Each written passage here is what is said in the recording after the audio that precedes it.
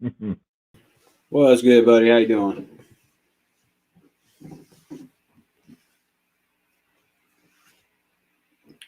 Hello? But for some reason, I can't hear you if you can hear me. Yeah, I can hear you. Hmm.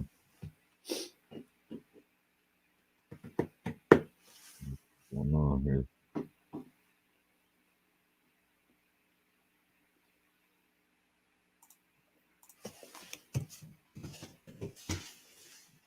Well, let me try to turn these out.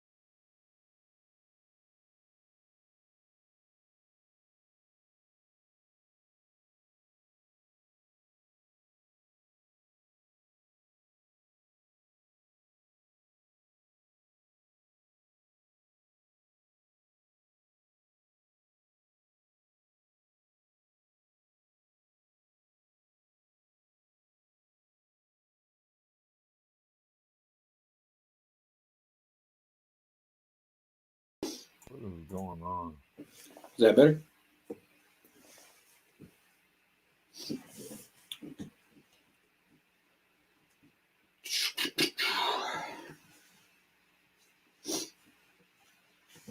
What in the hell is this? Hey, Jess, can you hear me? Yes. Okay, because I can hear Dice. I just can't. He just can't hear me, I guess. Well, I took it off my headphones, so I think I'm speaking to you through my headphones, but now I can hear you through the set. So All right, that works then. I apologize for that. I don't know what's going on.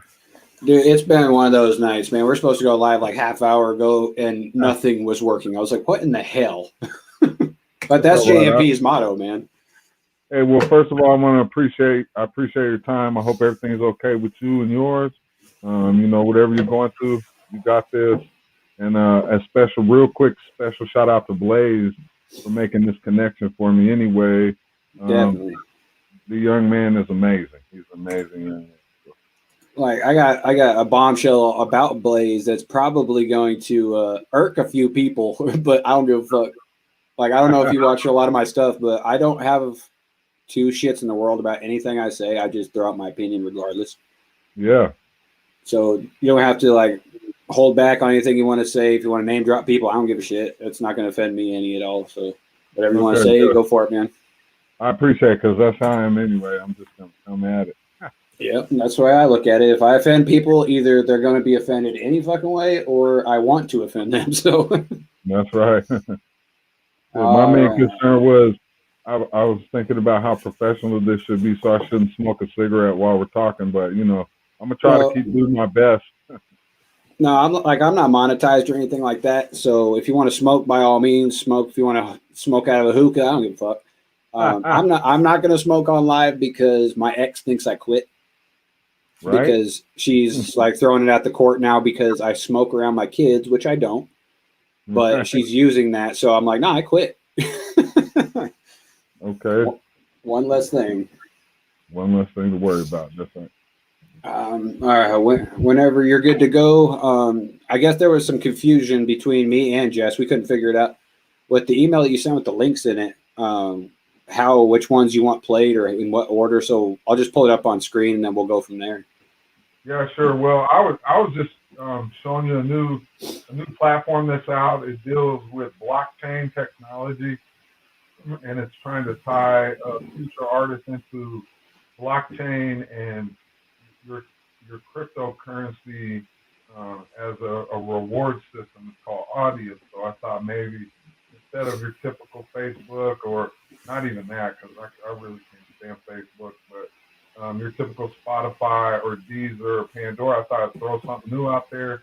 It's still less than 100,000 members, so it's gaining steam. Something you might want to keep your eye on, you know what I mean, as a company, because you can sign up and do your shows and have like your Fire or Flop show or your Something Left Unsaid show. Those shows can be broadcast there, you know, and you can set yourself up if you had time. I know it's a busy world nowadays, but something to keep your eye on. I thought I'd link you to the Audience crew. I know they got a couple billionaires like Mark Cuban and such. They're invested and messing with it. You know what I mean? So, well, I appreciate appreciate the hookup on that. Yeah, that's what that's about, yo. Okay. Did you have any specific tracks you want to play from your artist or yourself or anything like that? Because we can throw it on there. It's your interview. We can do whatever you want to do. Yeah, no, really, to be honest with you, you know, I average about 3 hours of sleep a night right now because everything's going as good as we planned. You know what I mean? That's really it. You want to hate or say whatever, but in the meantime, we deal with a bunch of stuff. But really, this is the first, I mean, I'm giving you the first interview I've ever done since before, you know, all this was happening. When I grew up, I caught a case. I ended up being in prison for a good, you know, bit of life. And that kind of wrecked everything I was doing as a teenager. You know, because I came up in the 90s. I was 80s and 90s. I was a teenager in the 90s, and we were doing things a little different. Yep. And so I'm right there with you, my friend. A lot differently. It was so much harder to even get anything even heard outside your own 6-block radius. Yeah. You know, and usually the platform was middle school or some kind of sock hop dance we were doing, bust out on the mic and just shock everybody or something. Hold on. Don't tell me too much. Interview ain't started yet. Yeah, right. So my bad. Yeah. I'm ready whenever you are, bro. All right. What I'm going to do is I'm going to put it on public. I'm going to put out a tweet with the link on it. I tagged you in it, but like, you got to forgive me. Like, your name is Joseph Sander, but you're also Dice. I thought those were two separate fucking people. Well, essentially they are. I mean, it's you'll find out through this interview. I'm on a mission, man, and it's clear. It's always been laid out. And when I first did it, I did it through a process that I'm gonna help teach right through this interview. For anybody, it's open. It always has been. The problem with succeeding all the time is there's a lot of hard work that has to be put into something. Mm-hmm. And today's generation Z or whatever Y or whatever they are, seem to they want a handout, all right? And so it's really on us, bro. Like, we're in the same decade, same age bracket, and we taught our kids to stand up for themselves, and look what we've created. Exactly. You know what I'm saying? So you can't really hate on them. At the same time, they're losing the respect we taught them. Yep. And so it's hard to gain traction with kids that don't want to listen. I agree. Well, I'm going to put it on public, and then I'm going to roll the intro, and then I'm going to do my little welcome to fucking Jekyll thing, and then I'll bring you on. All right. Well, I can't hide my bags, man. This is how it goes. You're fine, man. I appreciate you. I'll be right back.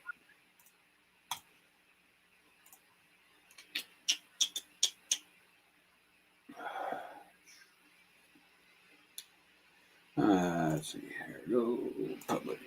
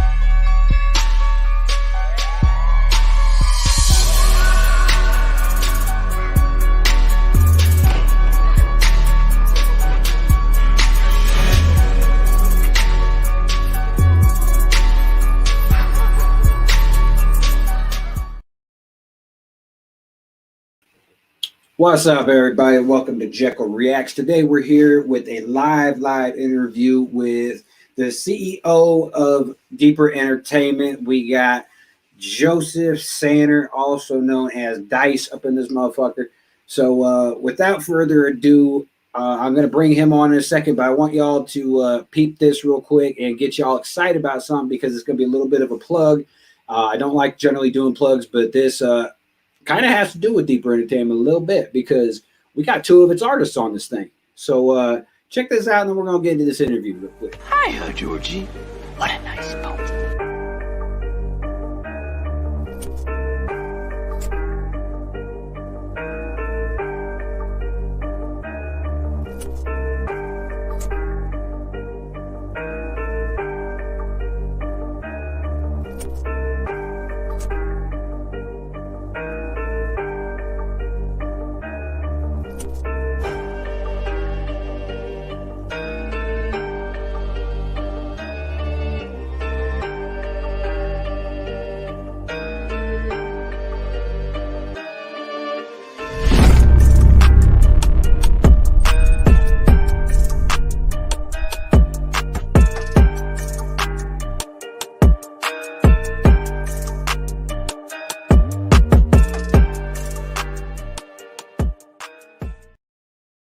Now, if that don't get you hyped up, that I don't know what the fuck will, because we got some amazing artists on there, and I cannot wait for it. But without any further ado, let's bring on Dice and check out what he's got going on right now. Dice, what's up, homie? How you doing, man? What's up, bro? And like I said, thanks to JMP for taking some time out for me to speak. That's an amazing looking round table of artists. You know, I've kind of had a little bit of taste of all of them, except for a couple, so I'm anxious to be able to hear what's going on. You know, Right. I'll be 100% honest. I have never in my life been nervous at all about ever featuring on with anybody. Like I've done features with Crypt, like biggest names in this game, and this lineup, man, it's like I got to bring my 100,000% A game, or else I'm gonna get roasted right there.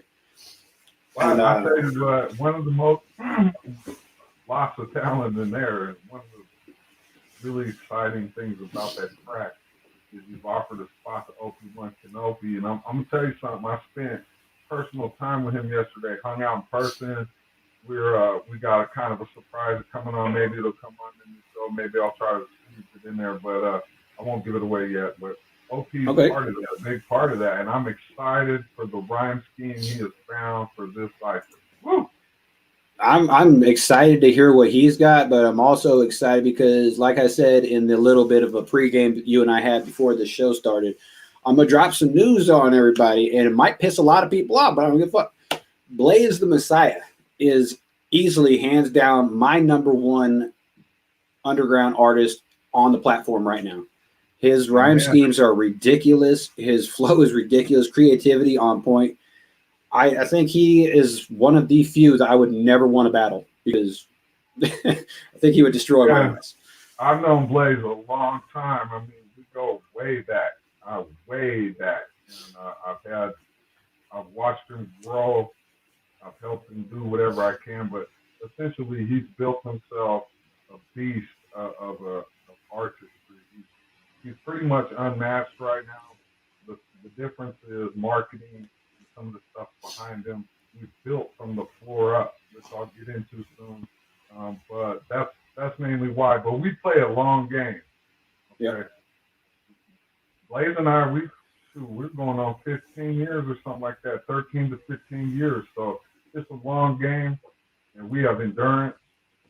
We're proud of our morals and our ethics and the values that we're teaching. And we have a big surprise for this show for Blaze, too, just so you know. Oh, okay. Just Blaze up Blaze. Blaze up Blaze. That's just how it goes. Yeah, like Blaze was kind enough to do the guest spot on the Monster series, which I can't wait to make a trip down to Florida and do the music video for all 3 of those parts. That's going to be fucking awesome. And I appreciate Deeper Entertainment for allowing him to have that freedom to do stuff like that. But also, Blaze brought me to OpWaN, who is a co-host of one of my shows now. And I love promoting the hell out of your artists because they are so humble for one, but they're also phenomenal at what they do. Yeah, they really are. They really are all the way around. And there's many others that people just don't know because you just don't know. There's just the facts are 60,000 uploads per minute right now. Damn. 1 billion YouTube views per minute right now. So it's really hard to go fishing in a sea like that. You know, there's just it's exploded over the last 5 years. It's gone crazy. Well, for a lot of people, they don't know what deeper entertainment is or what it's about, or like explain to me a little bit where it all started. Like, how did you start what you're doing? All right. Well, when I was a teenager, I grew up in Texas, around the Dallas area, Harker Heights, Killeen. That was kind of my stomping ground. My dad was military, so we went to Italy, Germany, and South Korea. And, you know, I was old enough to remember them all. So, you know, I was in South Korea at 12 years old. It was dope because in their little streets, they got some clubs. You live in South Korea, you live on an army base called Daegu, and you can't really leave unless you can, you know, talk to MP or somebody like that to get off out of the base. So you go out in the streets, and there's little clubs and stuff. And since you're American, they don't really care how old you are. You just get to come in. All right. So you go in, it's no drama. And they're playing like Milli Vanilli, you know, and tracks like that from that day was hopping. And I was already 12, you know, thinking I'm a grown man at 12, especially coming from the streets of Texas. It was kind of rough growing up. I adjusted. I learned a lot. My mom did the best she could. In the meantime, you know, took off. So one of the reasons why I got into it is because everybody else, and I'll just be honest, like everybody else around me was beatboxing and stomping, doing the stomp, you know, banging themselves on the knees and chest, elbow. It was dope to me. Rhythm was dope to me. All right. It didn't even matter if it was Iron Maiden, Seventh Son of the Seventh Son, Eddie Van Halen, Skid Row, Metallica, LL Cool J, Grandmaster Flash, as long as they're Debbie Gibson, you know what I'm saying? Sade, the Isley Brothers. It's just Garth Brooks, for that matter. There was a lot of rhythm, and so I fell in love with the rhythm in the '80s. And then I fell in love with the battle with my mom because my mom was like Crystal Gale and Dolly Parton and all that old country stuff that I was okay with, but I'm not trying to wake up every day and do my whole day to country music and all that. It just wasn't me. So the rhythm got me, and then I started battling her with the LL Cool J CD, with the I'm Bad and Dear Yvette and all that, and just started battling with my boombox because we had boombox. There wasn't no Walkmans, none of that shit. See, kids today, they'll never understand the struggle of the. Doing romance stuff. It wasn't working. I went and took this spot in prison, learned a bunch more lessons. Came out. When I came out, all the homies was like had advanced 10 years and things, and I just kind of rotted. You know, you don't really stay up in the joint to technology like today. You can have an iPod or whatever. R7. Yeah. We distribute from GT Digital into R7, R1 through 7, which is the platforms the prisons play. So if you out there and you're interested in distribution and you're trying to work with us, not only do we get you global 600 DSPs, you know, the service providers, we're also in the prison. And everybody from Bob Barker to anybody knows the prison system is messed up and they need as much help as they can get. So anyway, back to your question real quick. I'll try to summarize it all. You know, I jumped out of prison, jumped into a music circle right away. Son, I got to do this, all right?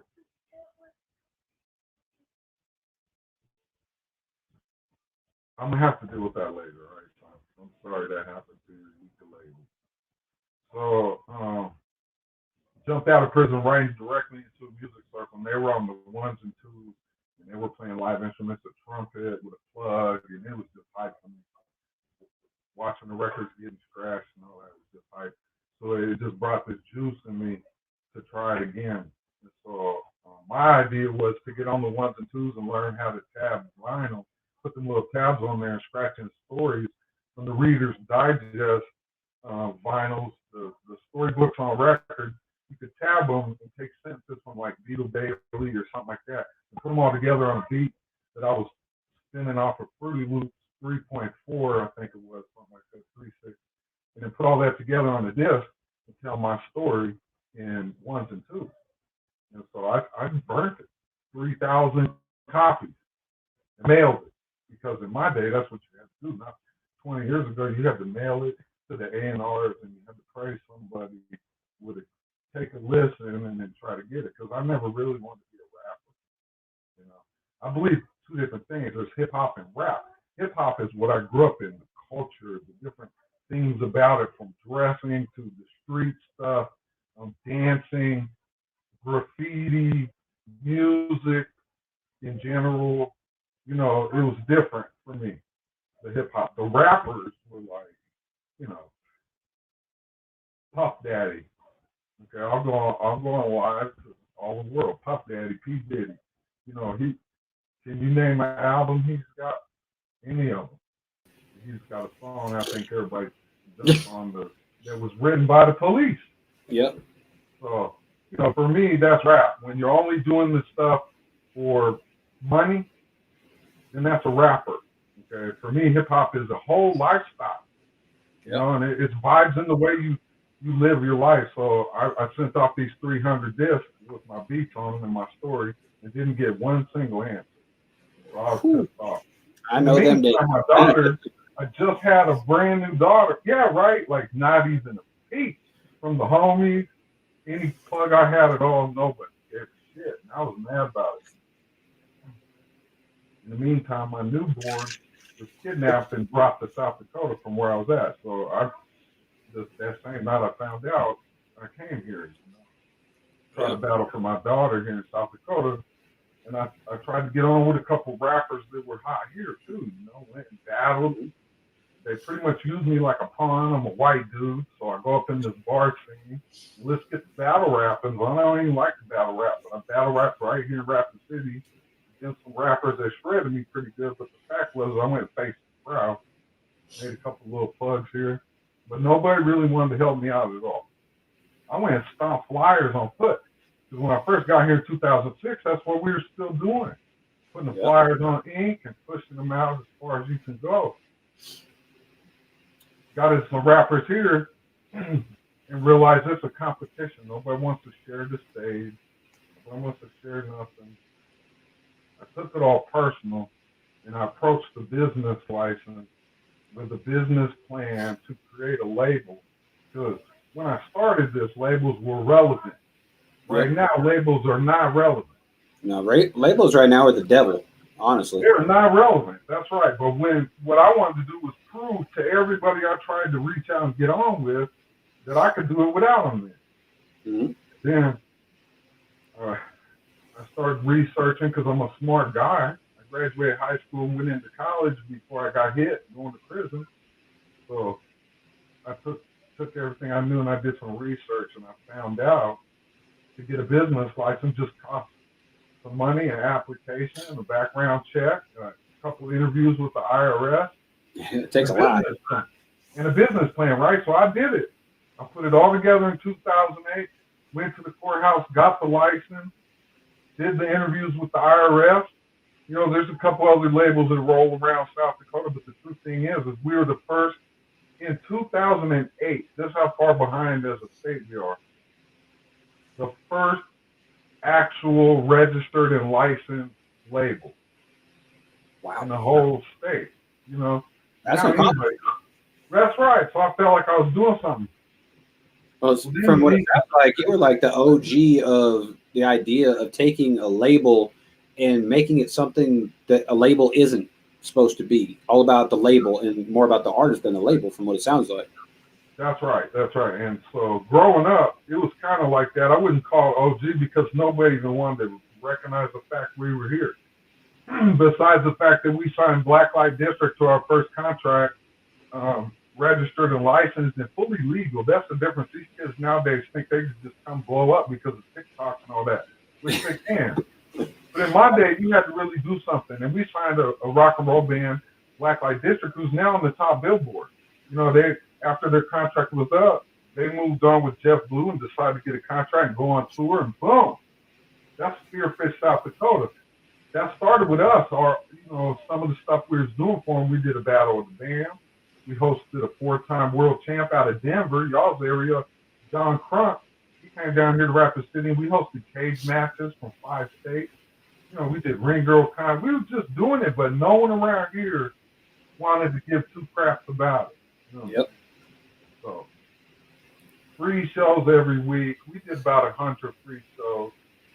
Tried to get everybody to come, and everybody would come as long as it was free. The minute we put $1 or something on the door, yep, they panic and they act like we're trying to rob them or something. It was weird. Anyway, so got it all together, got legit.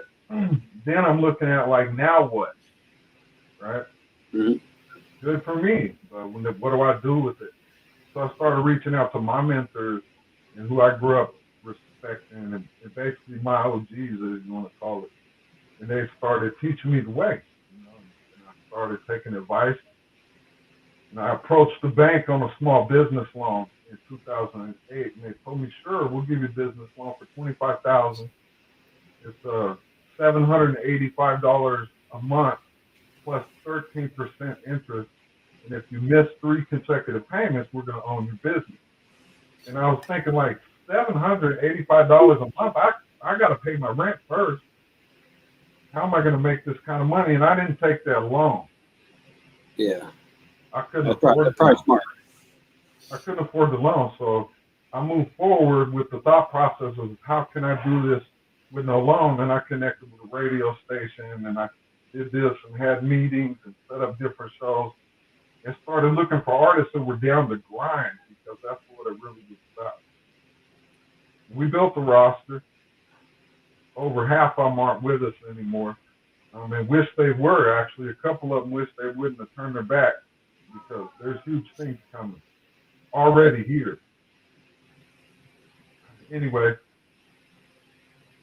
we went to a paralegal. Just a little nugget of information for anybody who's watching and wants to try and do something like this. This is the actual nugget of information.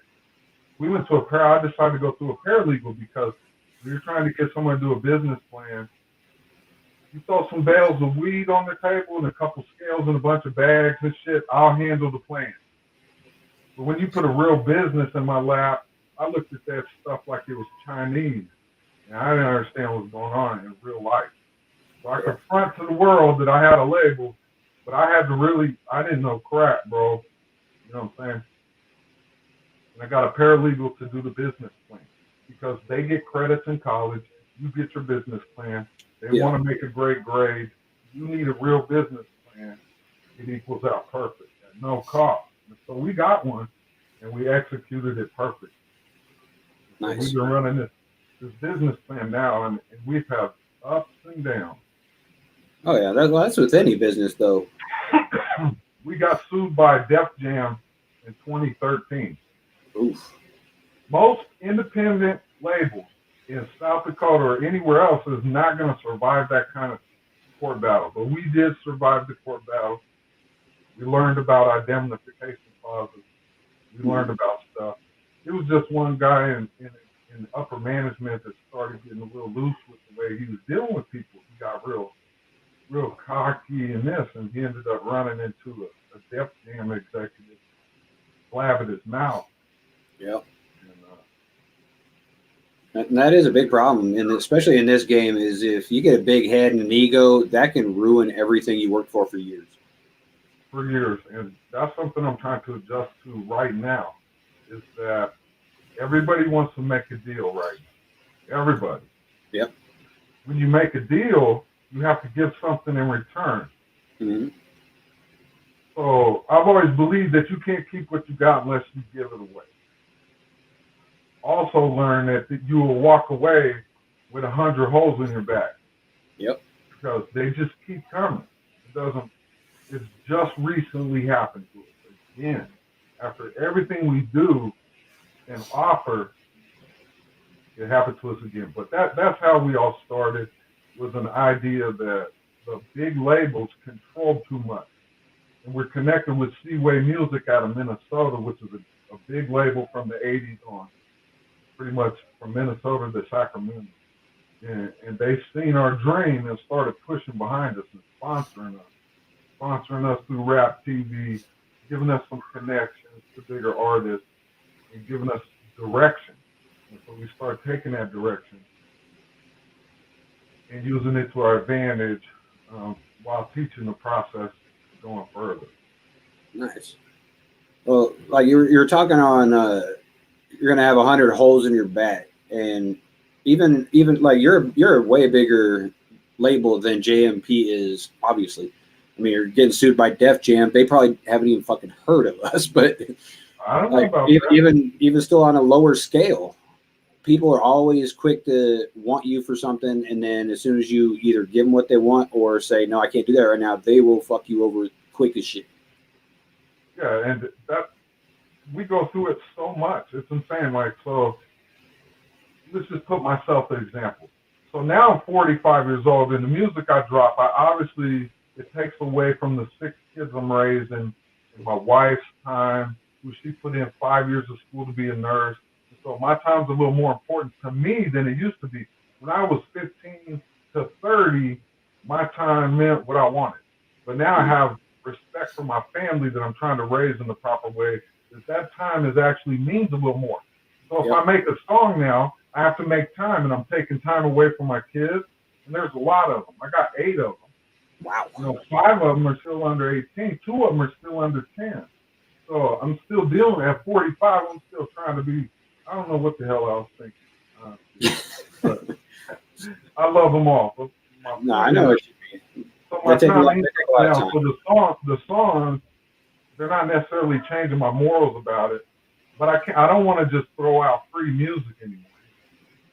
Because there for a while, I think I put out 100 free songs. They're still all out.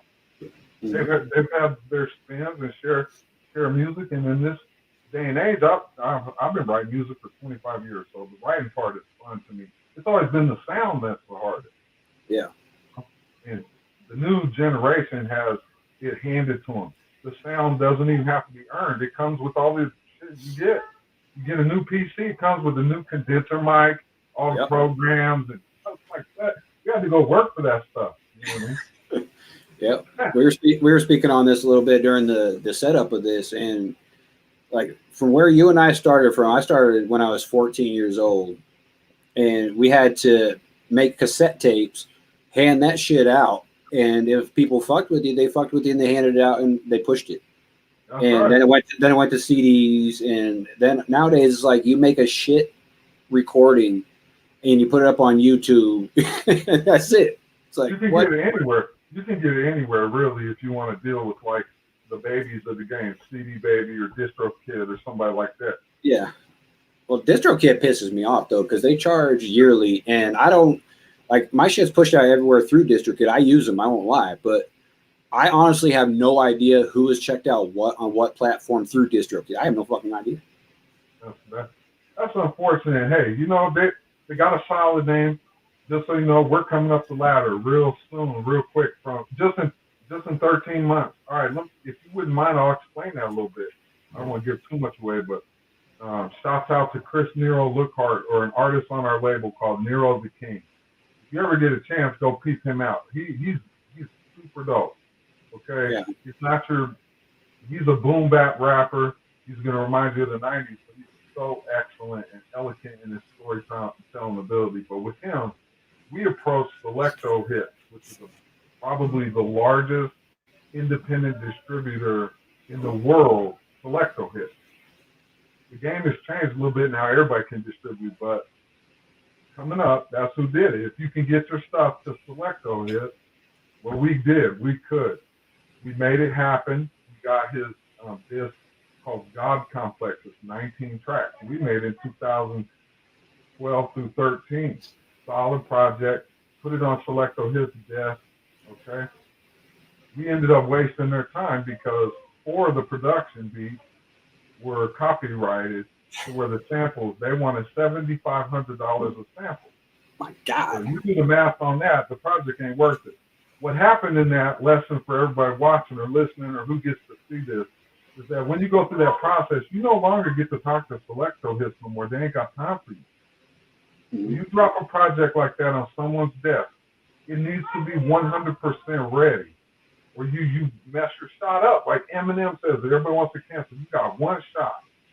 Well, we blew our shot at distribution. My main goal with this project was Chris took the time to go visit the University of Arizona and meet with the college professors so he could get his literature right and his stories right about what he was mixing in. Religion and he mixed in Greek mythology and religion and put it together in a disc. So anyway, we lost our shot. And that was a lot of work to get done. Oh, yeah. So in the big picture, Deeper Entertainment was approaching Selecto Hits with this project for an opportunity to get a vendor's license. You can't do nothing without a vendor's license as a label. Absolutely nothing. And so we lost that opportunity. Well, Chris was diligent. It ended our relationship with the label. That was very upsetting between all parties. It broke us up. But he's a diligent man, and in 4 years, he went to a producer in India who she writes music from scratch, by the note, and redid every one of those compositions. And he brought God Complex back to me, produced by me, Parikh, out of India. All instrumentals were copyrighted 100%, and we approached Empire with it. That's how this came about. Reached out to some people I know through Dope House Records down in Texas, and they connected me with the right people, and we got to talking about it, and they wanted to hook it up. So, you know, for me, honestly, and Blaze knows this about me, I just don't give up. There's been several times where I've wanted to, because I understand I'm an independent artist myself, how hard it is to get somewhere. Yeah. And it's super hard to trust anybody. Oh, yeah. There's a very select few people in the game that you can trust nowadays. And even the ones you trust, you can't trust. I mean, it's just messed up like that. Yep. All right. You always got to have that little bit of maybe, because it's happened so much. So for me, I was curious as why Empire would choose Deeper Entertainment in the middle of South Dakota when they can have whoever they want. Yeah. Yeah, because that's definitely not a small name. That's like a household name. That's Universal Music Group. Yeah. I'm not really making it loud right now, but Deeper Entertainment is a sub-label of Empire. We're a sub-label of Empire. They have our back 100%. We're trying to get some other things in order first before we start trying to lean on that. Because to me, that's not how it goes. Yeah. It's not like Empire gave us something. We had to earn it. Yep. So I'm not just going to go, hey, look at us. We're part of the Universal Music Group. You either know or you don't know at this point. That's kind of where we're at with it. You either know or you don't. And we're not trying to brag about it. We're not trying to push that out. Right now, we're trying to make another foundation that this time is unstoppable. You know? That's good. And it's not a bad way. We don't mean that in a cocky way. It's in a teaching way so that when our children come up, it's handed right directly to our children because we taught our children our own morals and values. Yeah, well, that's the way it should be, though. From parent to kid, is you break your back so they don't have to do what you did to get where you're at, so they can take it to the next level. Yeah, and we messed up, bro. I'll say that again. We messed up because our kids are done gone crazy. That's all right, though.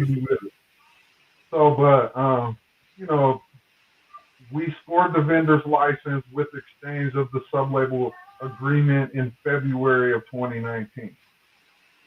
In March and April, we decided we had a few projects we were going to release, and that, you know, we're just very excited to be able to put that somewhere. So your process is to go through DistroKid, and I'm not hating, you know what I'm saying? Our process is direct. It's different. You really don't have any kind of report. Our artists can't, anybody, so two things real quick. I don't mean to scramble with this, but I should have said this properly. This is your interview. Deeper Entertainment's a label based in Rapid City, South Dakota. We're fully licensed.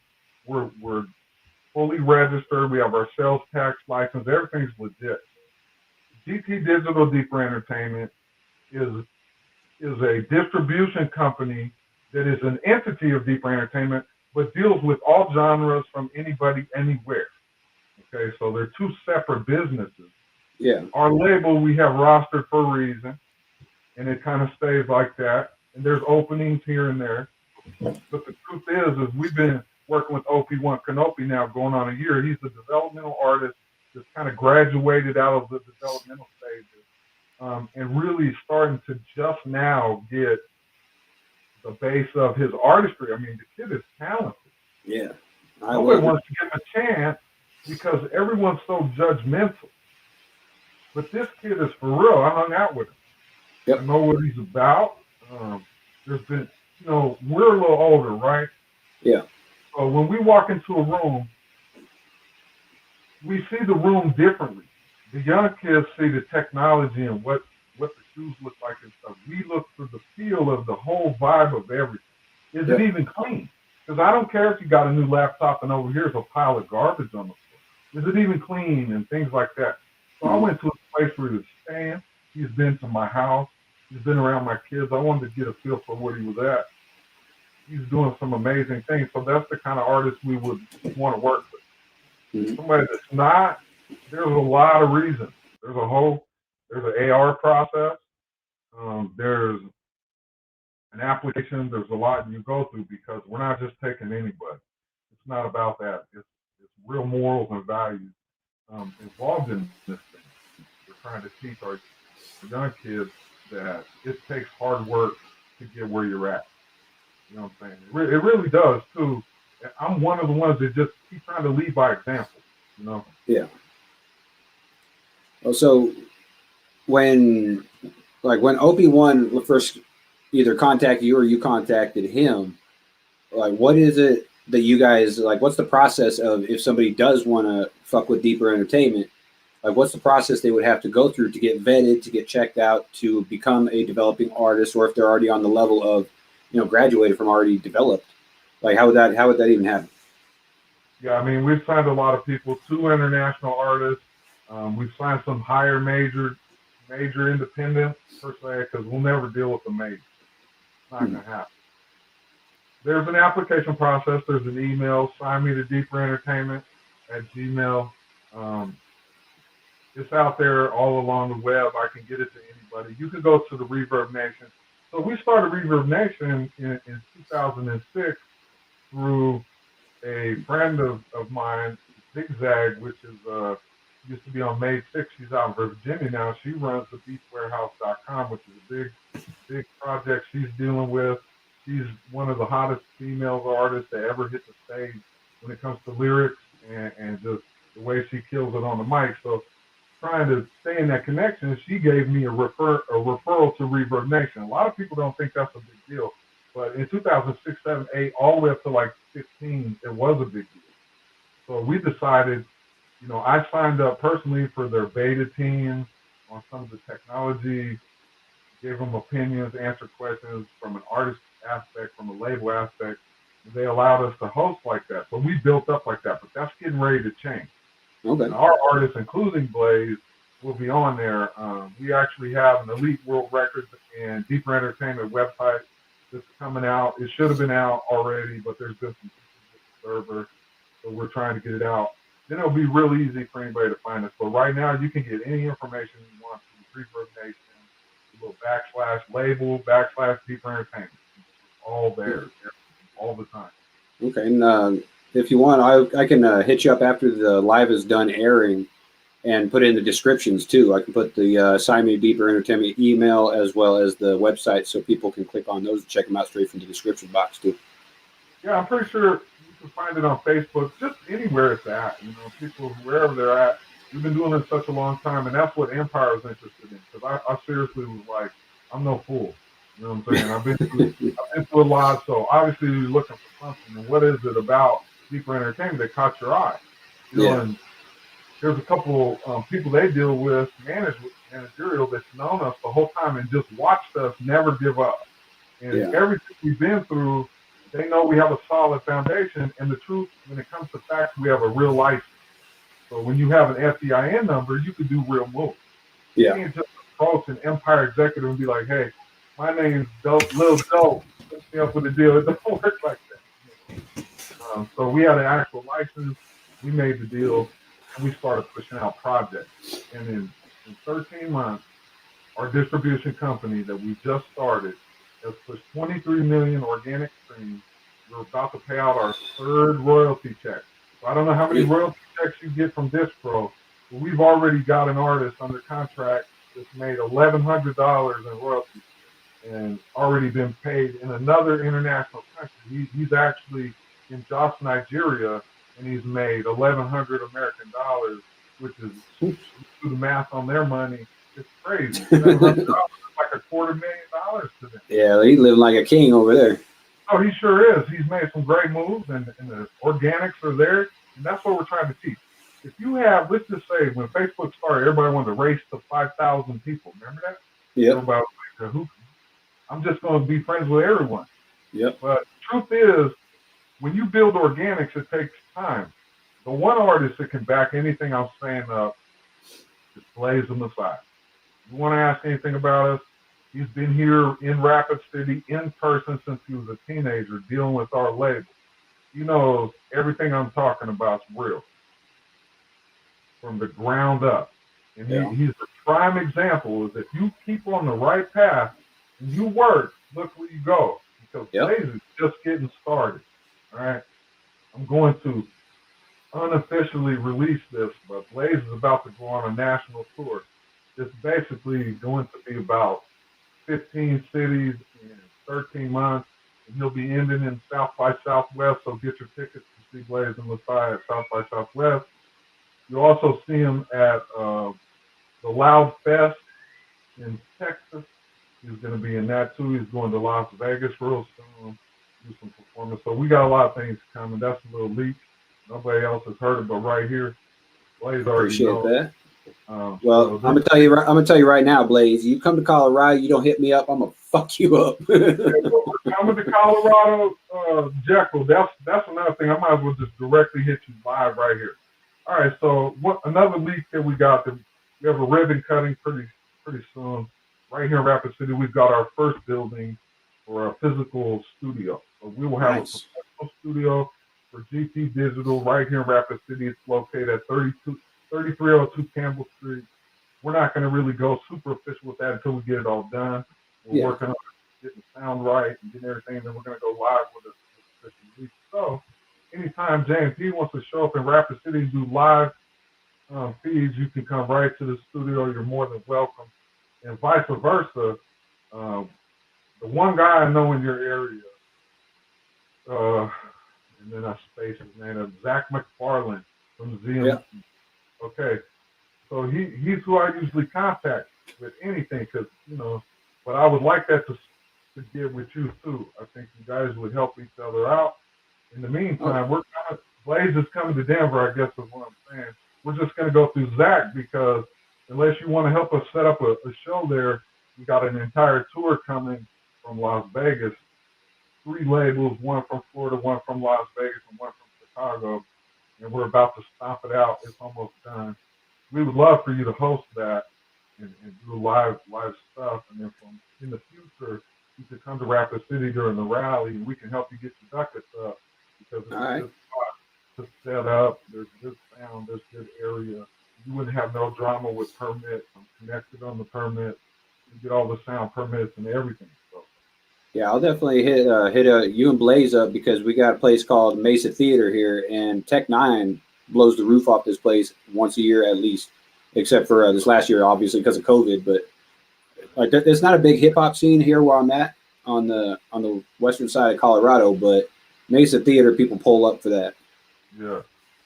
Yeah, well, we're connected with Cleric and Just Cause and a few of them guys out there, so it's going to be a great show, and we want to show these guys from Las Vegas what Denver's like. We're trying to bring them into Denver.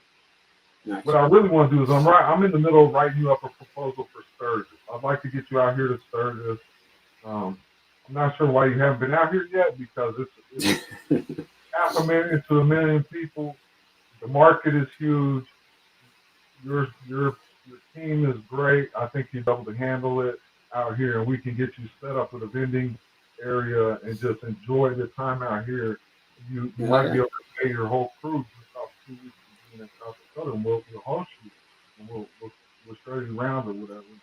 Oh, I'm definitely down for that. Just life's been just crazy as hell for the past 2006. Think about a barbecue, right? So it seems to me we need to get Smoke and them guys, get them guys out here somehow, because you could just come. We just all do it right here in Sturgis, barbecue for Sturgis. I keep seeing that come up. So there you go. I'm down for that. We'll figure it out. Get the entire JMP crew out there. That'd be cool. Yeah, I think it just it could be a great thing. I know some other radios that I can hook you up with. You know, the broadcasting has endless possibilities right now, especially if you get connected, DMI'd up, and drop into some of these podcasting areas. Your numbers can go because, yes, I get it. You're not monetized right now, but you should be. And I'm actually trying to figure out a way, honestly, with some of the people I know, it may not get anywhere. But I'm trying to put it in their ear that sometimes these copyright strikes, there's a confusion of the copyright strikes, first of all. One is it's only copyrighted, it's only struck, it's not really, it's just warning the user that they can't be used as money. Yeah. Right? And so Empire deals with 1,200 to 2,500 artists on a weekly basis, and they don't have really a lot of time to review each personal copyright strike. It's just a warning. So one, you can either keep going and play it or not, right? Yeah. For me, I feel like reactors such as yourself and some of the production you're doing, your other shows, just the whole company aspect of JMP is amazing. I would like to be a part of it. I would like to propose some kind of cross-promotional deal until the revenues does start coming in, and try to sponsor each other each year and do something like for the kids every year, backpacker, or something like that, a food drive or something for both our areas, and try it out, you know. But back to the matter is, what? Excuse me, my daughter needs something. Oh, you're fine. Family first, man. I don't know, okay? But you guys are all right. So. Yeah, JMP is big into just doing what we can for the community. We put together a whole homeless drive for Thanksgiving meals. I think we handed out like something like 1,100 meals for Thanksgiving for the homeless park we have here. That's amazing. That's amazing. Yeah, that's great. That's great, and that's what I think we should try to open up them avenues. And I got a radio guy, and he's actually an old country singer from the 80s and 90s. Sam Watkins. He's a real big guy. He's dedicated his retirement. Him and his wife have opened the radio station in 2007 in Las Vegas, and they're kind of cracked beyond their genre now, and they're opened up to all genres. It's turned real fun for them because they realize that it's not just all about country music anymore. Yeah, it's okay. They're successful at what they do, but they own a radio station in Las Vegas and a digital site. They're global. They got a lot of tours they do and such, and you might be able to send some of your team that way. And I'm gonna make that connection with you probably through email. Okay. Because you can use it to your advantage. Yeah, definitely. I'm definitely interested in both the cross promotion to help each other's camps out, but also to help people out in general. Because, like I said, I'm big into humanitarian type stuff, aid, any type of help I can do. When my late wife was still alive before she committed suicide in 2016, we made a promise to each other that every single day we would go out of our way to help somebody somehow. Didn't matter if it was holding a door or something bigger than that, but always every day. And I've kept that promise even since she passed away. So I'm gonna keep doing it too. Yeah, that's good, solid stuff to go by right there. Sorry to hear about your wife. Yeah, life happens sometimes, but that's why I say you gotta live your life for today, but plan for tomorrow. But don't forget to live for today first. That's right. That's right. So go ahead, man. Bro.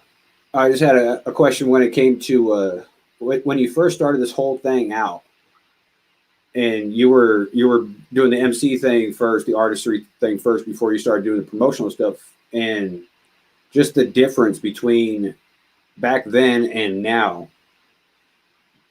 A lot of people seem to think that it's automatic. You have to put something out. You have to get 1 million views the first day, or you ain't shit. And there's no long game. And what would you say to people like that don't think about the long game? Like when JMP first started on this server, I don't push bigger name artists like Eminem, stuff like that. It's not that I hate on people who do. It's just that's not what we do. And I grow slow. It took me 2 years to get over 1,000 subs. And the reason I'm not monetized yet is because I have the sub count, but I don't have the watch hours yet. And as soon as I do, I am going to monetize, but not necessarily to pay me per se, but to pay the entire label. Everybody's going to get a piece of the pie because they all put that work in there.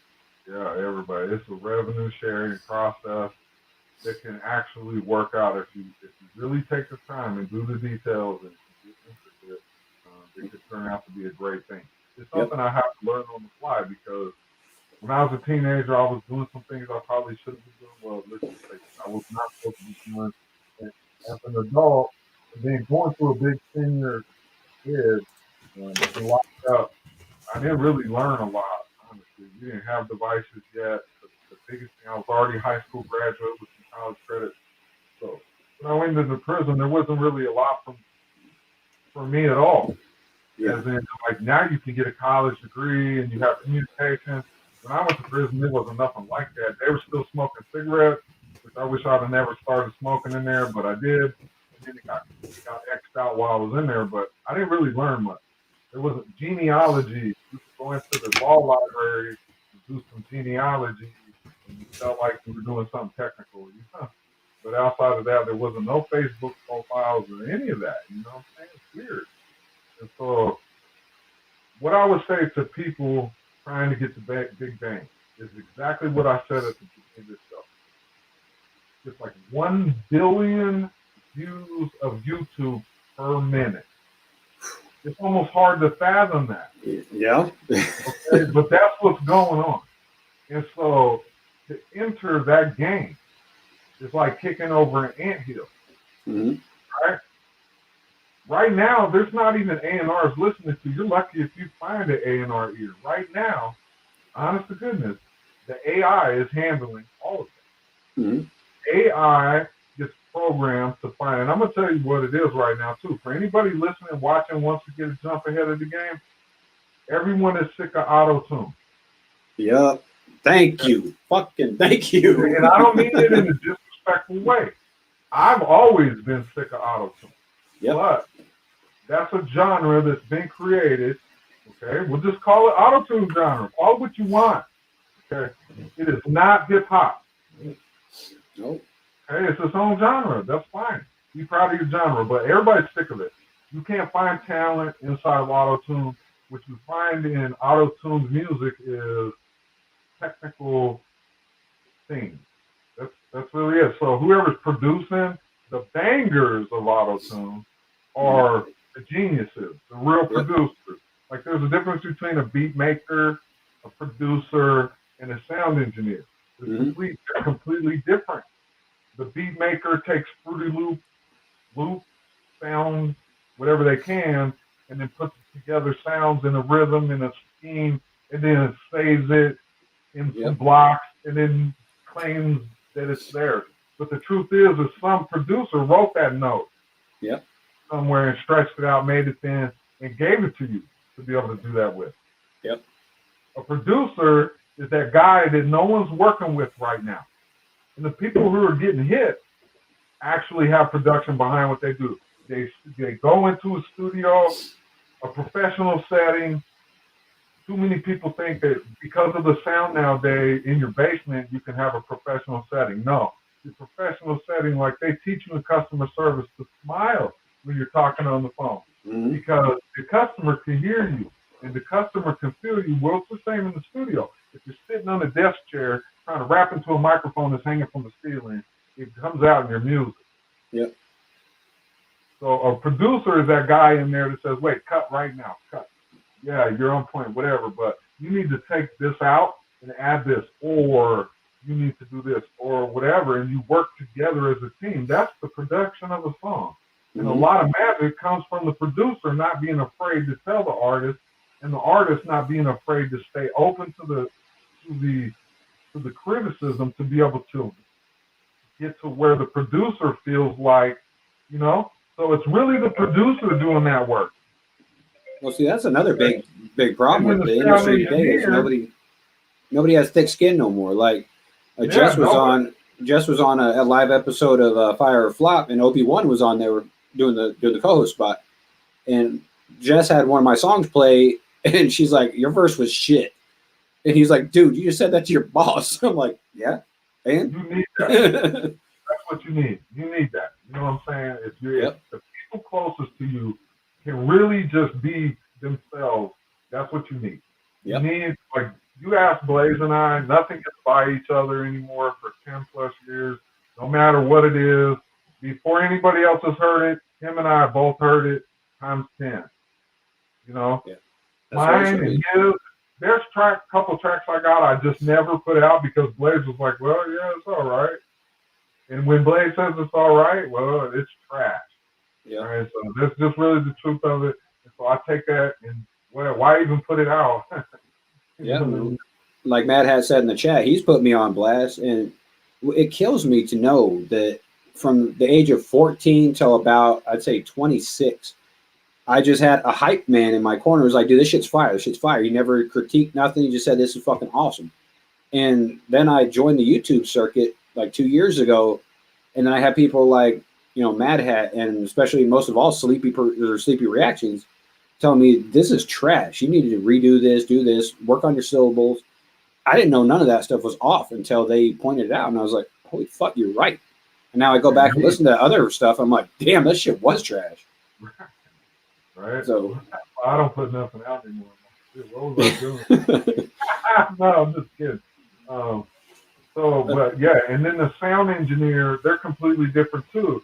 Your sound engineer is the one that's trying to get your mix and your masters and all that together. It's a team effort. And the people that sit in the basement, hit the microphone, and want it to pop right now, I'm just telling you, it's like throwing some sand in the ocean. You're going to have a hard time, and don't get me wrong, it can be done. It happens, okay? But once the wave is made, it's hard to follow the wave. So I would suggest never to follow a wave. Create your own lane. Yep. And then find a team that has that same vision.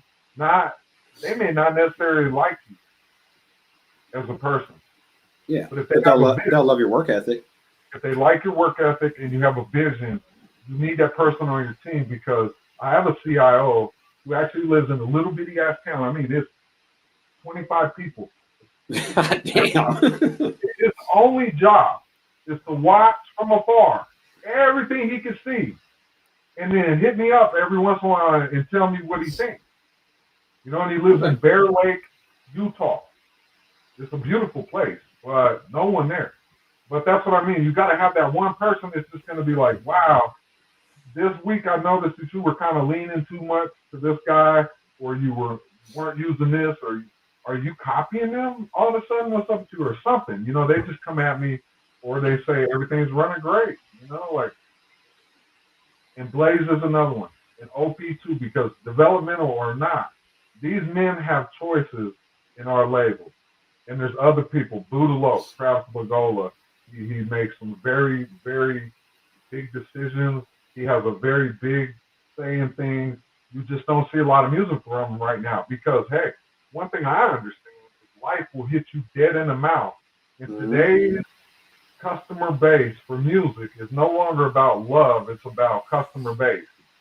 Yep. So music has changed. Music don't have a lot of substance, if you ask me. One of the tracks I just put out, my recent release is about that. There isn't a lot. This shit is crazy that's out right now. I used to love to get up every day.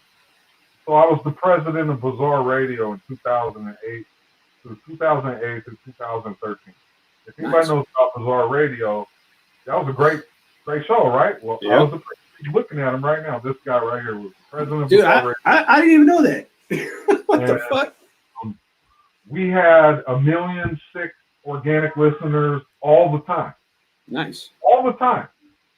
Shit got crazy though. And so once that atmosphere started getting digital, because this digital technology, I'm one of them guys that our label that we put together suffered last year simply from the fact that I didn't believe in this YouTube train that's going. I didn't want to believe into it. I've done some things, and I thought, why would I put my face on camera like this to the world, to JMP? Don't think it didn't cross my mind, because I'm trying to break out of it. But this should have been happening a long time ago. I should be sitting here in a black jacket with a tie on. I mean it, But I keep. Yeah, but I don't see you as a black jacket tie type person though. That's why I'm laughing. Because May 18th, I'm going to Nashville, Tennessee. My wife and I, we're going to meet up with Blaze and Young Dalton. We're going to be at the Sony Music Conference there. We've been RSVP'd, and you'll see some photos of me in a suit and tie. It looks great. Nice. I can do it. I just I didn't have a lot of want to do that, But the truth is, when we talk about it, and these guys are watching, and we're being real about it. That's how it should have been. I should have approached you like that. But I'm true to myself, which is why our label is so strong. Yep. I'm not starstruck. I've got connections. Just reach out to the artists themselves. I don't brag. I don't need to do any of that, because what's the point? What's the point? I agree. 100%. And how I learned to play the long game, because when I first started in 2008, no one could stop me, because now I have my own license. You know what I mean? Nice. And when I started, I got real cocky about it, and it got me nowhere. And I got on the phone with Mr. Gonzalez. A lot of people know him as Cryptic Wisdom. I got on the phone with him, and I talked to him. And I said, "Hey, dude, I'm gonna be honest with you. How do you get so many people to listen to your music?" Yeah. Because when I met Cryptic Wisdom, he was a little smaller than he is now. He was struggling with some things. His music is super amazing. All right, all of his music is amazing. But this was about 16 years ago. I was talking to him, and he had facial studs and earrings, and then he had a mohawk and a little dude. And I'm like, damn, you look crazy as hell. How are you getting all these views? And he said to me, honestly, it took me 10 years to get my first 100,000 total views, because we dealt with MySpace and SoundClick and a whole bunch of other stuff, right? So to get his first 100,000 views, Cryptic Wisdom, he had to wait and grind and just keep grinding and keep grinding. Well, that taught me if he could do it, I can do it too. Yep. And so, just to be honest with you, it's 15 years later now, and it doesn't matter what platform outside of the money platforms, because that's what I really want to show. But the Reverb, I'm pushing like 50,000. SoundCloud, 100-some thousand. SoundClick is 40-some thousand. So I stayed the long game consistent. And then this many years later, my music from 10 years ago is just now getting heard. Yep. And I mean that, because my fan base was different. I was fooling myself. I didn't have a lot of organics. I had my homie down the street. I had my hype man that would just never tell me anything at all. Yeah, this is fire, dude. And come up bumping it and all that, making me feel like I was doing something. But the truth was, the music never even left the block. Yep. And so I know exactly what you're saying. So my music was being played by the same people I hung out with. Yep. And so that's where. So I realized that now, today, you can put out a song and reach a whole different fan base. So I'm taking some of the older music I did, bringing it back to the front, because I've already done it, and it never got heard. And I would suggest that for any of us older artists, or anybody watching that has some older music that they thought was getting heard. I highly doubt that it was touching anything. Yep. Like the best song I ever thought I put out was a song called Missing You. And I put that in 2006. And Amy Lynn, who's in the chat right now, me and her are working together to re-release it with an updated kind of feel to it and spin to it. Because just like you're saying, it never got heard outside my circle. That's right. So, yeah, definitely. That's exactly what I'm saying. Like, don't ever give up. Age used to mean a number. I've been through a lot of seminars. I've been through a lot of meetings. And so that's one thing I didn't say a lot of, is when I started in 2008 with the label, I didn't really know what I was doing. I'm just being honest about that. I had an idea on how to gather a team. I had an idea of what I wanted to do. And now I had a business plan, but I didn't really have a lot of knowledge. So every time I ran into some kind of wall or some kind of situation, I took the scar from it. Mm-hmm. You know what I mean? I scarred up and moved on. And this next time we won't do that, this type thing. And so today, after I meet with a lot of people all week long. Right now, I'm trying to work with Ken Boyce, who is a top 50 ranked national franchisee in the nation. He's made some communication, so we're communicating back and forth through Zoom. And I always thought I was going to get in some kind of trouble, so I hate these meetings, you know? Like, you know, I don't hate them, that's a strong word. Dislike. I dislike the videos because now I'm on tape. You know what I'm saying? And I didn't even like the interrogation room. Why would I like this? Yeah. The truth is, we have a mission statement, and if I'm an artist, which I am, I write music all the time.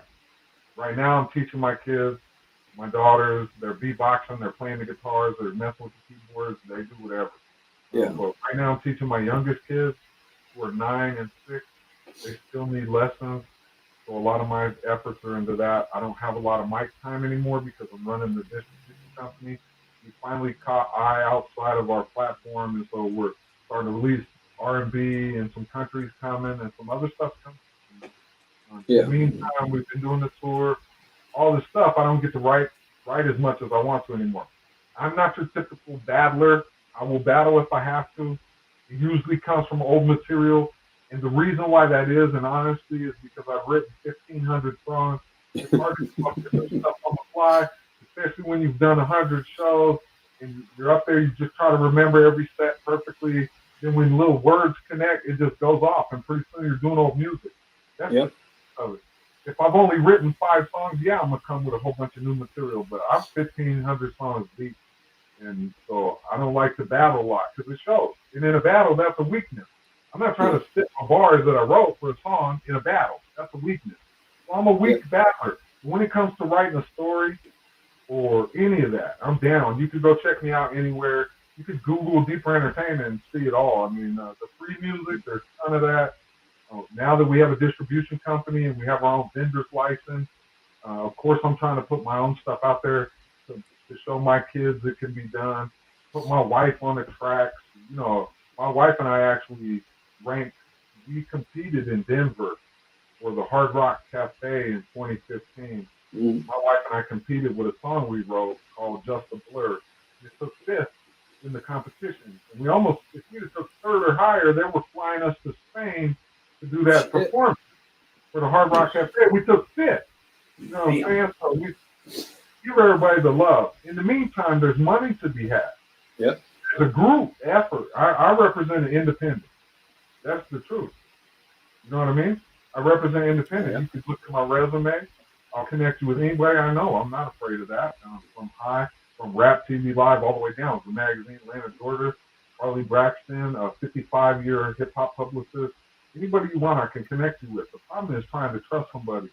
You know? That's really on everybody watching and listening. If they want to take a chance on what we do, go ahead. I mean, we're there for the taking, honestly.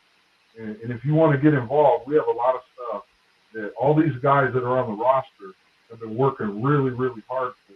That's why you don't see them peeling off. You can ask any one of these guys, every single year they have an opportunity to move on or do what they need to do. And even during the year, just say Blaze reached out to me right now. Because I am proud to have Blaze and OP part of JMP. I have no issues with that. You know what I'm saying? Awesome. Like, kidding me? Why would I hate on them moving and progressing? A different platform, a different fan base, that's all growth. In the long game, it brings attention back because these guys know how hard we work as a label. And I have no doubts that anybody was to hit up Blaze or OP or anybody on the label for that matter about our references, you will have nothing but great reviews. We're hardworking though. We don't take a lot of shit though.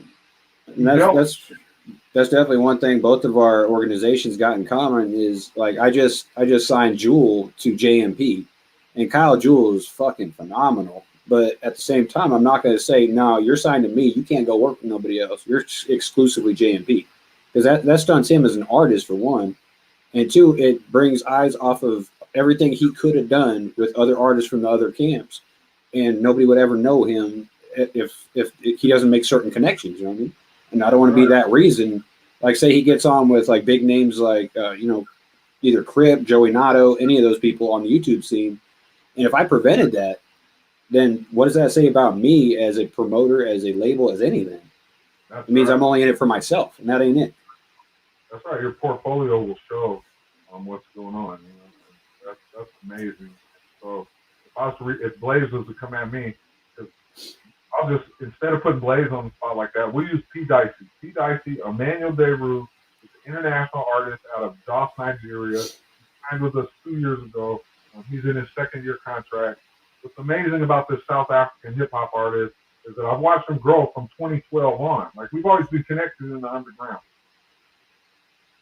He won a contest in California. They flew him out there, and he won a contest, and he scored a record label out of New York. What do they call it out of there? Sam Golden and them guys out there in New York, that record label. He got a deal with them. They signed him for a year. They did everything they could. And for an African artist, that's a big deal. Yeah. That's a big deal. Back and forth. So I've always watched him grow. He threw some songs on mixtapes we put out, such and such. When I reached out to him, he was excited. That's an international connection that we can have.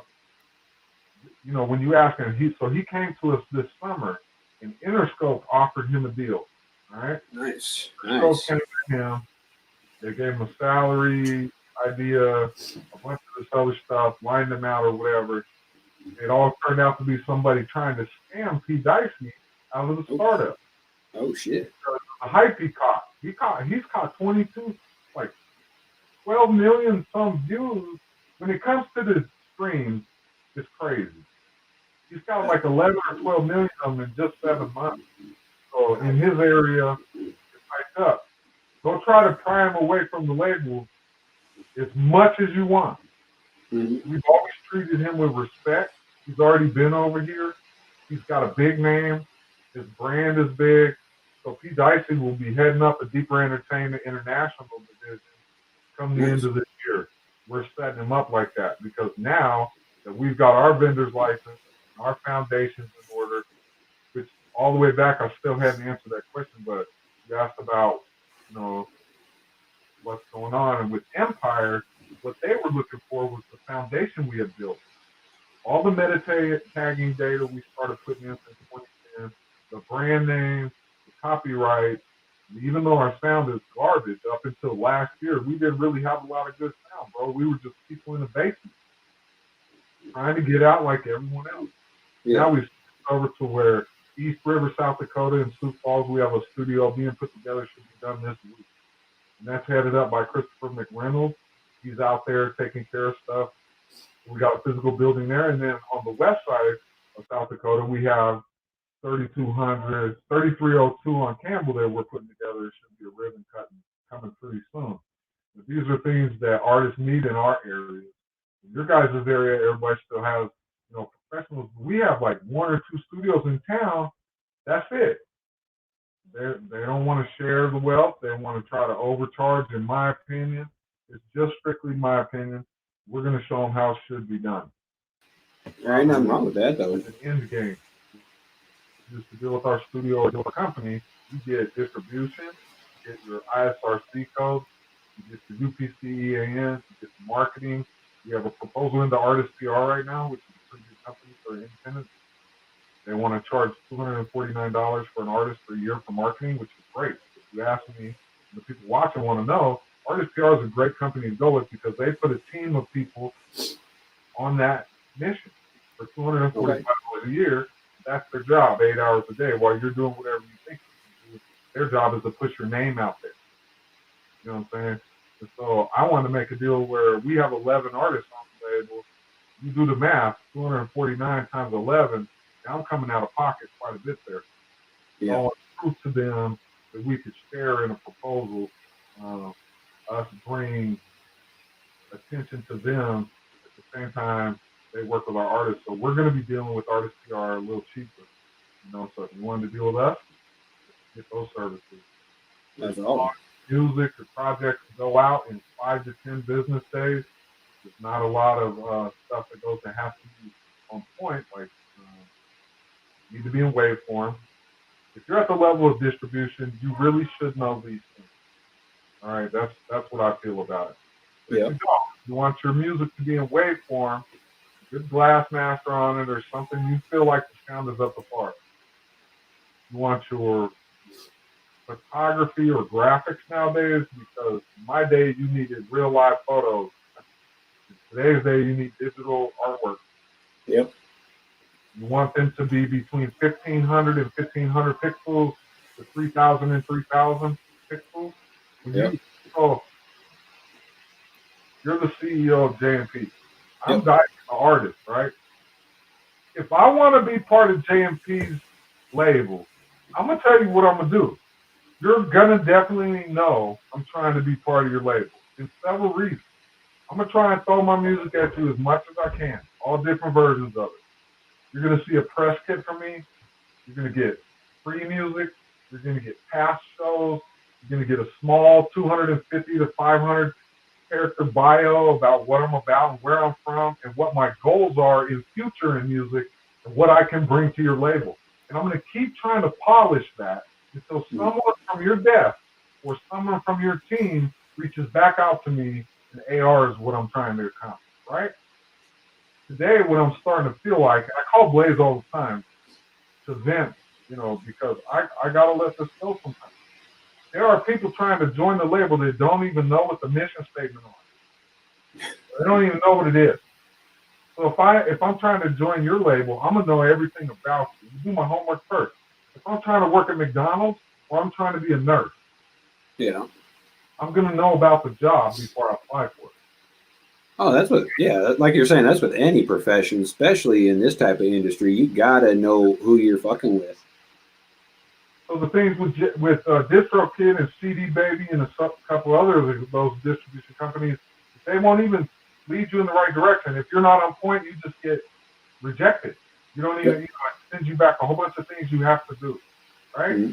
So we like to help teach that process when we're going through it. So if you was to submit through GT Digital for your distribution, the threshold for most companies, they'll tell you, we're going to pay you in royalties after this amount, after you reach this threshold. So you get your royalty, you get your reports anytime you ask after 60 days. It takes a system. A lot of people don't realize that they want their numbers for today because they're OCD about it. Well, I want my numbers for today. But it takes a while for all those numbers to come in from 600 platforms. So you can pretty much think about it as a paycheck from your job. They hold the check, they give you the check later, 3 weeks, 4 weeks down the road, you get your first check, and then you just keep going until you're done, right? Well, that's kind of how you get reports for your royalties too. And we give those directly. Not only do we do that, we link you to all your links. I don't know if DistroKid does. I've never used their process. But we link you directly to all your platforms. Yeah, they give you the links, but I'm not very tech savvy when it comes to all that type stuff. Like, I'm sure there's a way for me to check on who viewed what or downloaded what off of what stream or what link, but like, I honestly haven't even cared enough to check into it because I haven't even uploaded anything new for like almost probably close to a year.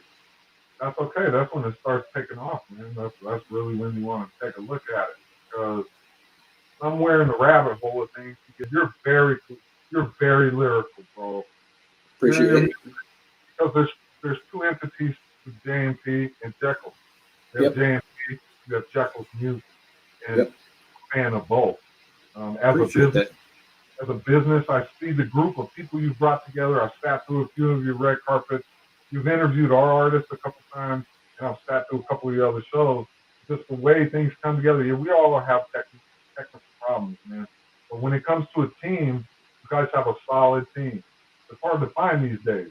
There's always a team, but somebody's a hater.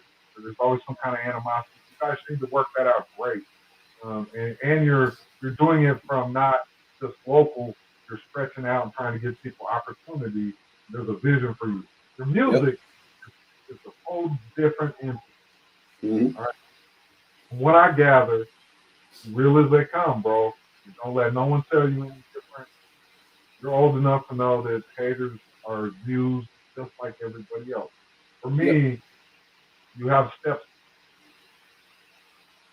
with the A&R ear and looking at it from that kind of point. Your lyrical substance is deep. The content is well. Your mixes are good. Your sound's good. But what you're saying has delivery. That's a lack of today. Everybody today is trying to hide in auto-tune. That's that genre. It's like hide what you got in auto-tune. And I'm telling you, after 10 or 12 tracks, I can't hear it no more. I don't even want to release any auto-tune. It could be a fault of ours. Maybe we're not catching the wave. I could care less. What I do know for anybody listening is that if you want to try to jump in front of the game right now, and I know this for a fact, you go back to the 80s, late 80s, early 90s rhyme scheme and listen to that. You listen how those rhyme schemes were being put together, the ability to storytell from artists like 8-Ball and MJG or Outkast. You listen to when Bone was first coming out, how Bone hit the scene. Do or Die's another group. That group that was like that. Then all the way to the West Coast, you have like Brother Lynch Hung and the whole basic camp made music and all that. Damn. Now, how many people nowadays don't even know who the fuck Brother Lynch Hung is? They're mistaken because the man is an artist. He's like Picasso. You know what I'm saying? Yep. And you think Eminem was bad, they would try to catch Lynch will just smash them all. I'm still waiting for the Lynch Eminem track. I heard a leak last fall that it was coming out this summer. I can't wait to hear it. Oh, damn. They've been working on that for a long, long time. I'm almost positive it's coming sometime this summer. I can't wait. But those BBK, the baby killer. What's up, Blaze? What's up, OP? What's up, Big Twan? Million Mile Club? Yes. Shout outs to everybody. The Grand Wizard Twan in the house. I'll say what up to him. Yeah, appreciate everybody that's rolling through here. Appreciate that.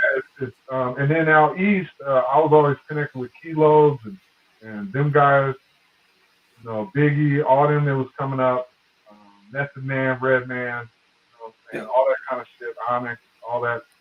It's different music, but if you wanted to try and get ahead of music right now, you go study those rhyme schemes and study how it was going on from the South all over, everywhere.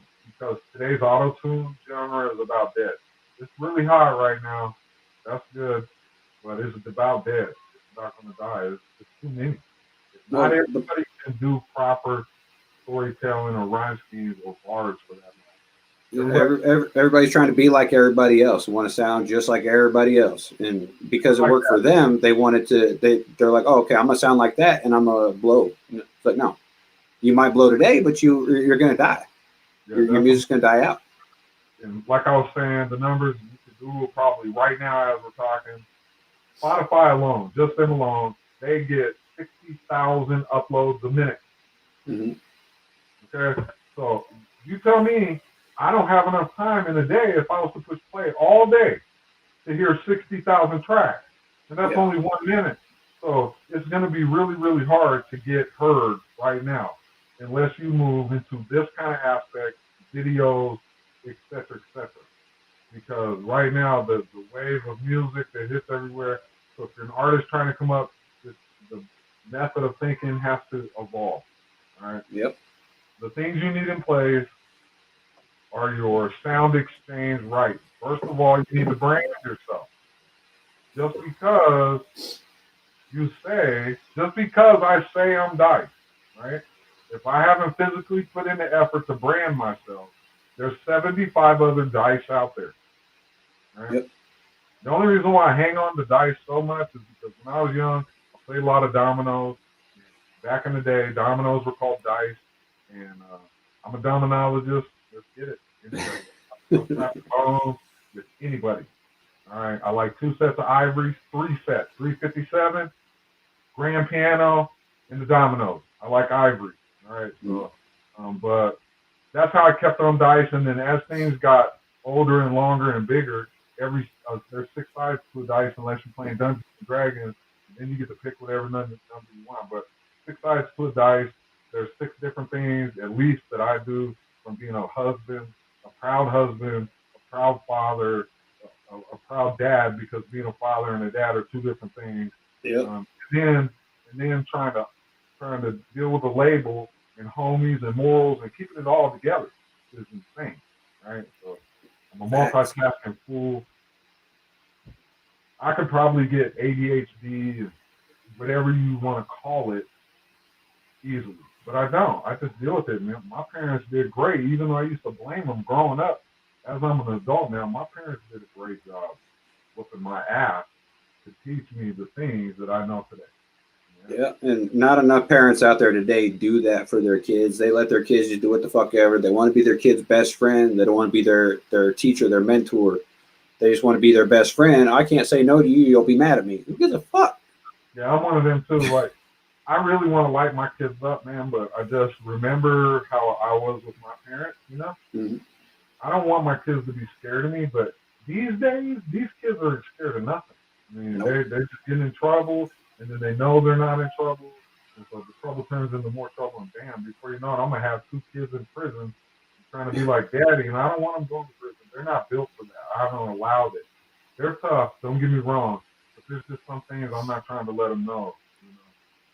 Yeah, I 100% agree with that. And like for all the artists or producers or whatever genre you're in yourself, whoever's listening out there watching, you got to definitely take time out of what you're doing to actually spend time with your kids too and your family. That's why I generally don't work on weekends at all, Right. Because that's reserved. But here and there I'll do an interview. Like I got to do an interview with Jason on tomorrow actually, and that's rare because I don't work weekends, but I will do it here and there. But you got to devote that time. Otherwise, what are you really doing this for? If you're not here to build something for your seed, your future, and what are you doing it for? That's right. That's exactly right. That's right. What are you doing it for? And our main goal is to take care of our kids, Yep. So as a label, you can talk to some of the guys that are in position to make those decisions, which I'll go ahead and leak since Blaze is in here, Juan's in here, and OP's in here. I think I've seen him in there, and all you guys in here. So pretty sure that by the end of this year, Blaze will be running a division of Super Entertainment out of Florida. So Nice. we're gonna expand some more. We've attempted this expansion before back in 2012 and 2013, and it was very hard. We ended up reaching out to about 13 different areas, and that's when I learned you have to have lawyers. So that's the next thing for an independent, in my opinion. I started with getting your sound exchange rights in order, have yourself branded, get yourself registered. Yep. Because it don't matter what you think. If you're not registered, you're not getting anything back. Period. Yep. They ain't got time for you. It's a process. There's a free one and a paid one. Pick one and do it. It's that simple. It's really that simple. I try to tell anytime, if any of you want to sign with our label, you make it through the process of application, your heart's right and everything's right, and you know what you're talking about. Mm-hmm. You have to be a part of this family, because we bring it real, man. Everybody. You'll call each other on the phone. You keep it at a level. Now, there is a chain of command and all that weird stuff. We don't really live by that. We live by a group decision. On a lot of the big decisions, we make sure everyone's opinion is known, and then we sift through all that and try to get the right thing done. Because somebody's strong opinion has to be heard, or else that's not a family. That's control.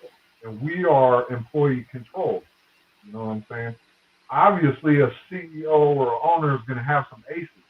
That's just part of it, because at any time, whether I trust him or not, like I trust Blaze. If I called Blaze right now, he would fly here if he had to. And he knows that if he needed me to fly to Florida, we would be there. Yeah. And the same with OP lives up the road. If OP needed to be here, he would fly here. You know what I'm saying? The same with Swan. We're just like that for each other. Locally, it's really strong. And when you go national and then international, you'll see it's just as strong. I'm not sure we'd be able to fly P. Dicey here, but he would be angry that he couldn't make it. Yeah. outside of that, man, we ride for each other, we die for each other. And our number one thing is what you said. Our families come first. I truly believe if your family, man, or female, woman, and you have a family, and you're involved in this, your family does not have your back, you will not succeed in this industry. Yep. Or you're going to lose your family. So if your family's behind you 100%, that's how I believe it should work. If your wife isn't behind you and she's nervous that you're out on shows doing some weird stuff, know that we don't promote that as a label. Yep. You ask Blaze, he ain't even allowed to drink. No one can drink or do any of that smoking crap or none of that stuff during your performances, because those are opportunities. You go perform in Vegas this May, and you put on a great show, and let's just say somebody from Atlantic Records or somebody from Sony is in that crowd.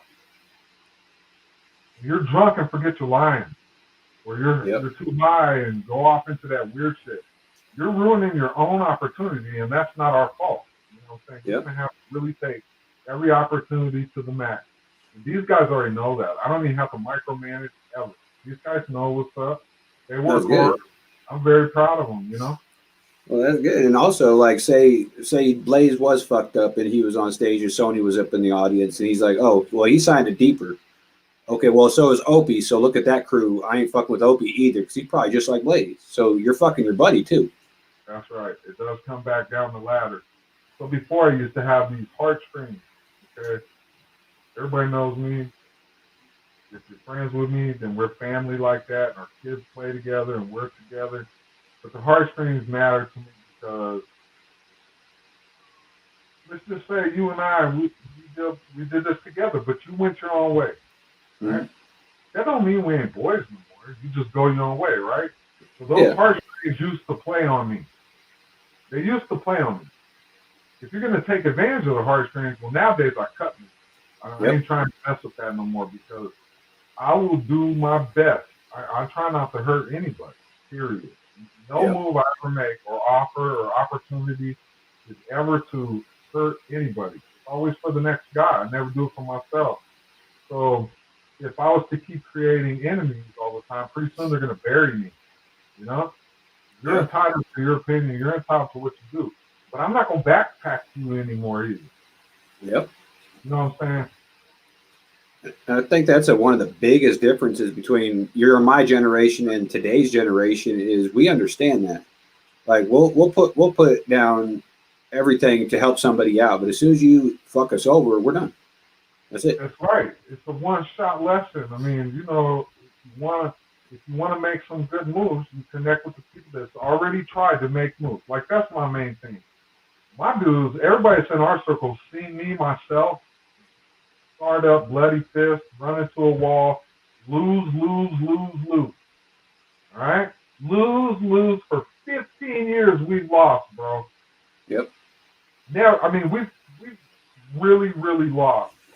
So I've decided from 2019 on, because I was really much, there were some offers to buy the license out of the West Coast, out of California for $15,000. I was excited about that. Yeah, you could buy the foundation for $15,000. And I thought about the roster. I talked to my wife about it. Why would I do that?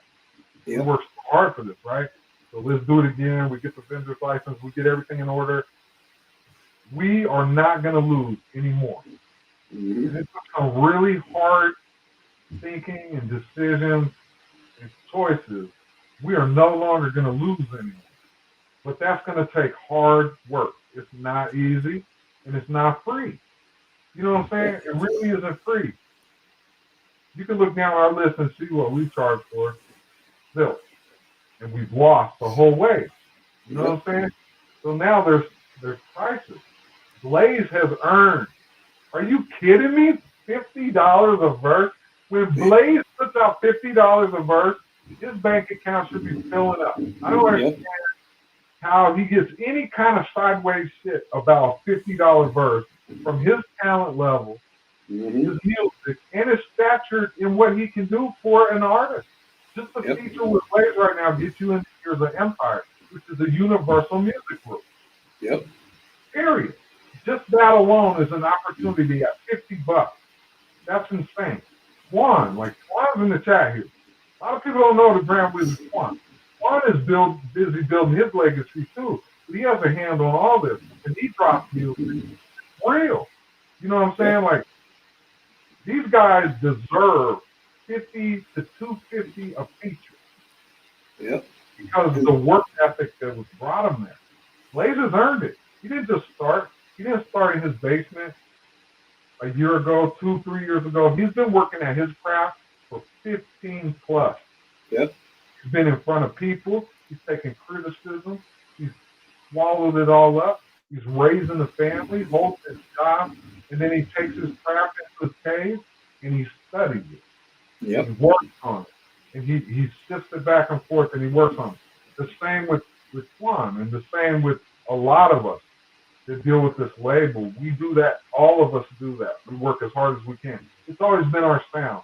And that's changing. Yep. The sound will be professional from probably May on. From now on, the professional. That's what really is true. We're not going to deal with anything else but sound. But the truth is we're going to get in front of people again too. We're setting up a tour. We already got one book. We'll start promoting it. It was hopefully by the end of this week. It's already the end of this week. Now some things take a little bit, especially when it comes to paperwork. Paperwork's in order. The tour's coming. You'll see them in person. We'll be in Denver. Guys, nice. We get to see. I even talked to OP about sliding out there, trying to get in some kind of live when he's doing your fire flop. Why not show up one time live? You're not that far away. You know, so try to figure it out. About a 6-hour drive. Well, only mentioned 1 or 2 times so far is Elite World Records. Elite World Records is a record label out of Las Vegas, Nevada. They have 3 LLCs. They're run by Mr. Sonny Black. He's a great dude, older gentleman. He's putting out his retirement album coming out this year. And it's called Addicted to the Lifestyle. He's putting together a huge tour. He's invited us to go along, and so Deeper Entertainment, Nero Lookhart, Nero the King, Abyss the Word Wizard, and Blaze the Meziah are going on this tour.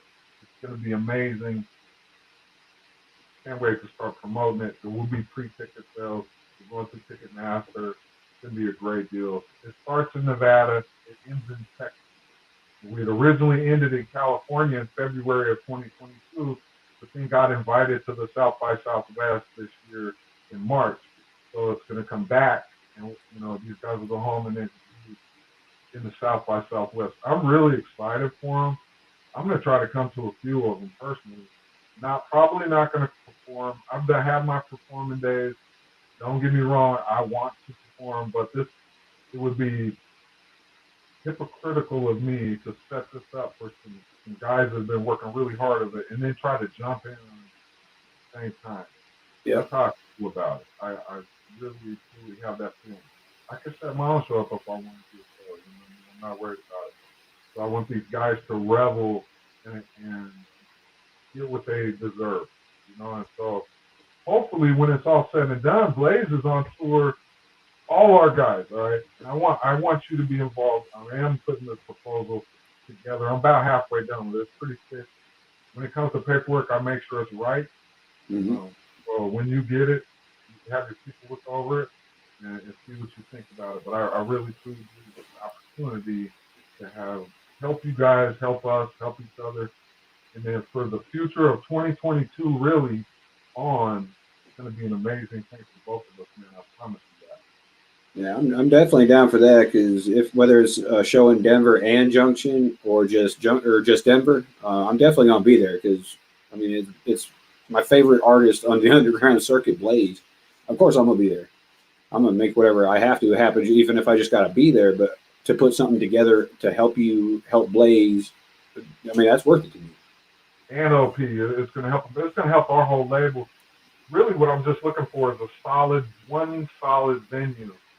That we can all go in on and unlock for future. I mean, we're going to do such a good job that next year, maybe next weekend, and pretty much we can start funneling through, and I want to teach you how to register that venue as a BMI venue, because if anybody's paying attention and they listen right now, that's where the future is.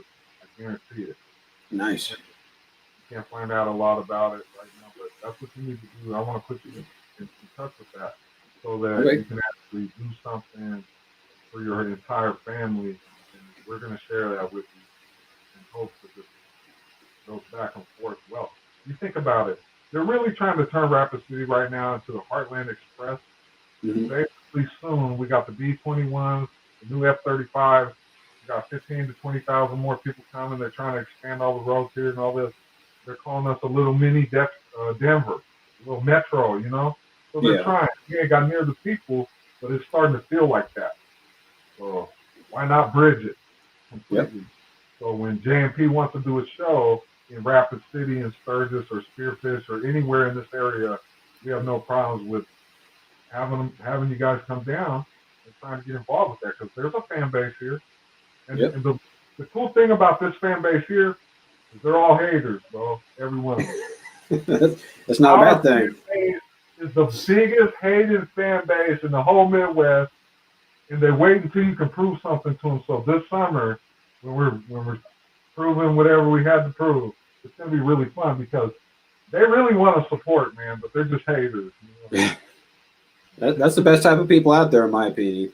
Like my number one critic was Sleepy, like I said, and Sleepy brought me leaps and bounds above where I was for the 20-year gap, and I love him for that shit. But everyone else like, oh, dude, you're just such an asshole. You don't gotta be such an asshole, and that's why I react the way I react to people, is because that's how I was helped. I'm not gonna be fake and just be like, yeah, that was the coolest song I've ever heard, when really it's shit. That's right. That's right. That's some of our requirements. Moving forward, we're going to get this worked out for you guys, but the content IED is really just bites me in the butt.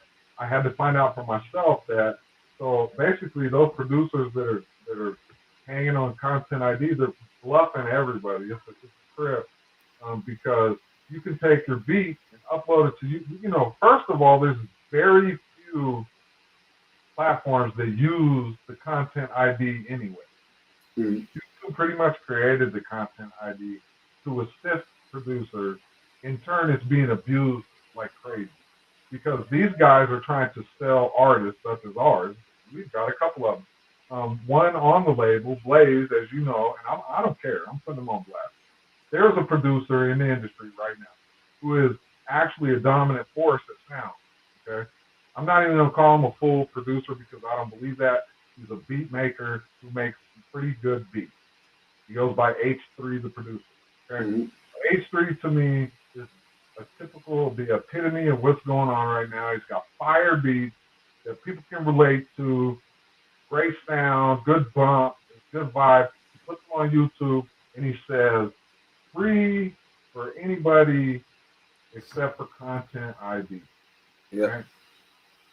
Let's give you the exclusive to a beat, but I'm going to keep the content ID. Unfortunately, for people who deal in copyrights, whether they're international or national copyrights, when you own the exclusive copyright, that's exactly what you do. You own that, and you've copyrighted it, and you put a stamp in that data that says you own the copyrights to that by gaining an ISRC code and a UPC for that piece of work. Yeah. So for me, it's very confusing that a distributor of beats for money can charge this artist with a content ID stamp. The artist gets it exclusively copyrighted and then gets knocked over a content ID. The reason why the content ID is there is so this guy in Italy and this guy in Germany and this guy over here in Arizona can all use the same beat. And then it's up to the producer to decide which one's fire enough to give it away. You know what I'm saying? Completely illegal. It's just illegal. It's bullshit. Do not deal with producers that have a problem with content ID. If they are pitching to you content ID, it is because they want to be able to ask others to have that same beat.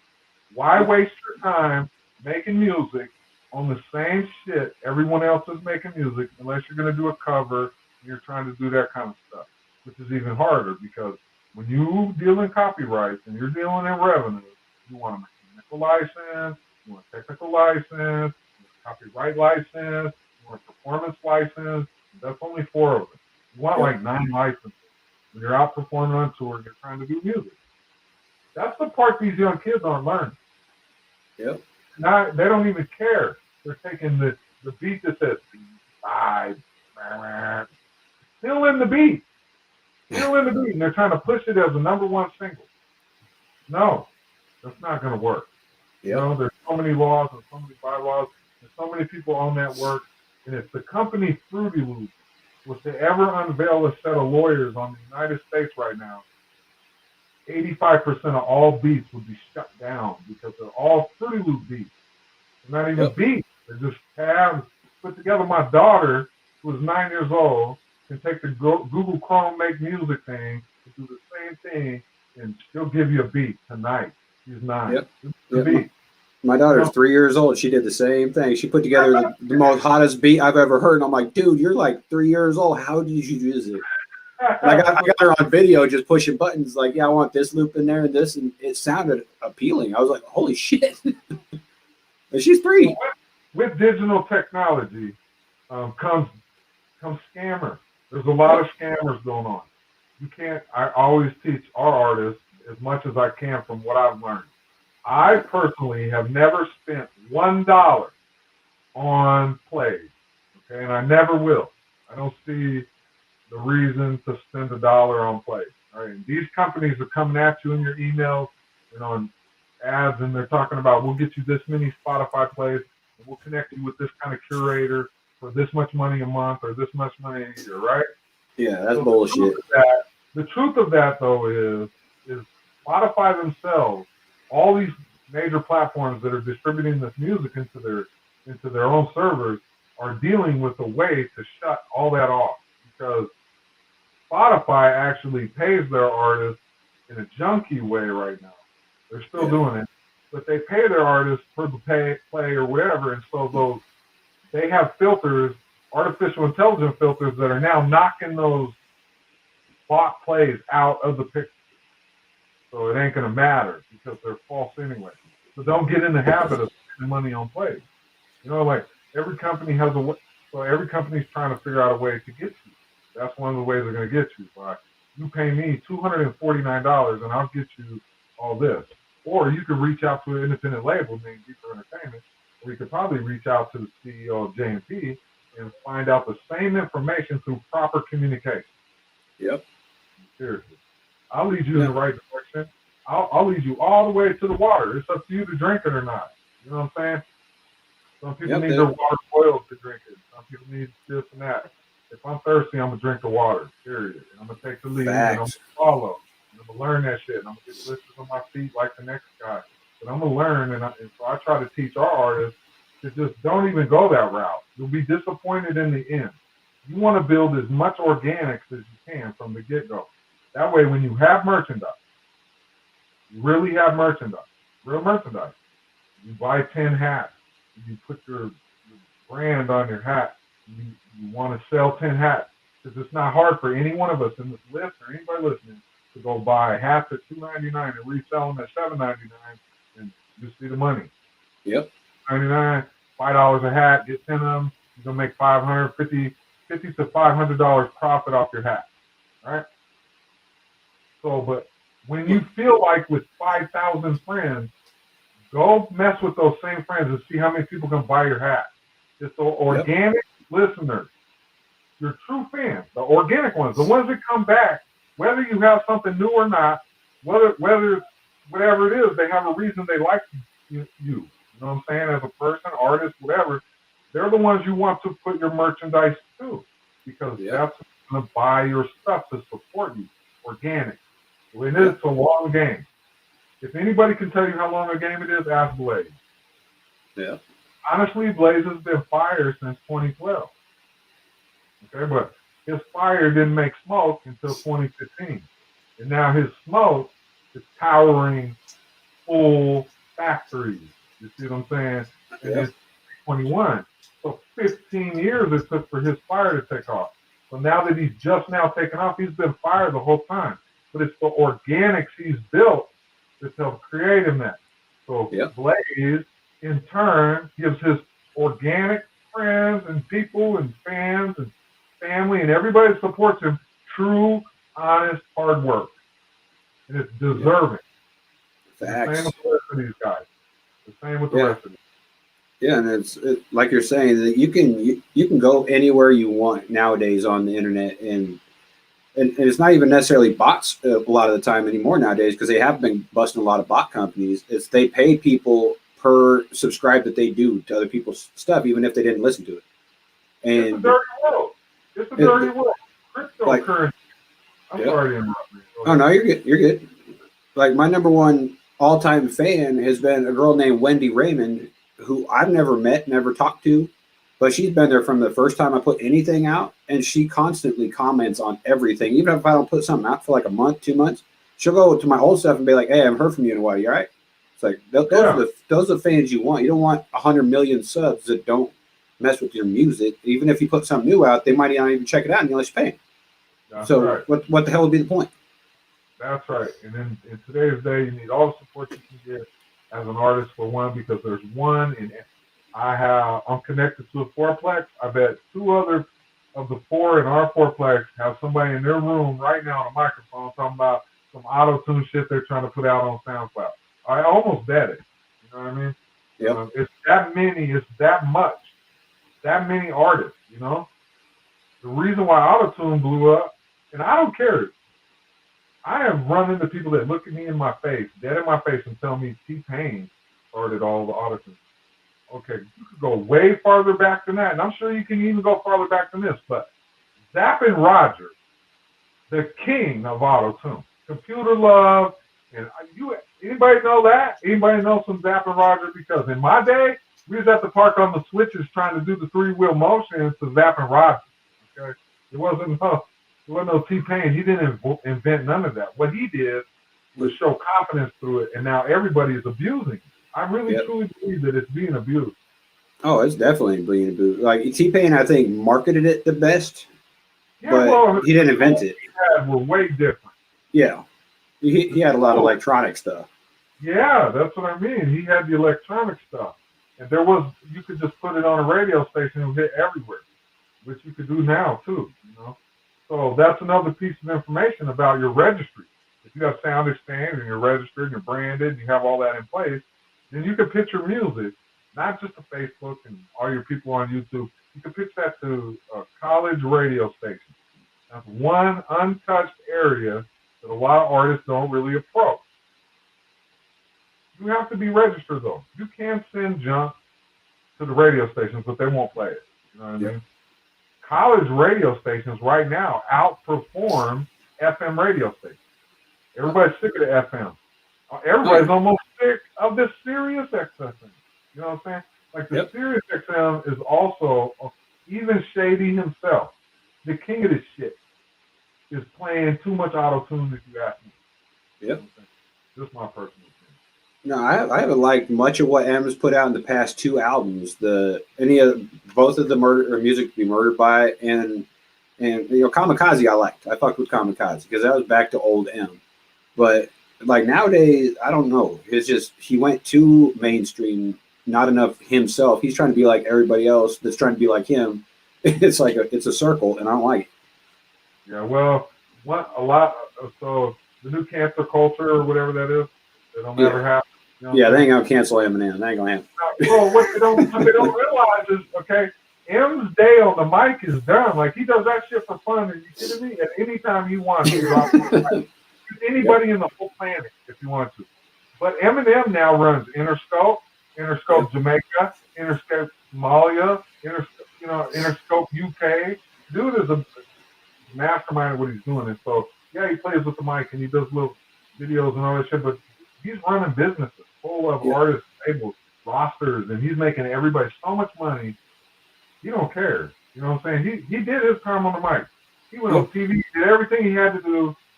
Now he's just making sure that everybody remembers at 50 years old, that he can still do it. But the truth is he's running full labels in different countries. You know, who else is doing that besides Tech-9? Tech-9's another mastermind at that. He runs his own shit. That's all him. You know what I'm saying? Him and that other dude. There's only two guys that did Strange, and look where they're at. That guy can do whatever he wants. I mean, that's seriously the truth about it. No, I 100% agree. I mean, anybody that tells me that Eminem still can't rap is full of shit. Like you're saying, he's doing his own thing. Like, I don't really fuck with it as much, but I'm not anywhere. I'm not going to even claim that I've written as much as Eminem has. But I'm willing to bet I've written over 4,000 songs since 14 years old. So I'm kind of running out of shit to talk about myself. Imagine him. I mean, he's got to think. He's got to think deep down in. That's crazy. I agree with you 100%. It's the same with Lynch too. 19, 20-some albums. They just keep writing and keep going and keep going and going and going. And they're both, what? It's crazy. Yeah, by now, what have they not talked about? That's right. So anybody can hate on that is insane. At all. Just get on stage and try to work it out like the rest of us do. Yep. And I don't see too many people survive. There are some lyricists, but there ain't too many people surviving that open skill battle with M right now. He's too weathered. You know what I mean? He's been through every scenario. Yep. Live music, live street music, studio music, national, international tours, global tours, movies, movie production skits, being producing. I mean, who in this day right now can touch any of that right now? Nobody. That's now today's culture, we got people like Snitch 9 and clowns like that. Then it's like, what the fuck has the game become? I'm glad that type of mumble rap bullshit is done, but so here's the difference. Ain't much better. You and I and a few other people, we come from a different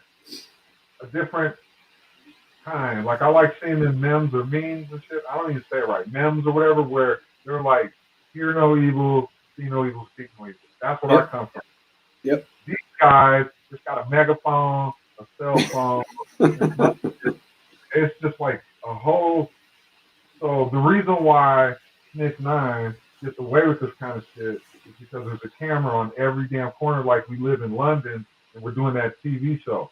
There's cameras everywhere. And so things can't get handled the way they used to get handled, like drug off in a duffel bag. Just believe that shit still goes down. I don't give a fuck. People think and say, you end up in a duffel bag sometimes. That's just how there is put. And you can't really do that anymore. And loudmouths like that, we used to call them pod cops, all right, or block cops. They stand there, they ain't saying shit until the cop is in view, and then they're loud all of a sudden. Yep. They rooster chest and all that shit. The minute that motherfucker gone, their head gets cut off. Yep. And so today that's hard to do because now you can't even breathe, and your DNA is on some kind of stick somewhere. Ancestry.com, linked to homeboy from this area. I mean, it's just crazy. That's why I was afraid to do an interview like this, because I'm pretty, I was pretty worried about some of my past behavior as a teenager. But I've gotten through my felonies. In 2018, after my second time, I wrote the governor of the state I was in. I went through the proper channels, and I got my felony expunged. But since for 41 years, well, I wouldn't say that long, so for 27 years, I was a felon. As a felon, you have hardly any opportunity. It's there. It's a lot easier now, but earlier days, late 90s, early 2000s, being a felon was really hard, and you were going to do some kind of fast food, or you were going to work some kind of construction job, and you're going to hope somebody's going to hook you up good. Because as a felon, you couldn't apply for any kind of bank job, no tellers, no gas station jobs, because you have a felon. You could steal money and all this other shit. So I'm no longer a felon because I went through the proper process. So the very first time I wrote the governor, he denied me the felon. He's like, no, you need to show more of your child support, get it caught up, show more consistency of not going to jail and things like that. And so after the 5th year, he finally gave it to me. wipe my felony so I can actually go hunt and all that shit. But it's been so long, I don't know how to act. You know what I mean? Then here's some funny shit. I got my gold seal. I want to put it on my wall. You know what I mean? And my wife's like, why would you want to put that on your wall? You know? So I want to be proud of that. And I couldn't wait to go try to find a job on a different level. I want to fill out a resume, fill out the applications, and not have to mark that felony box. You know what I'm saying? And so COVID hit. And I ain't been out of my house since because COVID hit. And who cares? All the jobs shut down anyway. So that's how that went down. I still haven't been able to do it. But now that we got the label back in order, we got the vendor's license going with the distribution deals, we are exactly in the CD Baby Distro Kid. We offer more. We're just not loud about it quite yet because it takes time to put a foundation in. Now that our foundation's in, some of this other stuff is coming out. It's going to be big time for the Midwest and our whole area. With the Universal Music Group having our back, Empire helping us with distribution. That's a huge stamp and a huge way to move forward, especially in the Midwest, who is behind 10 to 15 years in this game. Way behind, you know? Oh, yeah. There's definitely speed bumps in the road that make you just want to say, fuck, I quit, I'm done. But when you can overcome those and teach those the way that you overcame it and what happened so the younger kids today don't got to go through it, that in itself is helping tremendously to not only just the culture and community of music, but I mean, think about where we would be if we didn't have to go through and learn the hard way the things we did. I mean, how far would we be right now so we could teach the next people to go even further than we are right now? So I think that's excellent. The biggest challenge with that right now is wanting the students, just put it that way, use that word, the students. These kids know, like my 14-year-old knows more information, per se, because it's at the drop of a phone. Yep.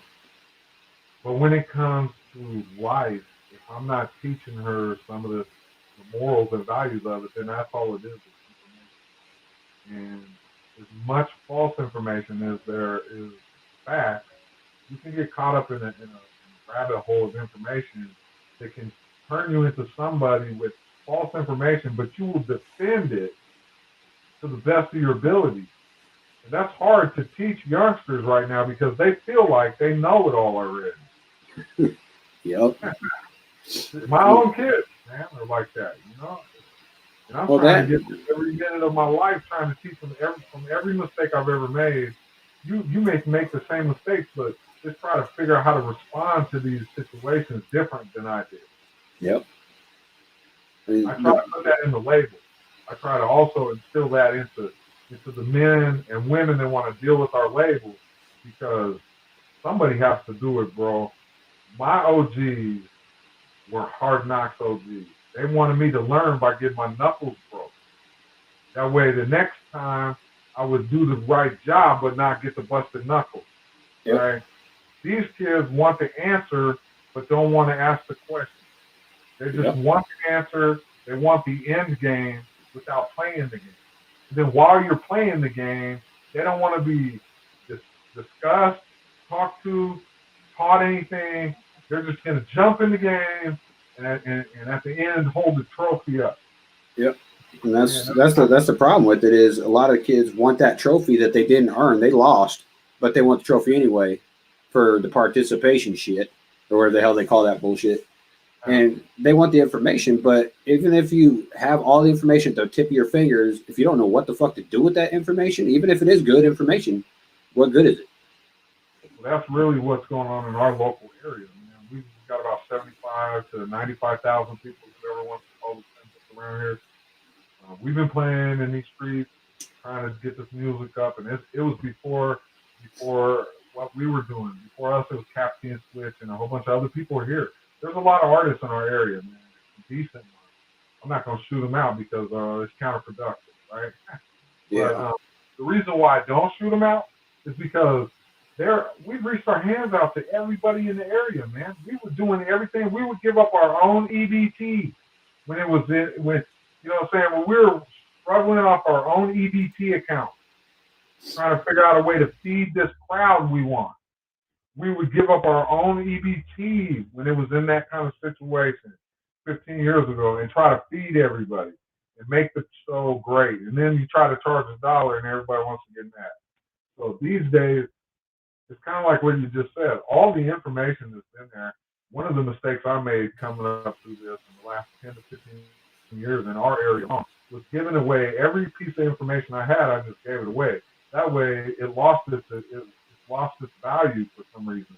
You know, but it's all been there. It's all been there for every single one of these guys locally. The same as our label. And now our label starts to succeed. There's a lot of things that the artists know, that they've seen, they know what's about to happen. Locally, we're opening up the studio, like I was saying. We're about to approach this in a different manner. And some of these guys that just kind of stick their nose up to us, well, it'll show. Business shows, right? Business is business. We're not going to turn you away, but at the same time, you ain't getting that same, hey, bro, it's all love kind of feel. Now you come and get it done and get out. You know what I'm saying? Like, get the business done, get you the product. But for some guys around here, there's no end game. They just keep sticking their nose up to everybody like there's some kind of better thing. That's a vicious circle to me. If you have a better than attitude, you're going nowhere in life. Because nobody is better than the next man at anything. It's not. I don't understand the competition it is for everybody. So we just don't deal with competition. We eat it alive. We're diligent. We just keep going. If you feel like it's competition, well, that's your own feeling. That's not our problem. We don't compete with anybody. Ask anybody if we're competing. The only one that competes is Blaze. You know who Blaze competes with? Blaze. Blaze competes with Blaze. That's it. There ain't no competition to Blaze, you guys. There's no competition to Twan. There's no competition to OP. There's no competition to Abyss the Word Wizard, who a lot of people haven't heard. But it's not the same kind of competition everybody else thinks. We have a goal, and we're going to it. And it takes hard work. And that's where our competition speaks for itself.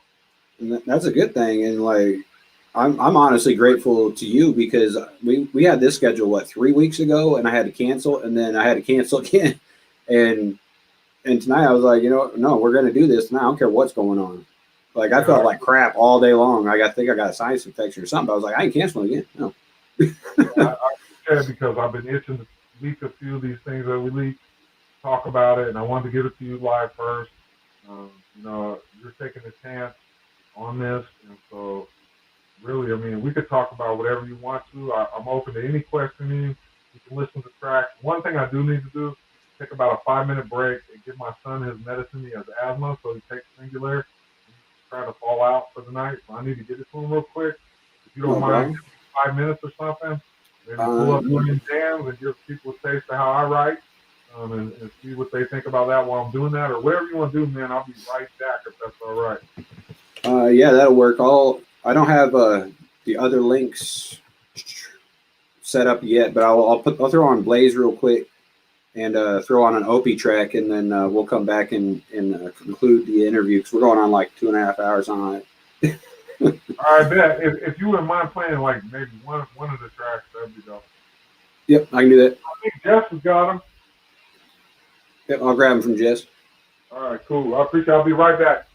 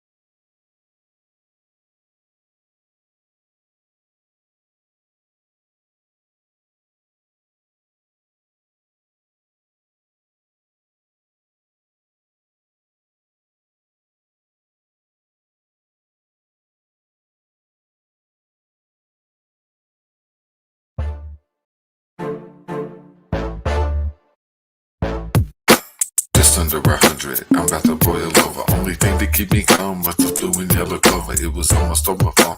Heated like an interlock. Traveled over the other side. Treated like a flash with my own clock when I absolutely need to live in the minute. Defensively, I'm eager. Striving for the top. Never stop what I'm doing. Bringing it to the table. Overflowing. Keeping it true. And it's a zoo. Caged up and raised up. Doggy dog then blaze up. Feed the whole tech gray stuff. Ain't no powder puffing. Too much to lose. If you get what I'm saying, then you understand my reign. I'm making for success an opportunity to bless. Any microphone that hits my zone, just let me hit the cess. I'm at my best when the smoke sets in. I'm a cope like the rest with my marijuana green. Well, it's all said and done. I've been chillin' with the top of the lock. Crazy talk for the run. I'ma stand tall. Gun in my lip. Southpaw with my draw. Never stall till the raw. Then I dip.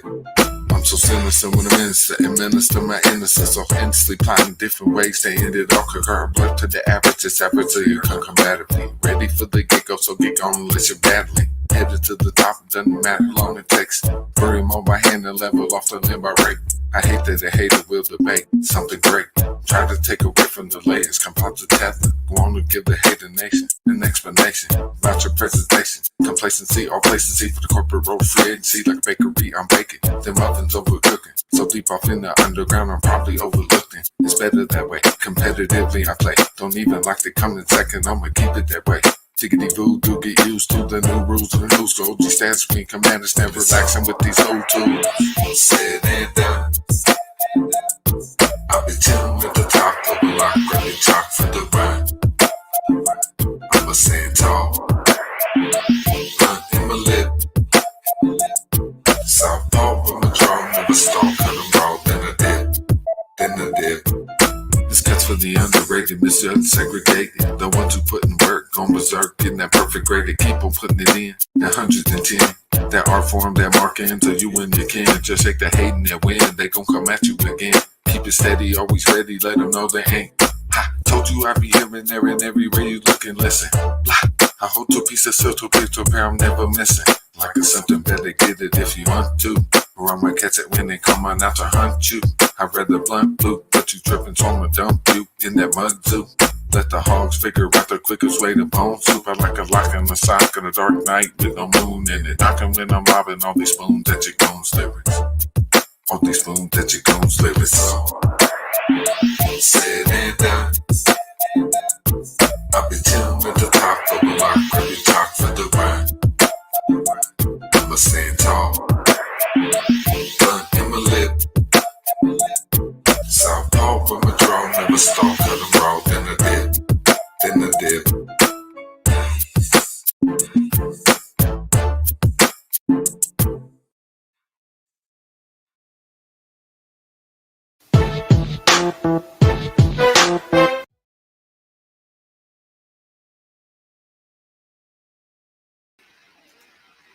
Fuck yeah, dude. I definitely rock with that shit. That was awesome. Thanks. I appreciate it. That's my dude Realm out in London. He's part of our label. He's been part of us since 2014. He's a beat maker and sound engineer from London.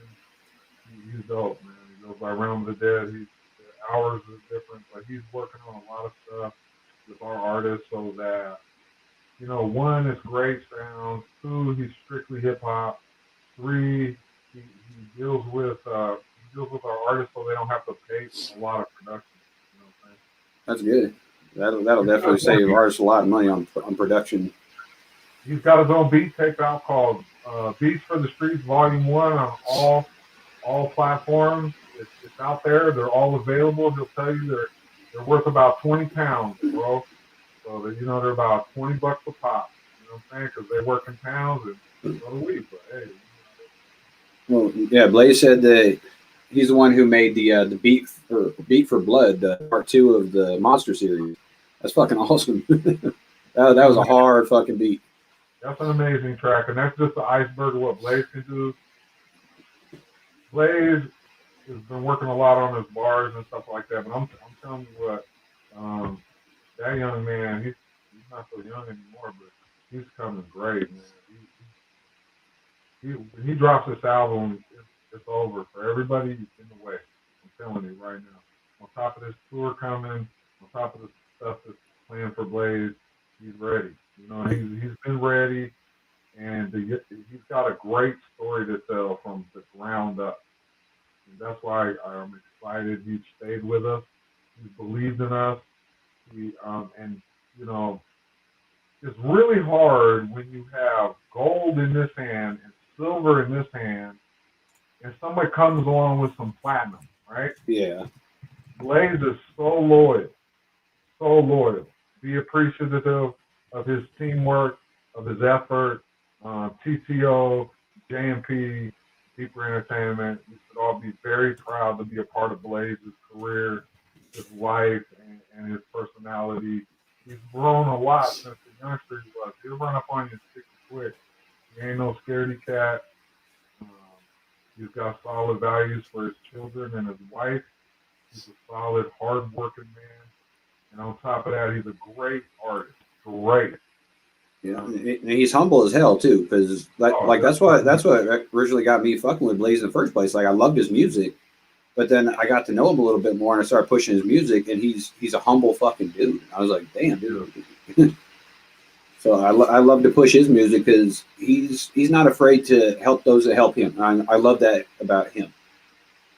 That's correct. You know, and just so you know, our label holds everybody on our label is just about like that. To really reach out to Big Twan. If you haven't heard Twan music, you need to.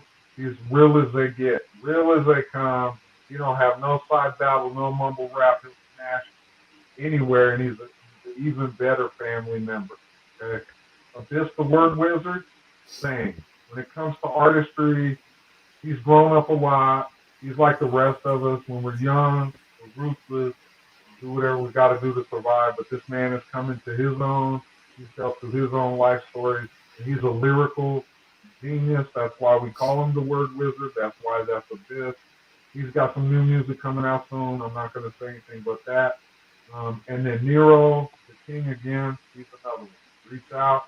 If you guys want some new music that's dope, reach out to Nero the King. They're all humble. They're all great men, family men, and they take care of their own. And so if you want people like that involved in what you're doing, that's who you want to reach out to.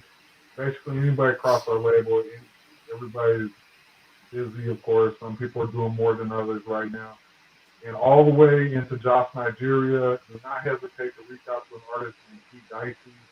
He's very, very good at what he does. Excellent representative of our label. We feel like we're represented as well. We're represented well across the board, and you know, we don't have that enemy face like a lot of labels come with baggage. The baggage we come with is experience and wisdom. We've turned our losses into wins, and we want to share it with everyone. And that's really our goal. There's no better way to start in the geographical center of the United States. And from a business aspect, South Dakota has some of the lowest business tax in the nation. Why not get your license here? You know what I'm saying? So we are open to any kind of business like that. We got a lot of merchandise coming. There's a lot of news panel coming. Tour, like I said, we got a lot of stuff coming. So we want you to be involved a little bit deeper than the interview show. So that proposal will be coming to you. No, I'm definitely look forward to what you're going to be pushing forward to me, so I can check it over. And I'm definitely interested in working with Deeper Entertainment because, like everyone knows, I fuck with Blaze heavy, and then I met Opie and I fuck with him. And you know, now that me and you got to start talking, and I get know a little bit more about your background, I definitely fuck with what you're saying because your views and opinions, they line up extremely well with JMP because that's what we're about. You know, I talking with Blaze, we talk a lot. He's on the executive level. He'll be doing this stuff out there soon. We're just getting everything else in order. So he has that ability to make some decisions for his area and some of the artists that he messes with. Because we really do have a lot of tools that will help some of these guys, you know. And as long as they stay humble, like yourself and like they are, and everybody stays humble. You know, I made a track called IEUE, and it's with an artist out of Compton, California, Bruno De Uno, or Rick McCaster, And there's a true story in there. You know, it's really what our movement is. We can all eat together. There's no better than or worse than. You know, you keep hearing me say that, but I believe that. You know, this day and age, people are too quick to jump on shit like Aunt Jemima or Uncle Ben's rice and weird shit. And let's cancel Dr. Seuss. And, obviously, this stuff to me, man. And Pepe Le Pew and all them. Yeah, are you kidding me? This is coming from kids who never even watched Pepe Le Pew. That's what I'm saying. I don't even know. Okay, so what are they saying? He's a womanizer or something? He the same woman his whole life. That's like he was loyal to that woman.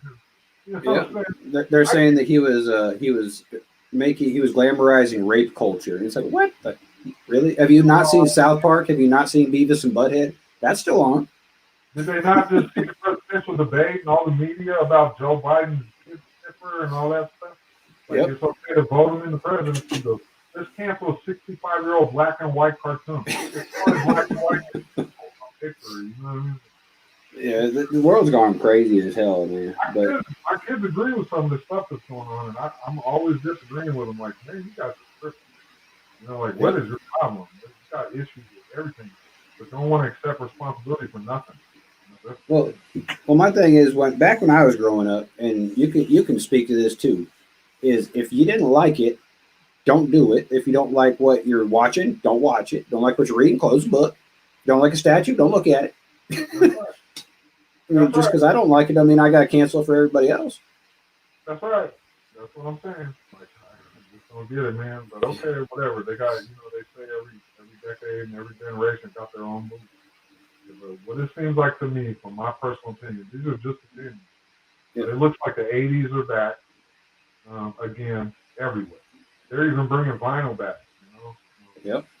I saw that at Walmart the other day. I saw a vinyl record of NWA. I saw Snoop. I was like, what the hell? It used to be worth something to try and go after, but now it's all redone and it's the same as anything else. It don't really have a lot of substance. It's messed up. They're bringing that back for that anyway. It's great for the companies trying to push their old music back out and regain revenue in the music of the world. I get all that, okay, but that's a money-hungry label.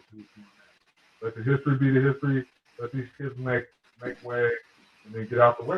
Like all the rest of us have to do that. Yeah. Hey, Blaze got a question for you. He wants to know if Blaze should keep sending shots at Luke Wiley. Yeah, that's great to me.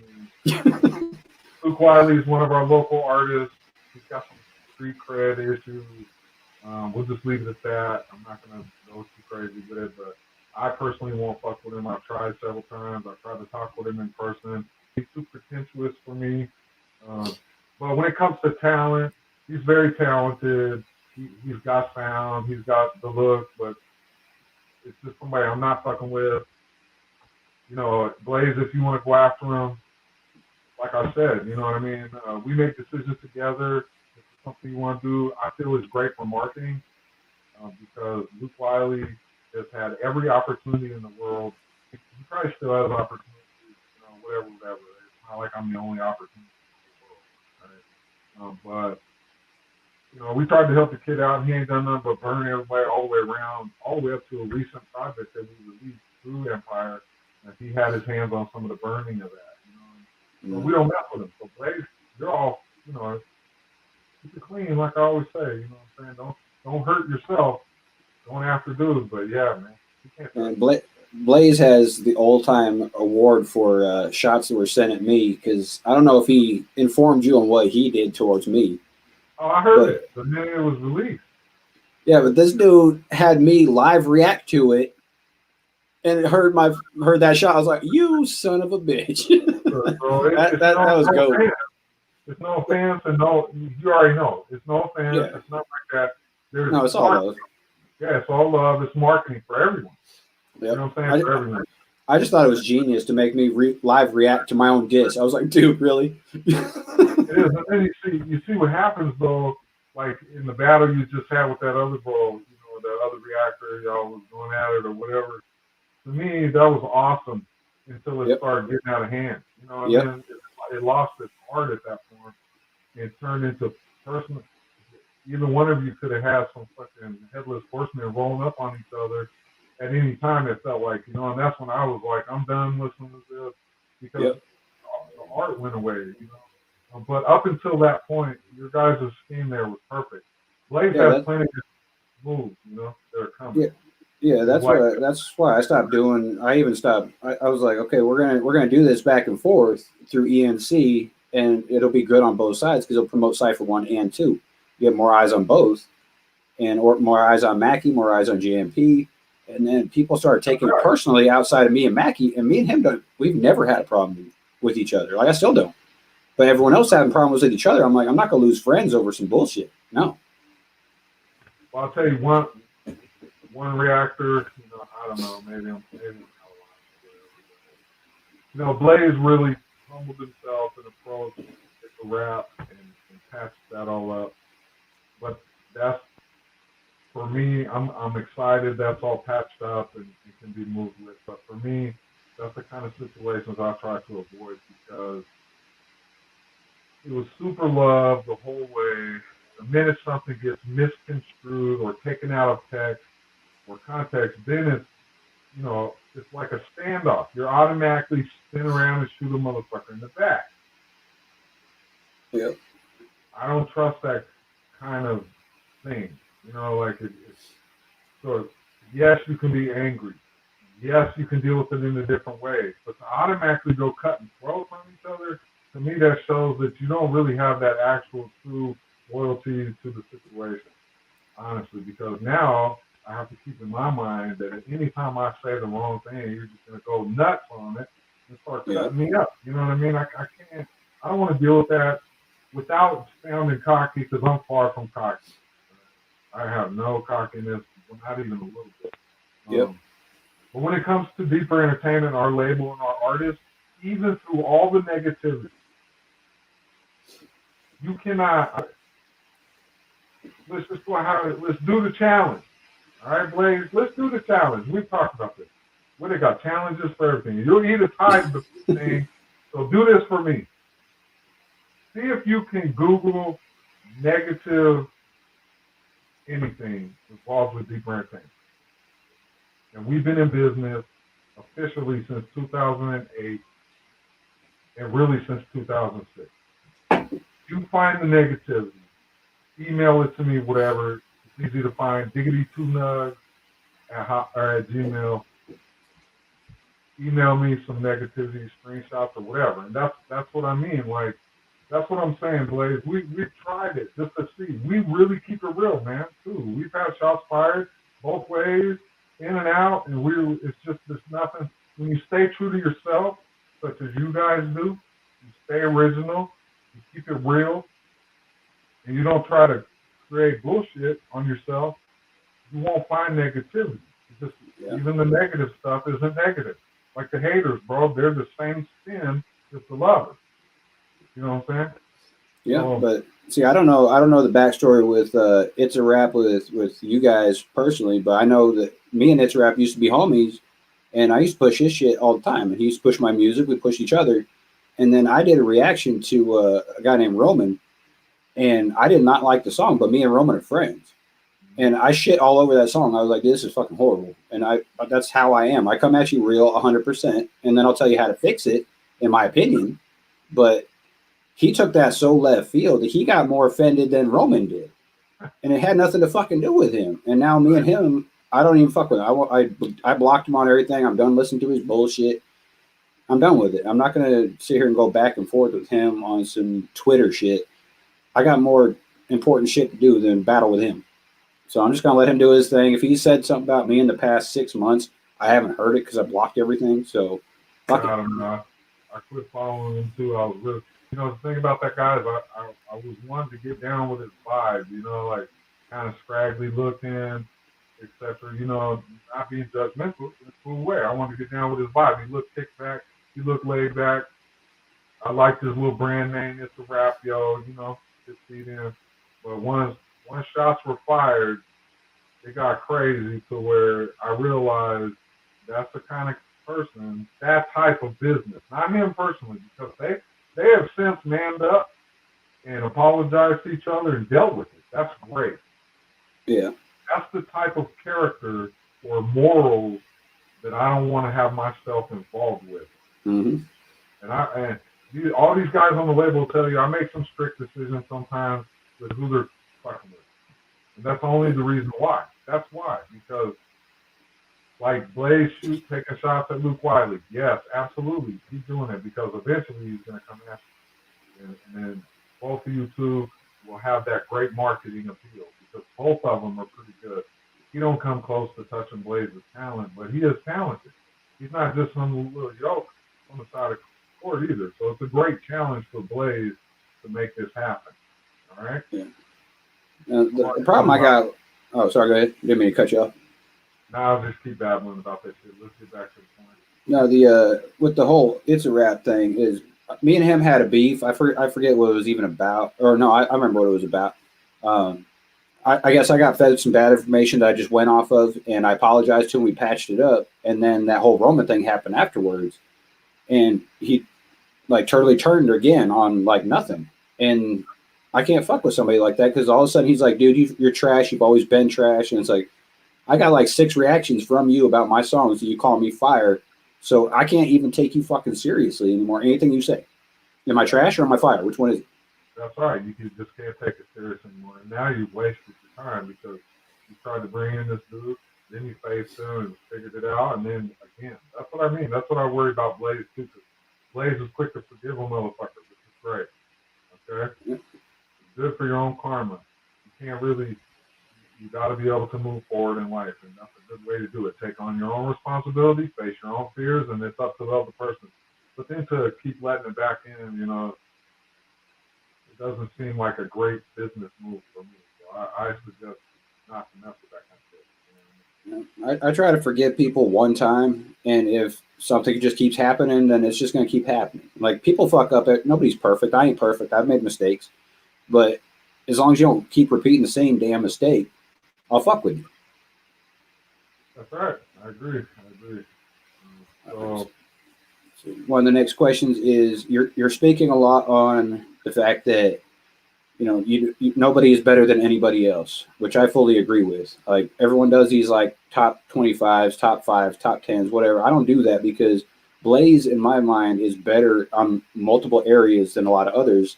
But I think some people are better than him and others. So there is no top to me.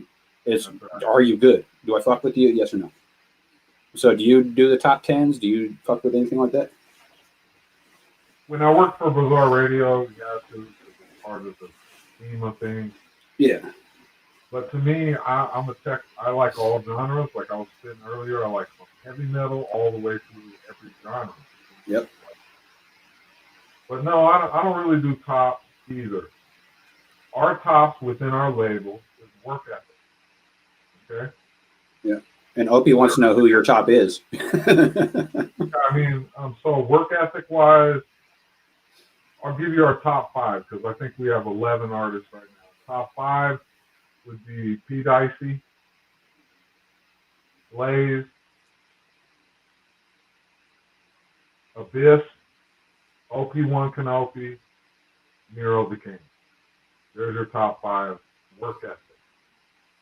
There you go, Opie. He answered your question, I hope.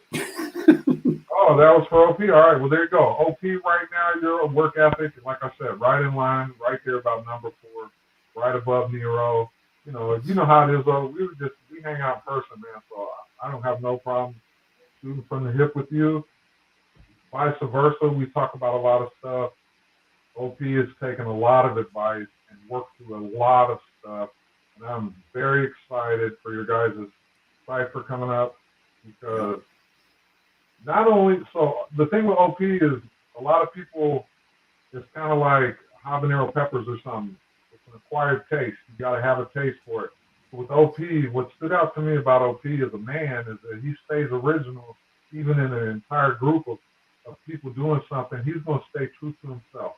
That's a big factor to me because if you're just riding a wave like Luke Wiley all the time, you know what I mean? As soon as South Dakota made the news for our governor, doing a brilliant marketing move by saying, meth, we're on it. Everybody clown that, right? Meth, we're on it. You heard that, right? Yeah. They paid $250,000 to have an ad that says, meth, we're on it. But you know what? The governor And the goal was to get that heard and seen, and it was seen over 1 million times in 24 hours. So, silly or not, she achieved her goal. The same with OP. OP, you have to have an acquired taste, but this man's style and everything about him is original. He don't copy no one. Yeah. All right?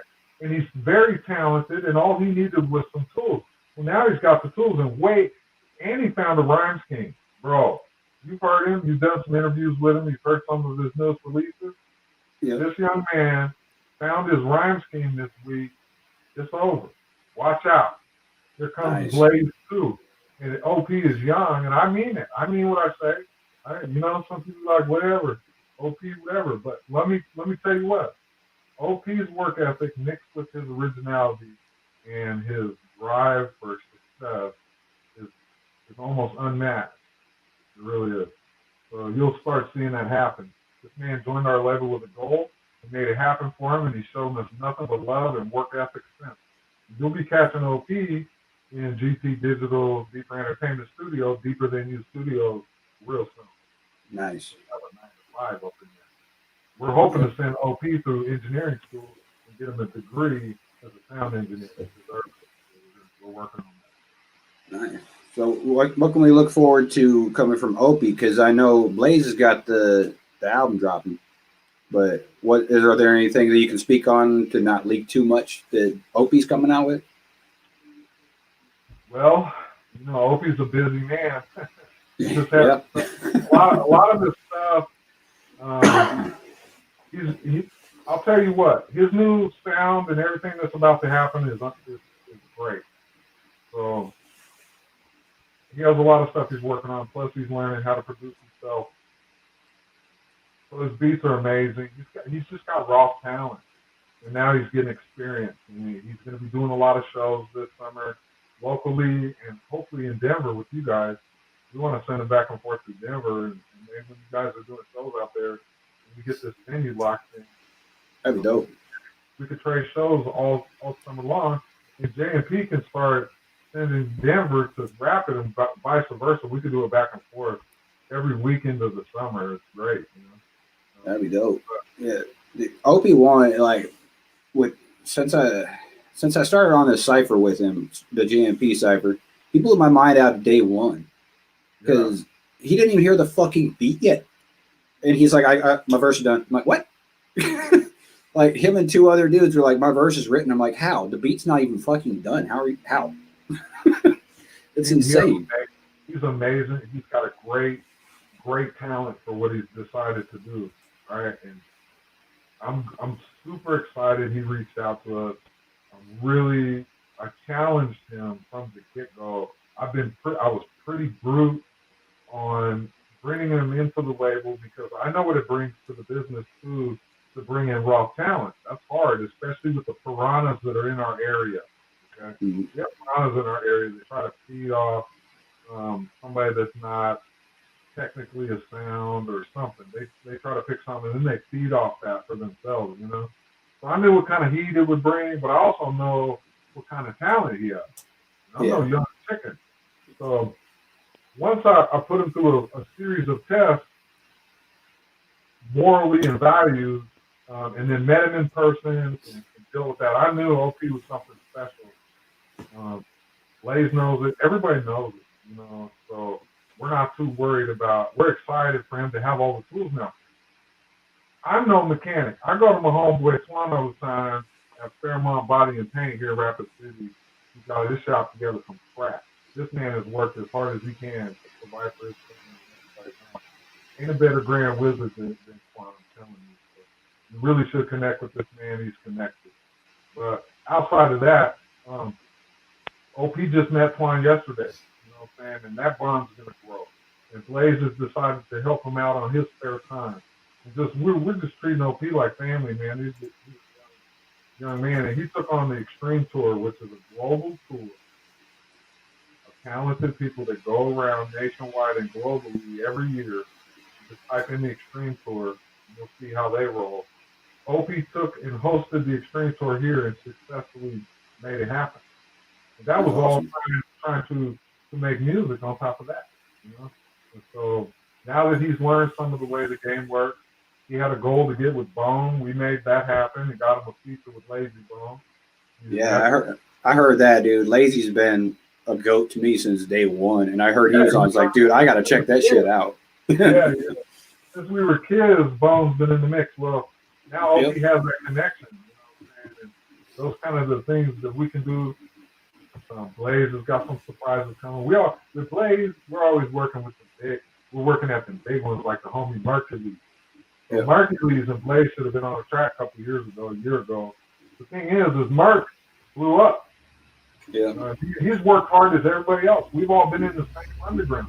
Hercules was part of the Nasty Healthies for a little bit, you know, working with just whoever, you know what I'm saying? Coming straight underground is hard, but humble and everything still is all those things. But once you reach a certain level, you get to that area, then management kicks in and label rules kick in, which is another reason why we're a great label. We really rely on you to independently work. We are an independent label, so we're not going to do much for you unless you're working for yourself. Like, we go all hard for you at first. If you get 3 months into your contract, 6 months, and you ain't trying to show that same effort, that's not what our team is about, because everybody else is going as hard as you can. You should too. You got to teach that kind of. So Merc gets to a management level, then numbers change, and rules change. So now it's harder to get Blaze on the track with Merc than just calling them up or emailing them. It gets a little tougher. You know, they want money up front and things like that change because Mercury's just released a song with, you know, whoever Mace or whoever he just hit with. You know what I'm saying? So it gets bigger as you get further along. But we got some surprises coming with Blaze. And there's a lot of connections we can connect you with if your money's right and your mental's right. Nobody does it for free, but if you need some features for some pretty big artists, hit us up. We'll see what we can do for you. We did that for OP. Asked him. We got him connected. Obviously, he's on with Lazy. He got a great deal. He had to pay, just like the rest of us. But try to hit up Lazy yourself real quick and see how far you get. I don't even got his email address. I mean, and it's not trying to say anything. You could just hit me after the show. I'll send it to you. Just like that. That's what I mean. Part of our family. We don't hold a lot back. Well, we do understand there's levels to this, though, and you have to make some kind of revenue if you're trying to build a business. Oh, yeah. Anybody who, like me personally, I don't charge for features quite yet. I'm not that big of a name. So I figure if I'm going to start charging for a feature, it's because it's going to help get eyes on you through my fan base, which right at this point isn't going to be much. So I'm not going to charge quite yet, but I get it.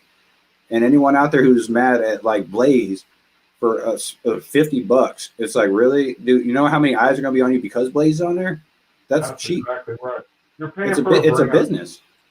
And you're so humble, Jekyll. But the point is your skill craft, your wisdom and knowledge, the sounds you have, the rhyme schemes, the ability to write on the spot. You can attack a plot, or you can make a plot. You can actually write a real song. There is a difference from coming up with this mumble ass shit. And writing a song. I truly believe that. Song is what makes it go around. Everybody says you need music in life, yes. But the music you need is song. All right. What makes this fire shit on the radio right now is in beat. Because some of the lyrics have no substance whatsoever. Let's cut up Pepe Le Pew, but let's talk about wet ass pussy online. Right. You know what I'm saying? Like what? Let's cut up Pepe Le Pew, but let's put our naked women on TV for my 10-year-old to see. And let's just do all this dirty ass music. In my day, Tipper Gore would have went nuts. Tipper Gore would have came out with a butcher knife chopping everybody up for the censorship today. Man, are you kidding me? They say the craziest shit on TV anymore. My kids are polluted from Nicki Minaj and all that. And the guys are just the same too. Let's do it on the Cash App. Fuck it.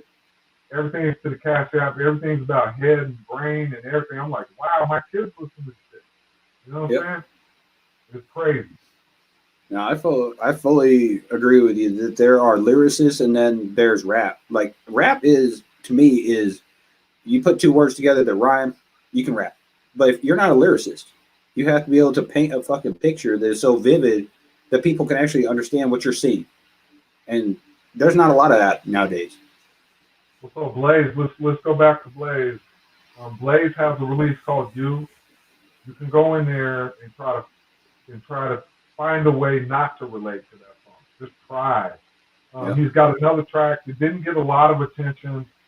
We tried to reach out to a few people to get some reviews.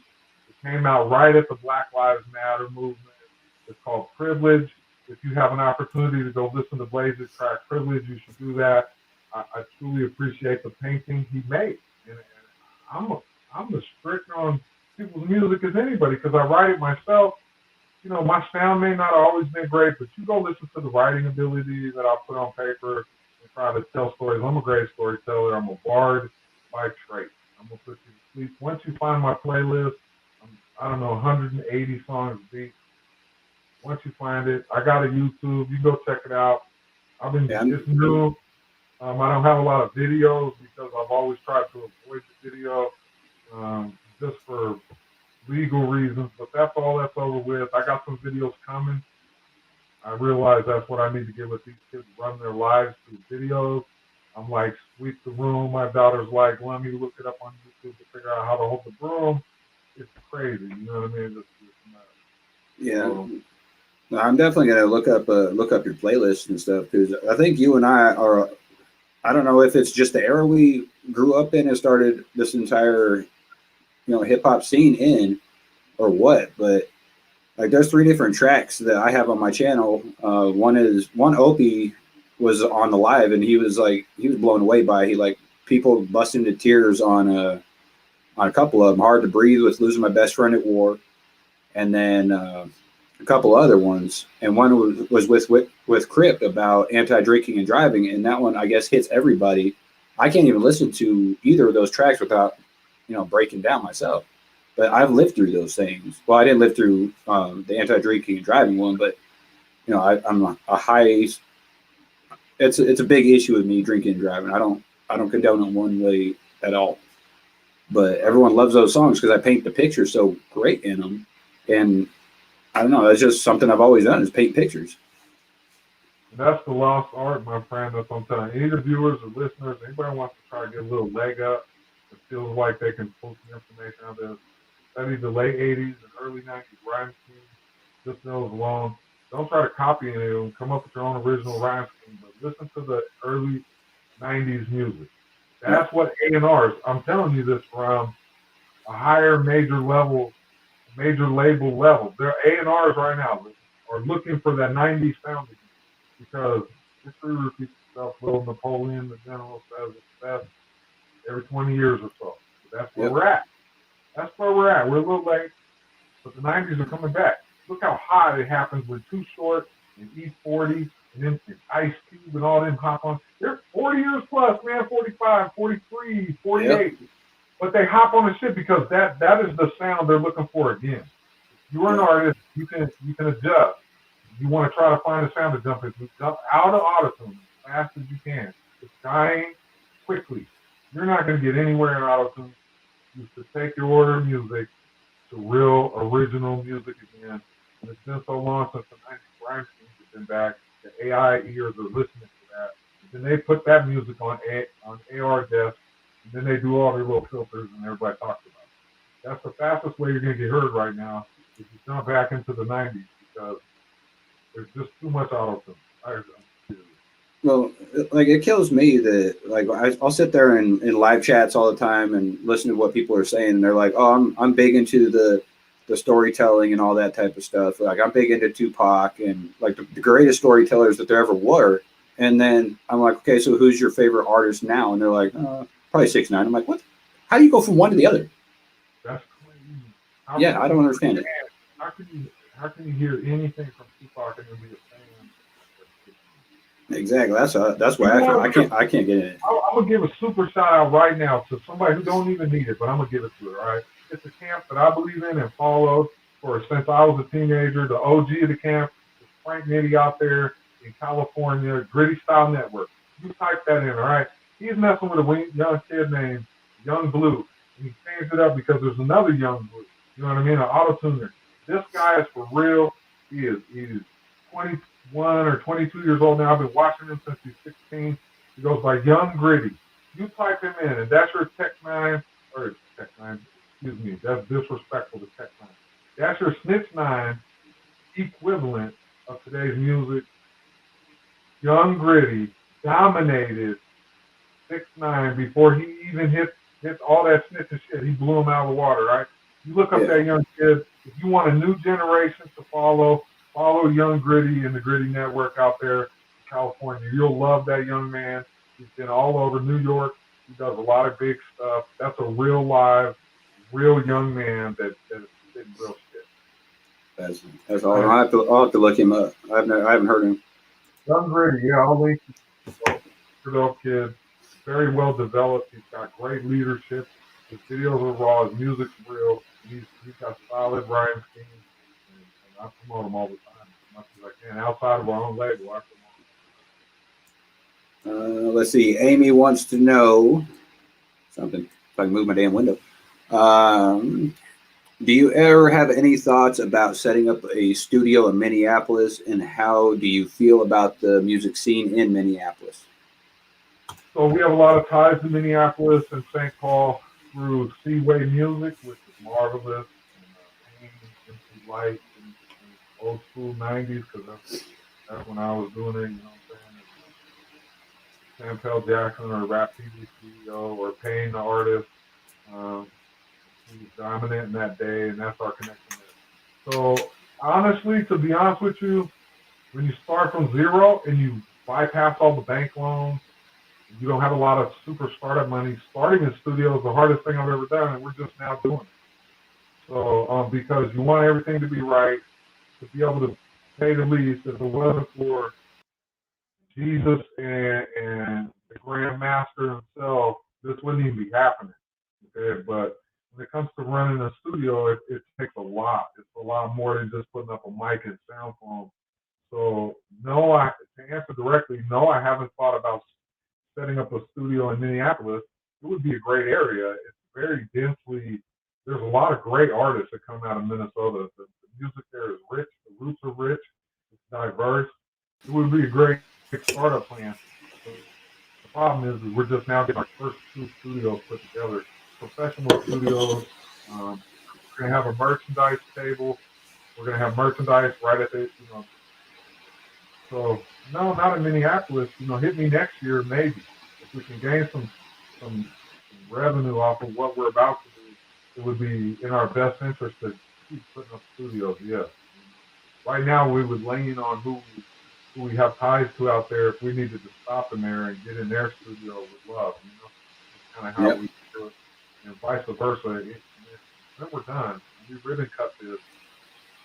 Teams like yourself and any kind of business partners we deal with will be able to go up here with love. It'll be made with love. That don't just mean shaking hands. That's everywhere from a barbecue to waters, whatever you need. We'll do our best to host you. Yep. Given enough space, you have all our permits in place. You can set up shows and just like that. So we would give up whatever we could. But very good question, because we do have a lot of ties in Minnesota. Like with the way that the industry is now, with everybody and their mother having a adopt and thinking that like they're the best thing to come out since sliced bread, which one do you think is more important, raw talent or networking at this point, as far as your getting your music heard? Networking. It's hard for me to swallow. We believe networking is key. We've spent 10 years networking everybody we can. Now that we have the network, we go for the talent because we can offer the network. But truly in today's day, it's changed. It really has changed. Before, you had to earn your way. You had to figure out your sound, get yourself recorded, and that was usually off the homie or someone else that had the setup. So you had to go into their setup, make sure they knew what they were doing, come out of that setup with your product, and then find a way to get rid of it. It used to be through the mail. The emails were snail mail. So even if you was to try to put a project in the email, it would take weeks. Yeah. Then you're not even reaching real label executives. You're reaching their A&Rs who half the time, if it doesn't match, so this is another thing that's changed. Over the past 15 years, and these are facts for anybody that's an artist listening. In the past 15 years, it used to be 45 seconds is what you wanted your intro. They always said your first 45 seconds is your most important part of your song because you have that long to capture your customer. Because that's basically what your fan base is, your customer, if you're talking business. Yeah. Today, you have 8 seconds, like a rodeo. You have a rodeo. Just think about yourself right now where you sit. If you're driving in your car, you're watching this on your laptop, your phone, wherever you're at right now. Think about, put yourself in your seat. When you're putting your own playlist together, you're pushing play on any device you're on, your laptop, your phone, your SMXM radios, whatever you're on. You give that song how long before you get next? Or before you hit plus? And the major labels give 8 seconds right now. It's just like a rodeo. So if the first 8 seconds of your song don't match up to what their AI filters are showing, it don't even get listened to. I'm telling you guys the fact right now. You can put 72 bars of your best shit on tape, and if the first 8 seconds is whack, dry air, messed up sound, nothing interesting, too long, whatever, your bars aren't going to get heard. They're not even going to get heard. The more tossed to the sides that you have, the less you're going to get heard ever. When it comes to the majors, that's the truth. I've dealt with it 2 or 3 times. I have some of the best talent in all of the Midwest on our label right now, and to put that music on Empire's desk as like a side favor, okay? Mm-hmm. Reaching directly to A&Rs that I've contact with, only to it to be thrown away, was shocking to me. You know what I'm saying? Like, they don't have time. It's weird. You have 8 seconds. They have a strict something that they're looking for. And if you don't have it, you don't even get heard. So networking, definitely. Yeah, that's definitely the hard. I think as an artist, for me personally, that's one of the hardest things between when I started and now. Even though my first stuff, when I go back and listen, it was trash, but just the competition out here, they're like everybody. Like for every one artist you have now, there's another 1,000, 2,000 artists just like you. More and you think that. you're being original, and it's like, oh, I thought nobody else is doing this. I thought, and it's like, yeah, everybody's doing that. So more like, than fuck. you, more than you even think. There's numbers one more time that you can look up right now on the spot. Spotify alone is uploading 60,000 songs a minute. That's one platform. Yeah, that's only one platform. There are 600 plus global digital platforms. All right, that's not radio stations, no. That's one platform, 60,000 songs a minute. And then YouTube is like 1 billion views a minute. Okay? Yeah, it's hard to even think. It's very discouraging for independent labels such as ourselves to even try to attempt these things that we're doing because of that reasoning right there. Like for myself, it's very hard. And you see Blaze, like you say, you speak Blaze up a lot. I do too. He's very talented, work hard, and still drop a pin drop. It's so hard to get it heard, which is why we keep a lot of things unsaid. We leave it left unsaid, like you have to tell you. Better left unsaid, because why speak on it until we make it happen? Yep. You know? Well, that's why everyone that I grew up with, they're like, so you're in the music business now. Like, growing up, I would always push that dream of, you know what, one day I'm gonna own my own label. I'm gonna be a signed artist to my own label, and I'm gonna make it happen. And I made it happen. And they're like, okay, but I've never heard your music on the radio. I'm like, doesn't mean I didn't make it in my own right, because I just broke 1,800 subs, and it took me 2 years on this platform to get 1,800 fans on my page. And that to me is a huge win, because I got so much competition. That's 1,800 people that fucked with me over them. It's like, that's a super huge win, because now you never know. One of these times you got somebody that's looking that by tomorrow you have 18 more thousand because it was just that reach. Yep. You know what I mean? It's never giving up, never stopping what you're doing. Period. And, and artists and everything, it's all being cleaned up. You know what I mean? So don't stop what you've done, what you guys have created with JMP, It's something special. I know it. All right, I know it. Thank you. You're really taking a personal opinion, but I know a lot of stuff. You know what I mean? Yeah. Just keep blabbing shit out would make no sense, but only between you and I.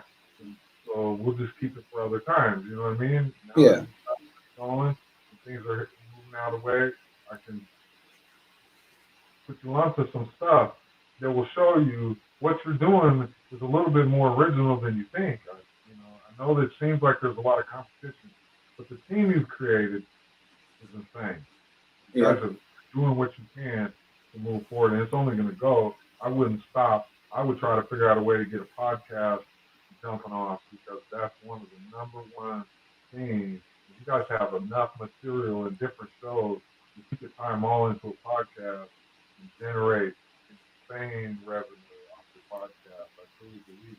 But that's basically what you're doing, man. You got live podcasts. They're dope. They're dope. They're fun. They're saying you're laid back and just put the PA parental advisory on it and stir or rated stir or whatever, so that you can filter out all the kids that you don't want watching. And off you go. You know what I mean? And then it just takes the right connection. And I'm gonna try to make that happen. There's no guarantee. Nothing's there guaranteed. But I truly believe I can get you in the ear of a couple podcasters that could help you along with that. Well, I appreciate that. And one person I wish to God, like, if anything, I want her to take more credit for what she's done for JMP, is Jess. Man. Like, dude, this girl grinds for JMP day and night, in her sleep, everything. And, like, you never know who you're going to meet the next day. Like, I never heard of Triple T in my life. And she's like, I got this guy, I want to put him on the podcast. Is that okay? I'm like, yeah, that's cool. And then all of a sudden, his fan base saw me, and all of a sudden my numbers blew up. I was like, how in the hell am I getting this many subs overnight? And it's because of the Triple T fan.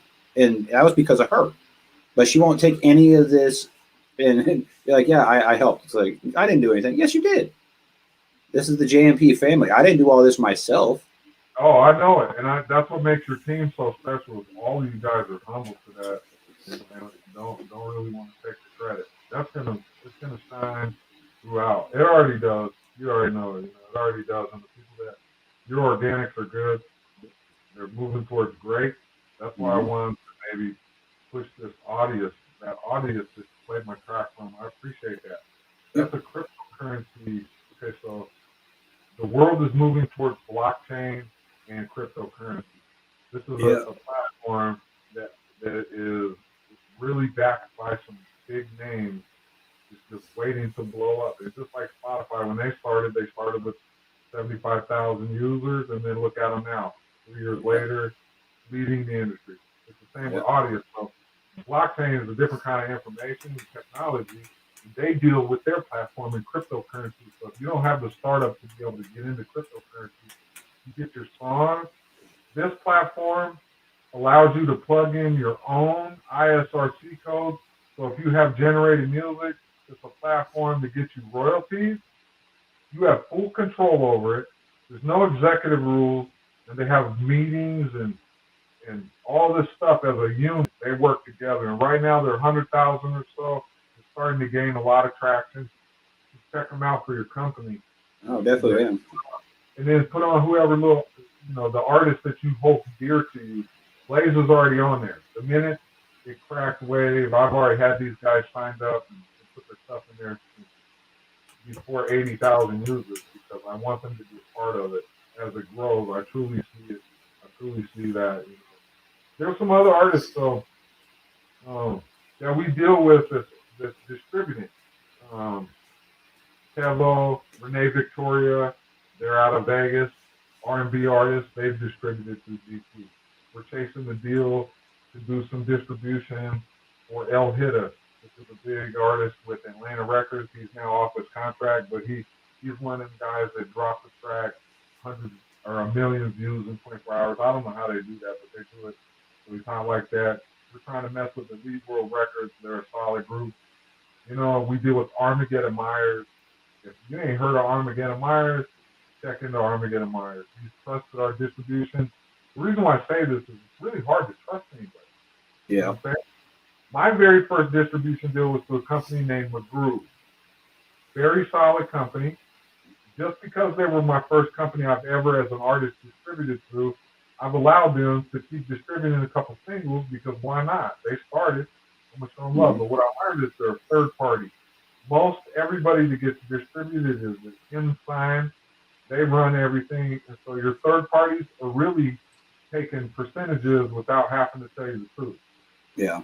That's what I'm always afraid of with like even DistroKid is how do I know those are genuine? Like if somebody views if like 500 people look at my song, how do I know that you're not telling me it's only 100 and pocketing the 4?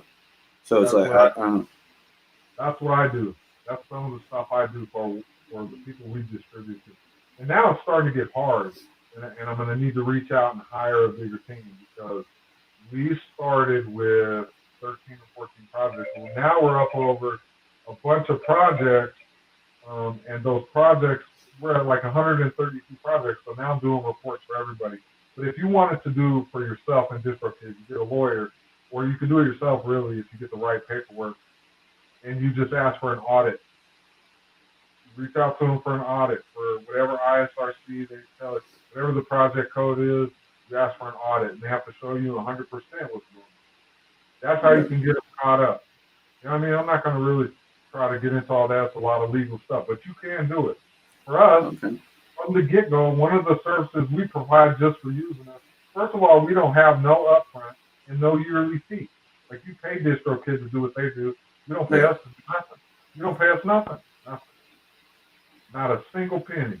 You send us the music, if it's all legit and everything's in order, and you own your rights and you prove everything, 5 to 10 days, we'll have it in 600 global platforms.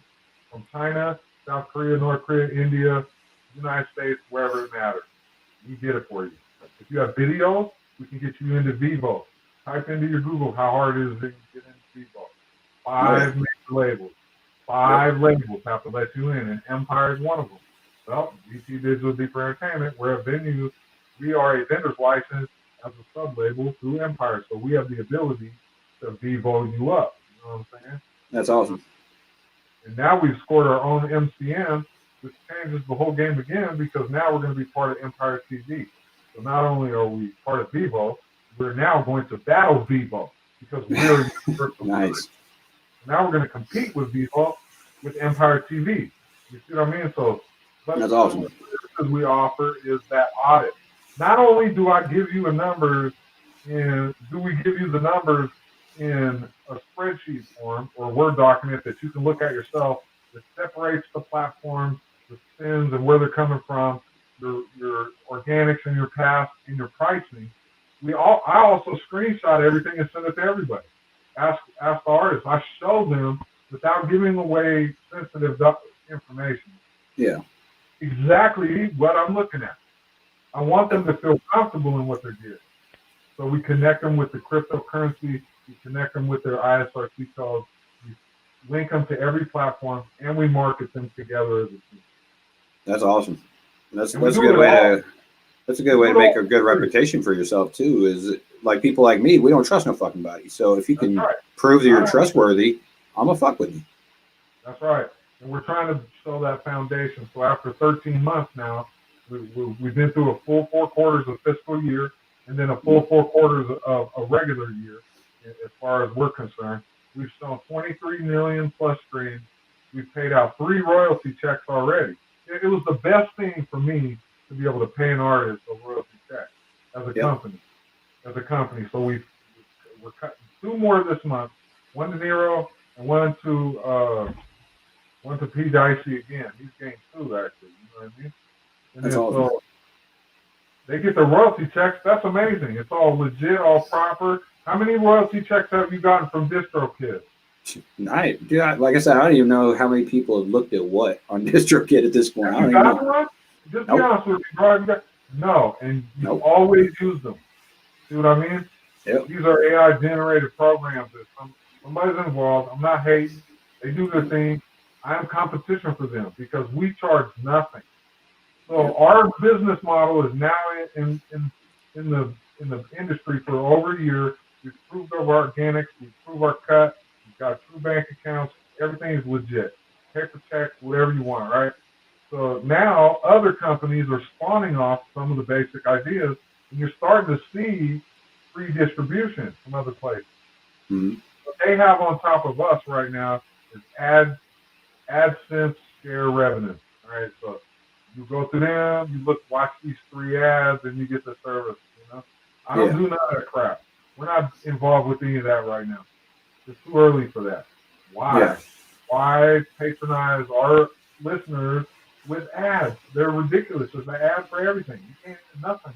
Everything's ads. Yeah. Everybody's starting to hate ads. But it is where the money's at. Yeah. You want to try to make a bunch of money real quick, make deals to show ads. That's not what we're after. That's not the end goal. But at the same time, we've got to start doing something. Yeah, it's a great moneymaker, but it pisses a lot of people off and turns a lot of people off, because that's why I stopped messing with a lot of the mainstream platforms like Pandora to listen to mainstream artists, because there's every 5 seconds a fucking ad. That's right. They gain revenue off them ads that you're watching. They don't share the revenue with you as an artist. I believe that ad share should be spread out through artists. Because when numbers come in quarterly, businesses like Spotify are talking about like $6 billion. But artists are making $350,000. How does that work out for me? Yeah. So I'm glad all that's changing soon. You guys probably already know everybody's part of SoundCloud. They're starting their own little deal up. Everybody's YouTube's now coming with their own deal. Everybody's just in competition with this. You know what I mean? Yep. So it's insane. We don't want to compete. Like I said before, we don't compete. We keep moving forward. We offer a lot of services as a label and as a distribution company, because you see who you're talking to. I'm a laid-back kind of guy. I can get businessy if I need to, but when it comes to distribution, I got you handled on a personal level. That's awesome. You'll be able to contact us directly if you have some kind of issue. You know what I mean? We had an artist put in a project and pull it within 3 months. I could be a jerk and sign it and do all that, but why? His thing was, I want to move in a different direction. Okay, well, we'll watch you go, man. Good luck. Boom. You know what I mean? No problems, no fees, none of that. What for? Ladies cannot believe what we do, because as it stands right now, I make no dollars, $0. You know what I'm saying? Like, I can make some dollars, but I don't at this point. There's just no sense. It's that long game. Fractions. There's fractions that I'm after and interested in. You're going to be part of that as a company. I'm sure of it. Blaze already knows. It's just no sense in me trying to dig in pockets, at all right at this point, because it's hard enough being part of an independent label. You don't really need me. Not anybody listening or watching them. Nobody really needs me at all. Nobody needs Deeper Entertainment. But what you get with our label is amazing. All you have to do is refer yourself to any one of the artists, past, present, any of them. The ones that didn't work out, go talk to them. We actually refer them, because no matter what you think, we have always done good, no matter what. And now it's going to show, especially this summer. I'm kind of excited about it, but I want to share it with some people, such as yourself, EMC. I would like to be a part of this. It's a big movement, and there's a lot of tools that you guys can have at the end of your hands that you will have. And like I tell people all the time, and they ask me how much I make off of the people that work for JMP, and I'm like, I don't make shit. And if I do start making a revenue, guess what? I'm not going to put that in my pocket. I'm going to pay my employees first. Like Jess is going to get a check. Joe's going to get a check. Kyle Jewell, who I just signed, going to get a check. Wait before I even pocket any of it. Well, I noticed you guys got some merch, right? You guys got a little bit of merch. Yeah. I don't know what kind of deal you're making with or how you're getting your merch, but live on air right now, we're going to have a merch table: hats, pins, shirts, press, all that. Deal with us. We'll come right out of Deeper Than You Studios right here in Rapid City and box everything and send it to you, whatever you want. Embroidered, printed. We'll hook you up with a sweet deal on the low. It'll be super low. You can even check the numbers yourself, go over all the wholesale prices, so you see that we're not even after the money. We want to help you get your product out safe. That's really it. You know what I mean? Like, because this company will charge you all this and take all that extra, but we won't charge much extra at all. It'll be covering shipping so that we can get it to you in Denver as quick as possible. You know what I mean? Yeah, and like as far as my merch, yeah, I've got my Teespring store, which I don't like to mess with them because they take most of your money. And so I go through a local guy here in town, so I support small business, but I pay him for say 100 shirts. Let's say I don't make nothing off of that because I'm usually sending that stuff out for free to either my fans, my whoever, just so I have marketing out there that I'm not really having to do anything. They're just wearing my shirt, and people spark up conversation. What is JMP? Well, as you grow, you should pick some merch. You definitely could make some money. I mean, let's just throw it around. $1.99 a hat, a fitted hat at that. You could sell a fitted hat right now for $7, $8 to $10, and it will sell like hotcakes. We're talking about fitted hats. I wear hats all the time. I'm not wearing one today, but I wear hats all the time. And I'll pay $25 for a hat if it's decent. Yep. So we got great quality, good work. You sell them for $7 a piece. You sell 10 of them. That's $700, man. And you've only paid $70 to make them. And it's coming from a quality table. Our hands are on them. Your hands are on them. There's no sense in not trying to move forward with that. As JMP is building, you should be backing up from too, man, because you do have some people that are working for you very hard. And it's no better feeling to be able to finally dish out and let everybody decide what they want to do on their own. Be like, look, this is for you, you, and you, and you. And together we can put this pot together and keep moving forward, you know? Yeah, but then you got hard heads over here like Jess saying, I don't want to check. She don't want me to pay her. She says she does it for the love of JMP, which is awesome. But at the same time, I think she should get paid for what she does. Where is she, East Coast?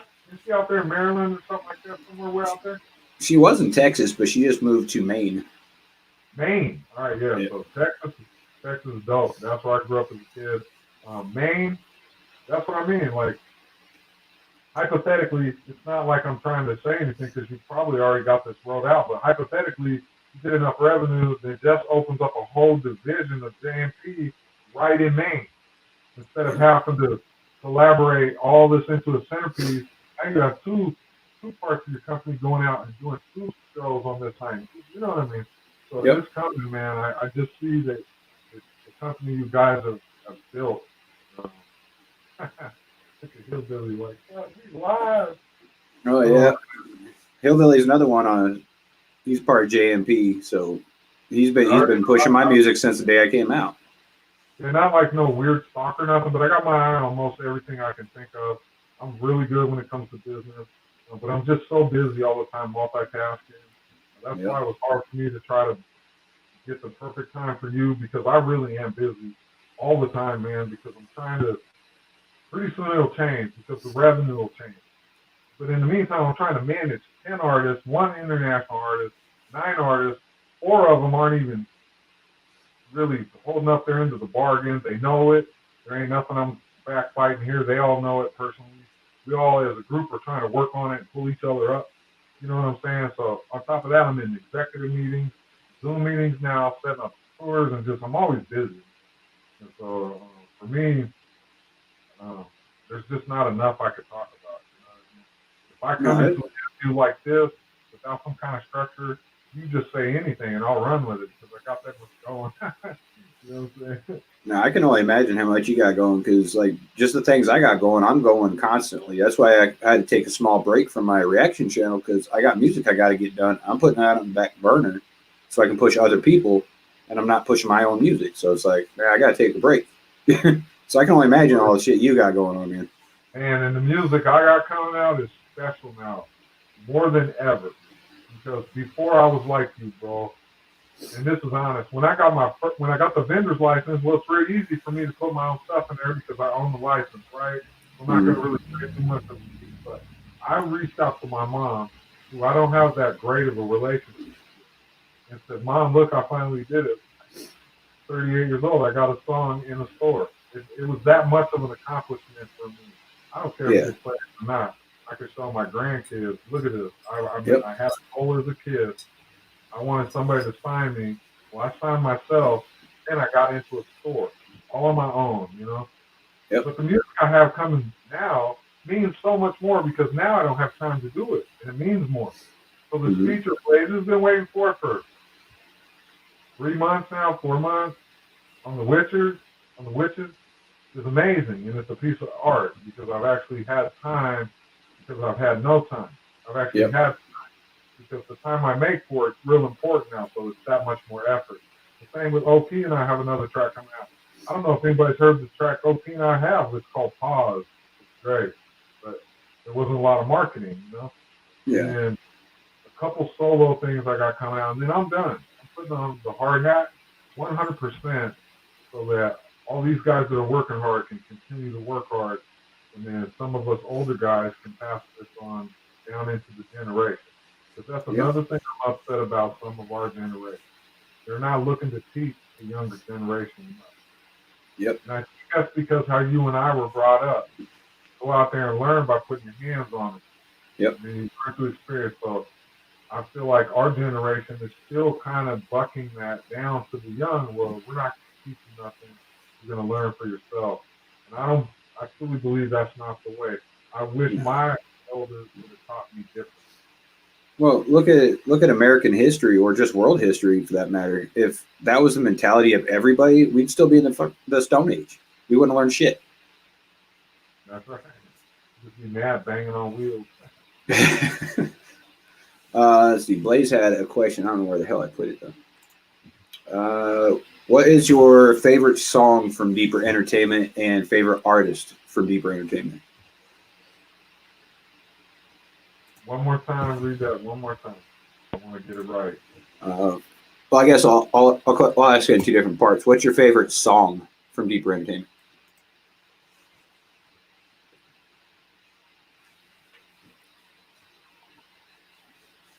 Wow, that's hard. I got 2 or 3 of them.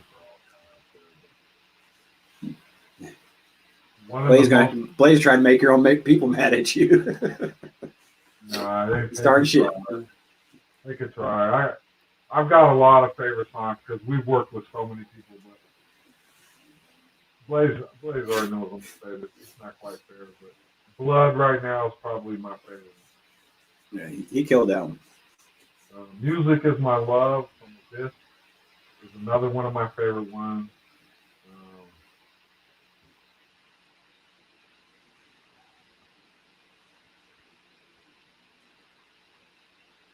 I like Fatal Attraction from OP.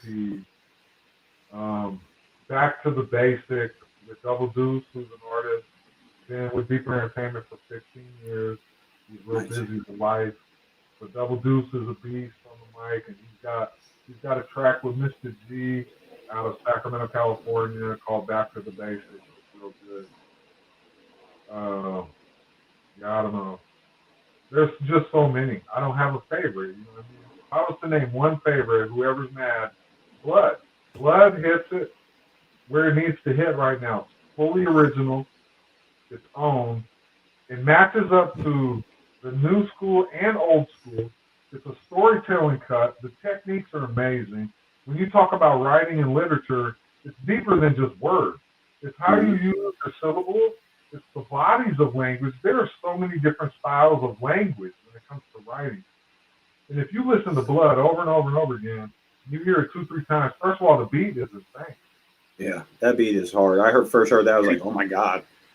You know, and Realm is the homie, so this is one whole Deeper Entertainment project all the way around, you know? So for me, that's part of it. But the beat itself, if you just take Blaze off the beat for a minute, play the beat over and over again, it tells a story in its own. I mean, you could come up with anything you want, and that beat is amazing. So for Blaze to actually accomplish the storytelling ability the way he did in this zombie apocalypse style of generation that we're in, was amazing. Yeah, Blaze, he definitely killed it. Why he's playing on that track, so go ahead, and do whatever. But when it comes to the overall track, that's an amazing track, and I've already pitched it to some TV show production. Just a lot of reasons that song needs to go farther than it is. I fully agree. And I don't know anybody that has anything bad to say about that. Some people don't like it, says Jeff, but it's crazy that they wouldn't like it. I don't understand. I just can't understand why. Because even if you don't like rap or hip hop you have to like that track. It's insane. It's that good to me. Yeah. Yeah, I've got tracks like that of my own. And it's the ones you always put your most effort into and mean the most to you that usually don't get pushed as hard as just the random bullshit you put out. Like hard to breathe is my favorite song I've ever written. And I'm gonna go peep it because I haven't heard that one yet. I'm gonna go actually check it out. It's gonna hit you. Like I've yet to come across anyone that said it didn't get them in their feels because just the way my voice was, I didn't edit my voice. I was crying when I recorded it, and I kept that in there. I didn't edit that out. That's And I guess that made it very, very emotional for everybody. I was like, shit, I didn't know that. Right. So That's delivery, man. You know what I'm saying? That's a lost art too. Delivery. That's probably if I'm working on something as a personal artist myself, is delivery. I'm getting better and better. The latest track I released is called O, because I'm always getting somebody coming at me with Dice, what are you doing, and rah, and I'm like, oh, or this guy said that, or this is out, or I'm not a starstruck kind of dude at all. I've met a lot of people, a lot of artists. I got to do a lot of shows, so I don't trip me out. I got a military background like you do. I made it all the way through my ASVAB and everything before I caught my felony and ended up in prison. But my brother is a chief warrant officer out of North Carolina. He's part of the 101st Airborne.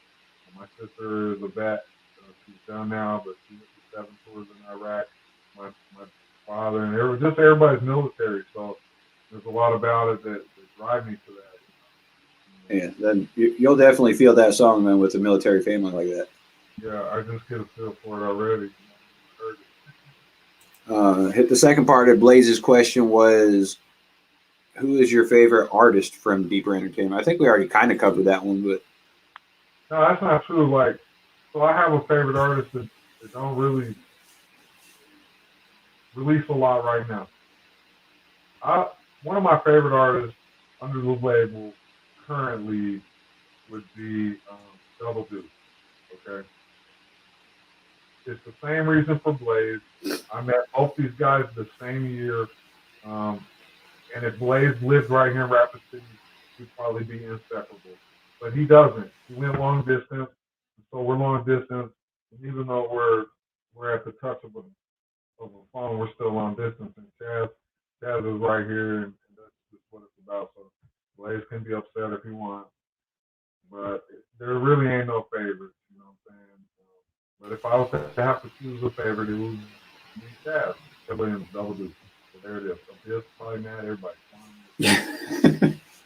Guy, man. You know? At the same time, he's getting a little lackadaisical. Okay? So, Double Deuce needs some fire up under his butt. Getting a little lackadaisical. He's achieved a lot of goals, but he's kind of forgot where he's at. I know, me too, bro. I'm going to fire up, man. It's been a long one. I know you're trying to quit or whatever, but I'm going to do it.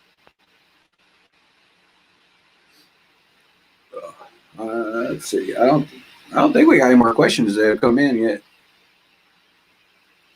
Is there anything that you wanted to put out that we haven't touched on yet? No, not really. I mean, personally, as an artist, I'd like you to check out my music, of course. I'm on Sound. Definitely.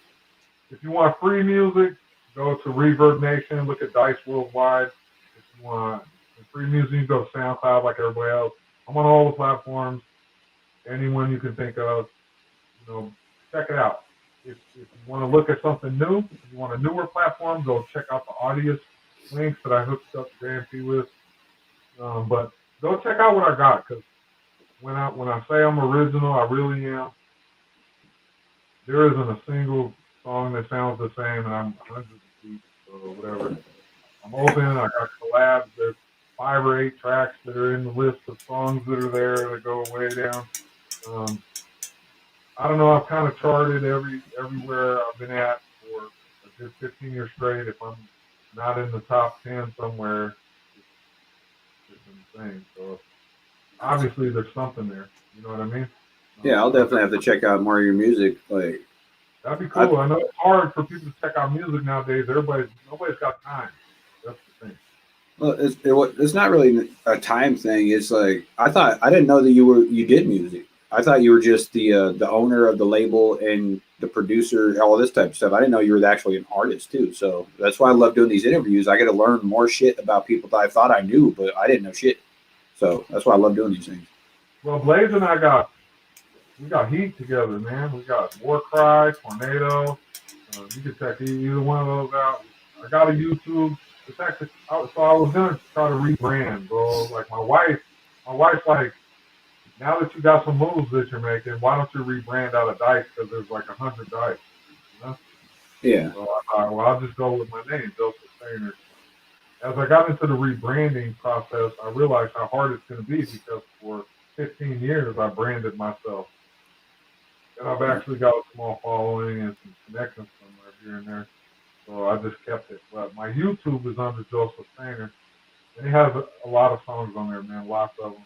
They're basically just uploaded waves into the YouTube form. You know what I mean? Because yeah, the one on videos. But my wife we're going to go to Puerto Rico this summer and do they got a luminescent beat. I got a song called Head Down Low. If you get time, check it out. And I'm doing that track. My first official video release will be in that beach. The luminescent beach. It's all about the glow, so it's going to be dope. We're going to fly out there and do a video in that beach. Nice. That'll be my first one and probably only one. I'm getting old. Nobody gives a shit about old people with bags and all that. And that's another thing. I'm real as they come with that, man. I just don't sleep. It's 2 to 4 hours a day. That's it. I got too much going on. A big family and business, and it's a new day. So yeah. No sleep for the wicked, like they used to say. Yeah. Ask Jess. I sleep usually every other day. I get sleep. Usually, that's my usual turnaround. Is every other day I'll sleep.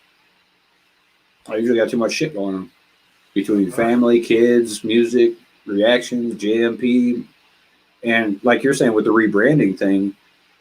I didn't really have forward thinking when I picked the name Jekyll, because you try and Google or YouTube that shit, all you're gonna find is Jekyll and Hyde.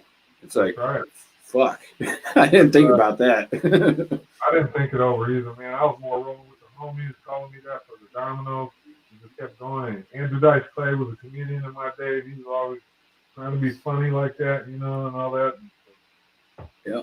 I'll say that and get beat up by the cancel culture because he was a beast on that shit.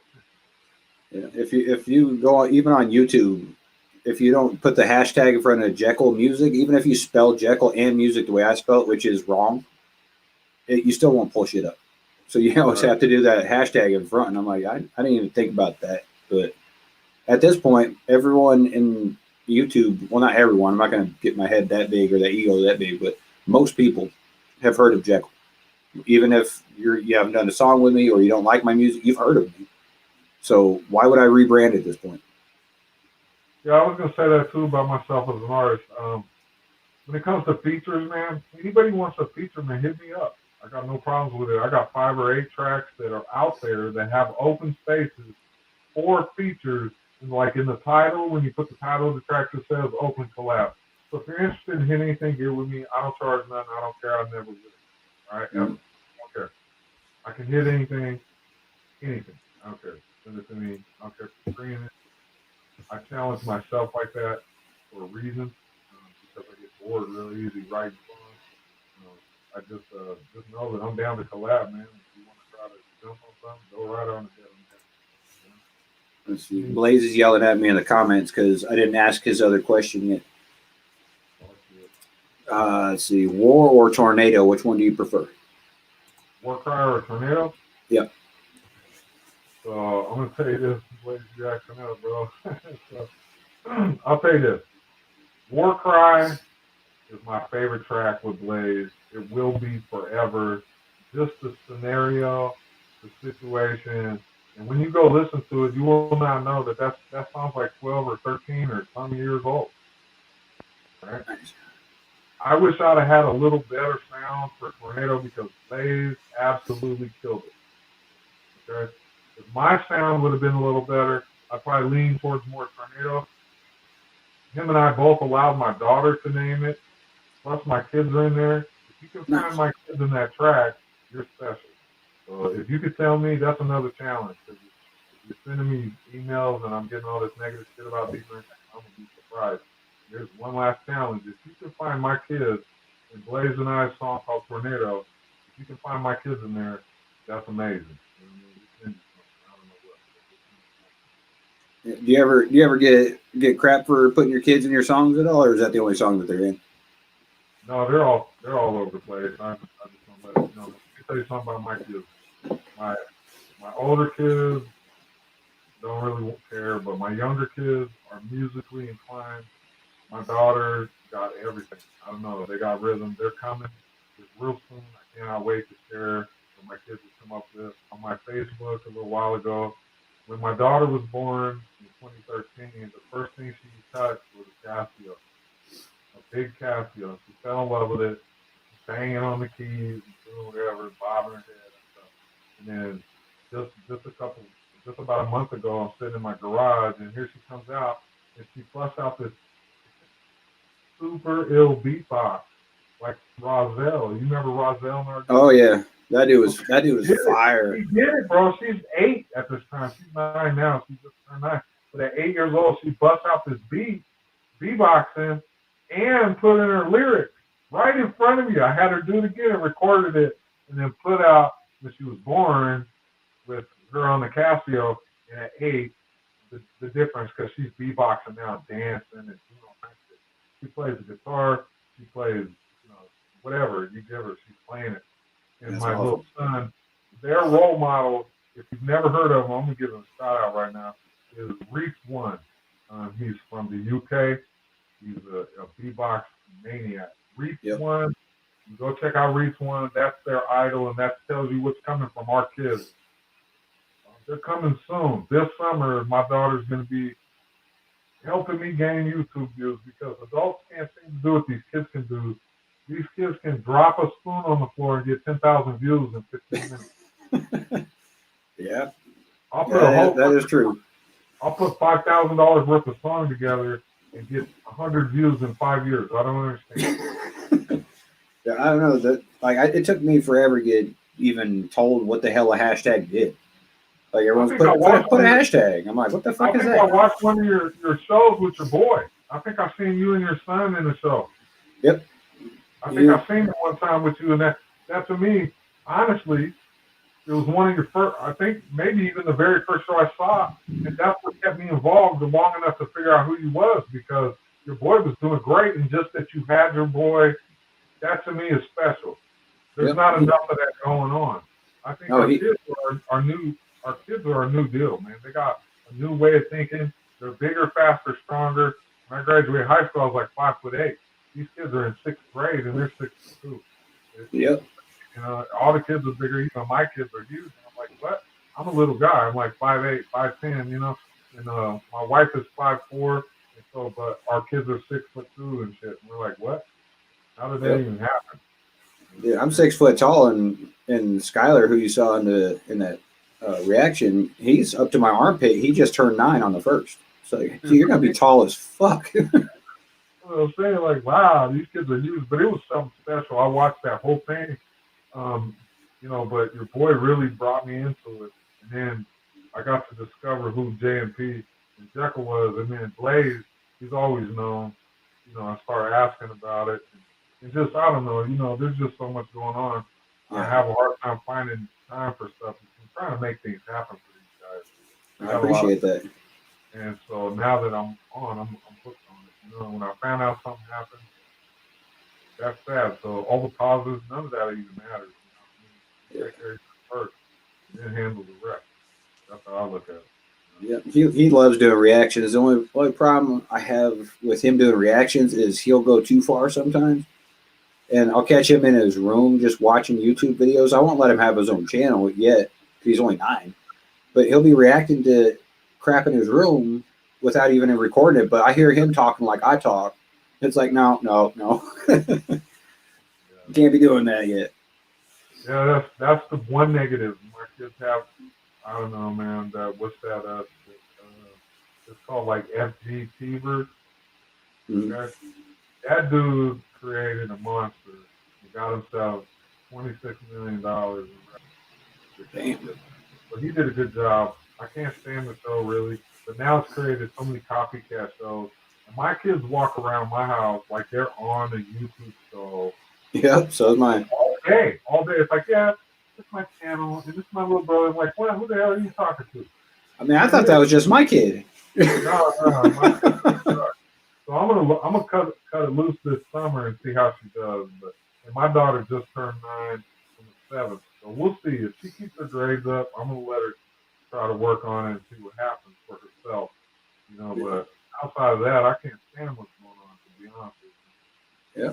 I thought that was just my son walking around all the time just talking to himself. I'm like, who are you talking to? He's like, my YouTube channel. I'm like, you don't have one. He's like, I know, but I will one day. I'm like, okay. I guess he practices. I don't know.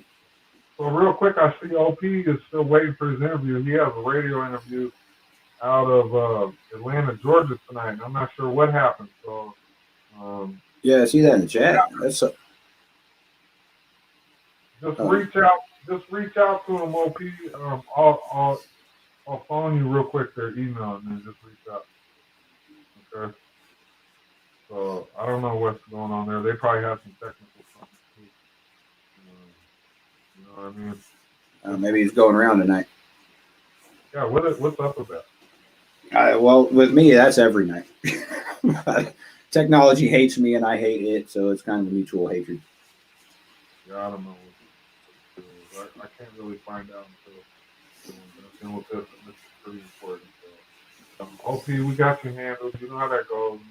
It'll be all right. It's kind of late into the crowd base out of Atlanta, because it's midnight there. He was going to hold an interview for you. And everybody's out in the club, you know what I mean? But really, yep, just check out my music. But before you check out my music, go check out our label, Deeper Entertainment. Yep. You can Google us and find us anywhere. You know, if you want to see the whole roster, go to the Reverb Nation. It'll be Reverb Nation /label /Deeper Entertainment. You can check out the whole roster. If you want to go to Facebook, a lot of people use Facebook. I used to be real big into Facebook. I kind of don't like it.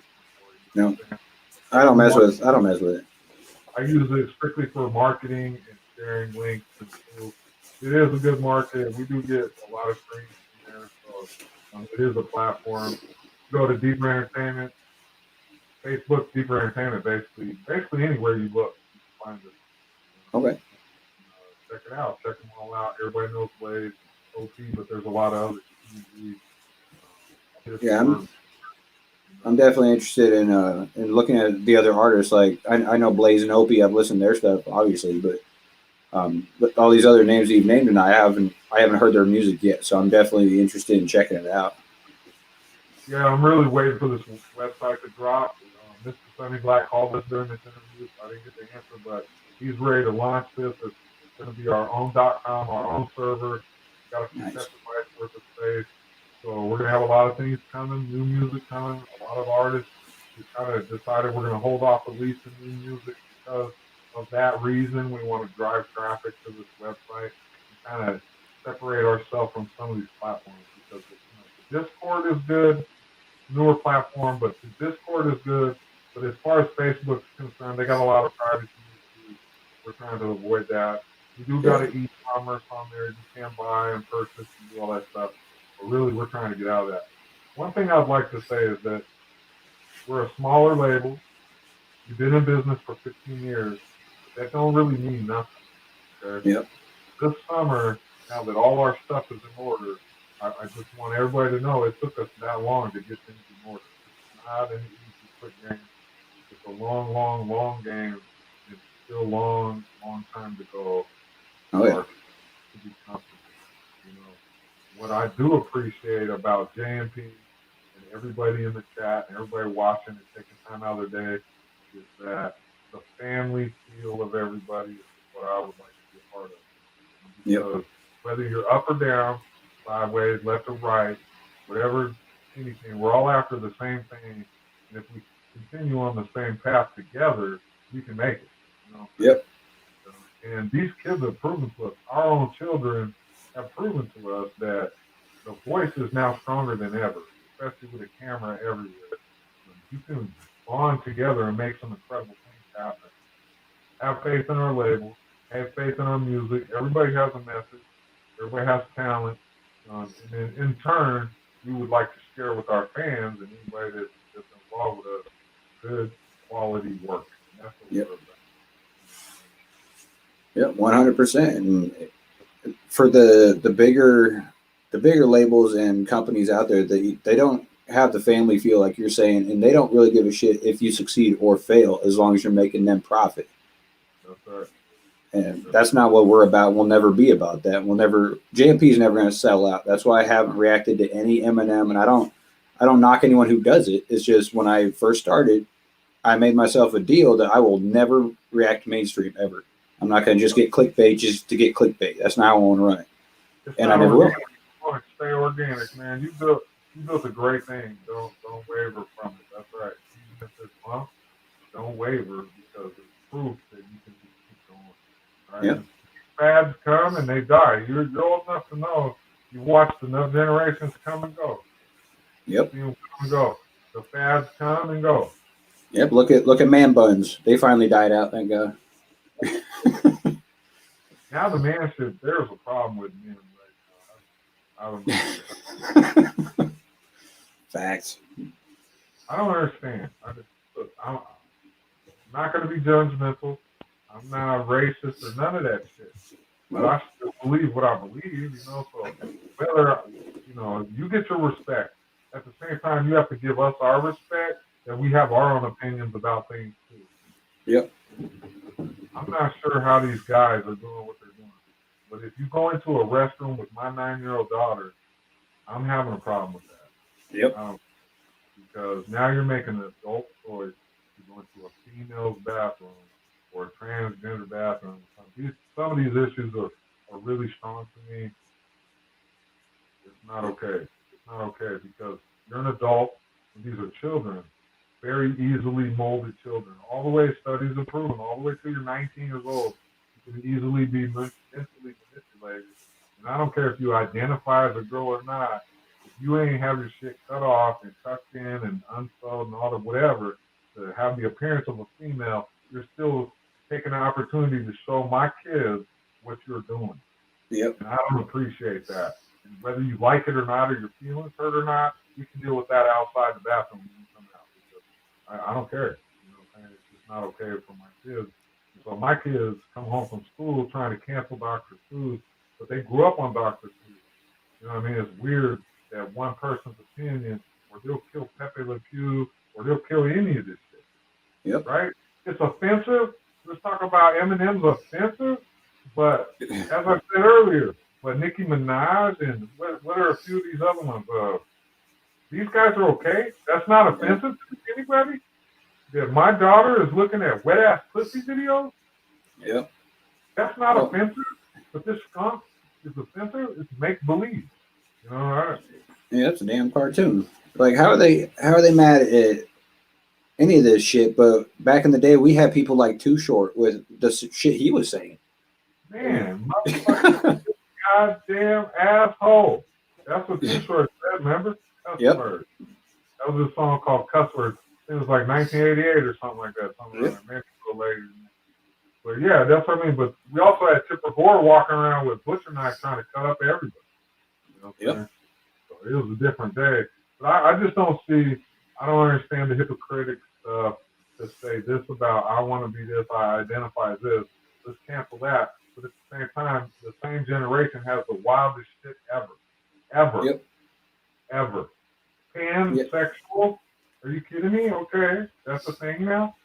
Yeah, and apparently you can change your own, you can self-identify your own race, and like, no, you can't. That's not how that biology works.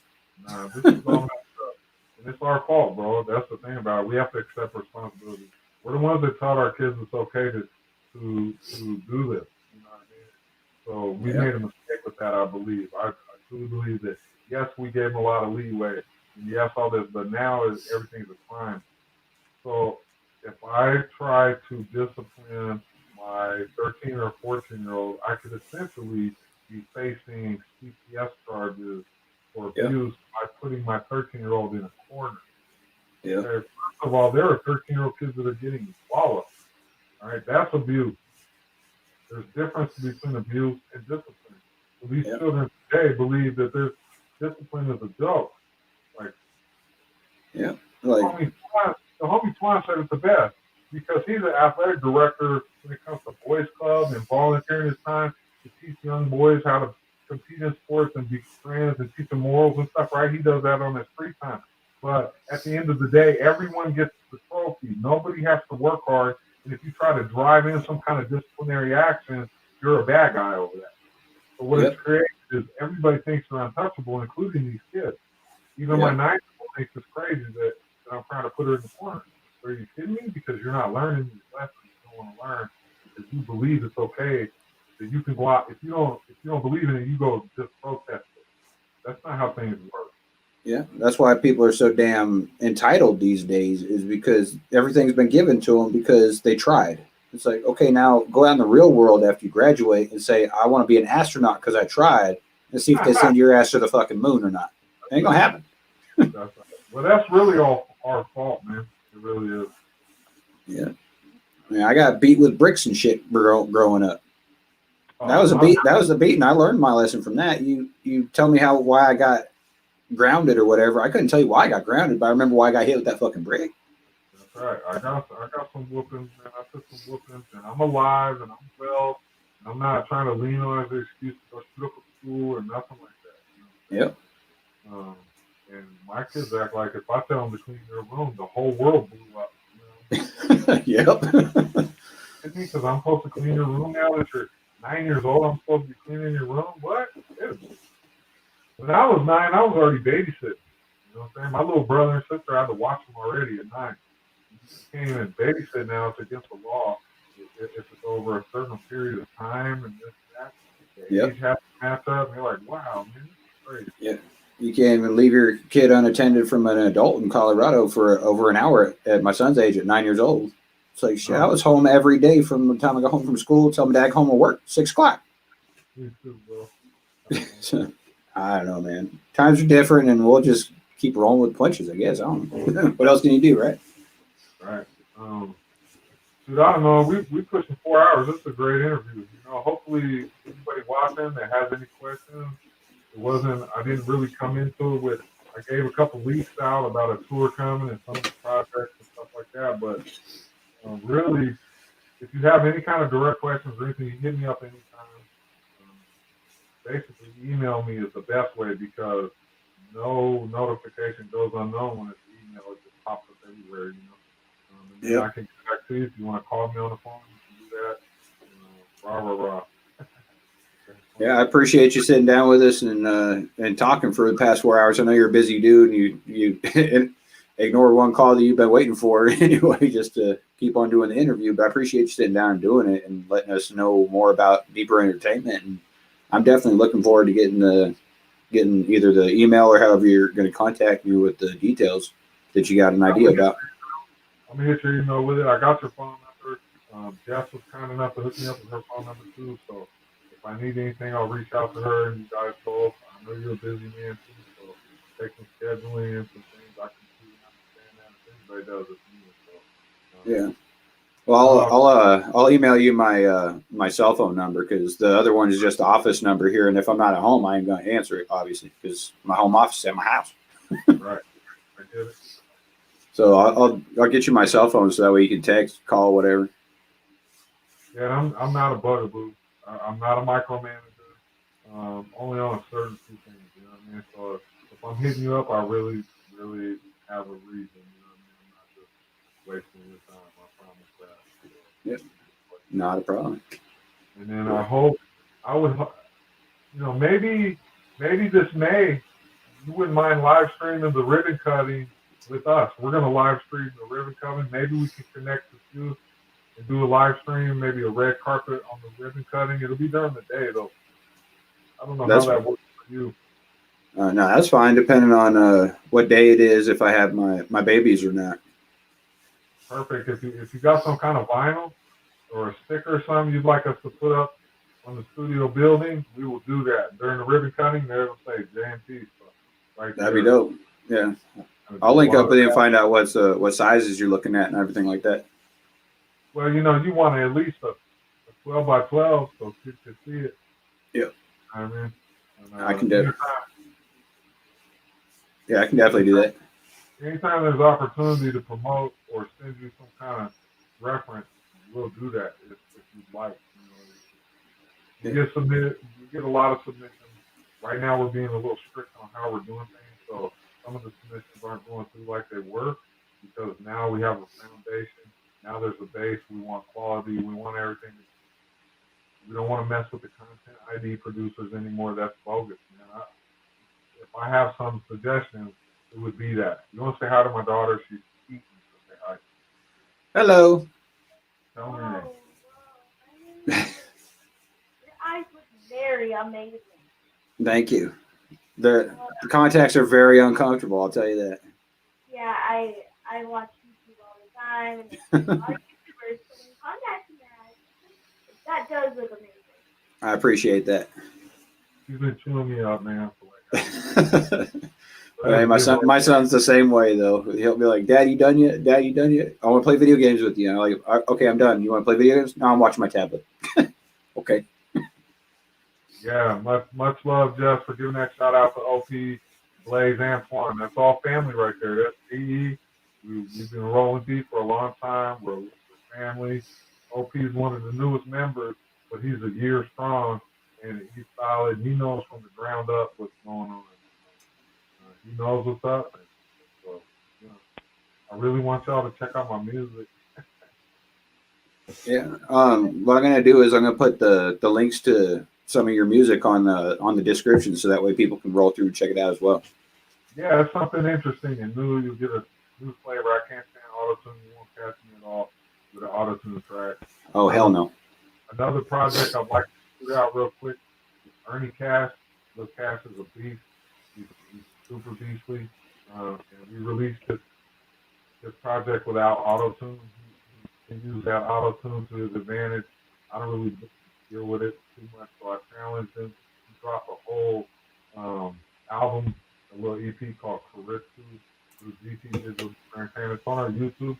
If you guys don't know, we have our own YouTube channel, GT Digital, that only puts out released projects that has been released through Empire. So if you ever want to check out a reference or any of the music that's out through distribution, get a feel for what we're doing, you can go check it out. It's really easy to find. YouTube, GT Digital Entertainment. Okay. The links are everywhere. We got our own Facebook page. We got its own e-commerce store. We try to market anybody we can. You can go check all that out. Like I said, our labels are different entities. That's just one of the services we offer. But if you know artists or you have anybody interested in distribution globally, get your references, do a little homework on what we do, and then give us a submission and test it out. Give it a shot. It don't cost you nothing. So, you know, you want to be part of Universal Music Group distribution projects that they're doing. There ain't nothing wrong with stamping it with GT, getting it out. Like I said, all the information is there. There's some requirements, waveform, 1500 by 1500, and then have some dope music. You know, even if you got auto-tune, you can still submit. We don't hate. We don't discriminate, none of that stuff. Future music, all genres, country, rap, music, classical, it doesn't matter. Okay? That's awesome. That's looking for distribution, but they're not sure whether to deal with CD Baby, Distro Kid, or any of them guys, Media Famous, anybody you want. Tell them to hit us up because we got the connections to the Vivos, the Empire TVs, whatever you want. We have the connections, so let's make it happen. It's that easy. Definitely. Give us a year. We'll show you what we'll do for you, you know? Yeah, ain't got nothing to lose. Might as well. That's right. Matter of fact, take one single, send it to us on the same day. Take another single, send it to Distro. Let's compare in 365 days. Yeah, I guarantee you won't hear shit back from Distro. You're going to get every month. You're going to get your royalty statement. You get an update. You get advice. You get any kind of technical problems you want to work with and fix. How to connect with your platform so you can claim them. You got the whole thing, the whole shebang. Plus, you'll have a family such as members like Blaze and OP and Twan and myself and Buddha and PNG and these guys, all MCCP, all these guys, T-Dicey in Africa that have helped push your product as well, just for distributing with us. You know, and You ain't getting other people to work with you like that. That's just all there is to it. That's dope. Yep. Well, that's good shit, man. And appreciate Blaze, OP, everyone from Deeper that's come through in the live chat. Everyone that wasn't in Deeper Entertainment that just fucks with Deeper Entertainment or JMP or whatever, and you just rolled through the live. I appreciate y'all coming and chilling with us for tonight. It's been a 4-hour interview, which has been an amazing interview. I learned a lot about your company and about what's going on with Blaze and OP and all the other artists under your label. So I appreciate what you're doing, man. And we appreciate you big time. I mean, word is you'll know. You'll find out real soon, bro. We got a lot of love for what you guys are doing. And hopefully you can feel our roster and start helping support some of the area. Because, like I said, the local area is a lot of haters. And so you see a lot of people get love. And they're like, oh, you really did mean it. Game, but Denver is our second area. My wife and I go there all the time. So hopefully next time we're in Denver, which is trying to take my wife to Las Vegas for her birthday. We're gonna go to Denver and catch a flight. Maybe when I'm there, I can take a chance at least. It's better than just That works, man. Well, we'll figure it out because I got to be down towards Denver next weekend and the weekend after that. So well, how far are you away from Denver? Where are you at? I'm in Grand Junction. I'm like right next to the Utah border. Oh shit! So it's like 4 hours. Yeah, I thought this whole time you were in Denver. Nope. Shit, I'm gonna have to read. I'm gonna have to do the geographics on Grand Junction. That's dope. Yeah, it's how many people are in Grand Junction? It's probably one of the third biggest cities in all of Colorado. Oh, that's excellent. Yeah, it's the Denver of the Western Colorado. That cool. Big ass mountain pass like divides half the state. So yeah, Utah's pretty dope too. I've been in and out of there a lot. I know a little bit about Utah. It's pretty dope. Yeah, where my son goes to school, it's mile marker 10, so 10 miles outside the border of Utah. That's dope. All right, cool. Yeah. If I'm privileged enough to ask for an outro, it would either be that Work to the Bone or Work to the Bone is a hot track, man. That'll be the one I would push at people to hear the skill sets I got. But is my answer to all this new shit. So nice. Up to you if you want to play one of them or not. But yeah, I'll probably let you handle your business because it's kind of late. Let's see. I'm pulling up right now, so I'm gonna play this track and then play my outro video clip right before I do that, and then go right into your song and then close out that way. All right, dope. That's amazing. Like I said, I appreciate it. I appreciate the opportunity you've given OP, and I super appreciate the love you show Blaze. Sure. Oh, always, man.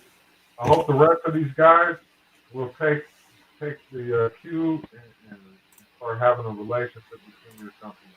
So I can't control how the label works, how they work personally. All I can do is give them the tools, and if they have the ability to reach out to you and maybe schedule something, or at least get part of your fire flop show or something. You know what I mean? It's really it's really up to them whether they use that tool to their advantage or not. Yeah. So, but I'm still gonna have the whole label reach out to you in a certain way through your process. Whatever your process is, they're gonna use it. You know what I mean? Doesn't really matter. Email. If they're mostly on social medias, then Twitter, Instagram. I'm on all of them. So. Right. However they want to do it, phone call. I'm good. I just appreciate you doing that, though. I'm not going to give them your phone number. I'll just set them with your email, and then if they have it, they have it. If they don't, they don't. That works. If they want some kind of artist interview or they want to be fire flop, that's on them. That's their choice. I'm going to refer it though because I feel like they need to work with them. Honestly, because one, you shoot from the hip. And so when you hear, I look at it like this. My dad tells me so much that I hear my dad, but I don't really hear what he's saying to me I'm kind of like that. I'm not their dad, but they hear from me so much. When they hear from someone else, it makes it a little better. Yeah. Yeah, sometimes that's the case. Even though I respect my mom and she always gives me her advice, when somebody else says it to me the same exact way, even sometimes I'm like, oh, now I understand what you're saying because they just told me the same thing. She's like, I've been telling you that shit for years. Right. Yeah, that's bad. That was the whole point. I was saying, yep, perfect way to put that. Well, I appreciate you, my friend. I'm gonna do this outro and then check your song out, and then I'm gonna close the stream out, man. All right, I appreciate it, dude. I'll be in touch. All right, man. You have a good night, and hopefully you get the website up and going, and Opie's interview either gets rescheduled or whatever's going on with it. We'll handle that. The magazine out of Atlanta, Georgia, we've been doing some partners for a long time, so I guarantee something happened. It ain't in that interview already. I'll figure it out. Thanks. I appreciate it. No problem, man. Man that is dying. What took a see, yes, the same boy comment start looking for, yes, ladies called the god. What's up? Okay. No. Making new overs out of all these little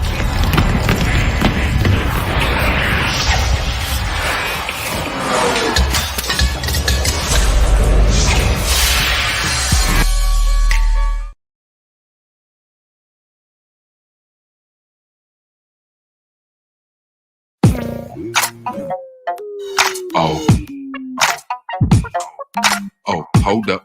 Wait a minute, I'm back at it again. Picked up some minutes, paper, had my pen, well, pencil, so I can erase the bad thoughts when I'm trampling my pockets. It always seems to cost me a few difference, and even a few of my brothers. So in this day and age, cuz you gotta react gorilla. They making me a killer. I try to combat, but today's social thugs creating fake shit for addicts. I just don't get when you're too old for the days. Catch you at your own barbecue and clear the haze. Beef is on the heat source, but not for too long. When I'm hungry enough, I eat up the bad shit all raw. Like I'm a call, Hatfield or McCoy. Pity patter with no splatter, 3D printer for my toy. Boys will be boys, men gon' lead the way. Crackheads keep you on your toes, it's God for another day. Keep it lifted, ink wet in the pen out. Lead toes on my lead feet, led them all the way to the what's it's about. Pain with possession, mental secret confession. When I heard you was tripping on my name, it's a blessing. So it's the stepping, back to the mic to handle this. Congregating the booth, cuz when I aim, I shoot to hit. Too true for this, too blue for this. Literally too tall, up there too Zeus for this. Blasting me with blasphemy, slit your throat, no after speak. Quiet down your mumble raps, push your caps up from the underneath. It's not beneath me to pull out my old ways. Old killer Cali, cuz I'm not just sprinkled in the gracie. Hands still steady, nerves not even with me. Ready for whatever, all my life I've lived a medley. Been there, done that, nothing taking me out. Practicing medicine with a pineapple, pen and rewrite. Better creep up with your piece, cause I've been digging on the side. 6 feet deep and 3 foot wide.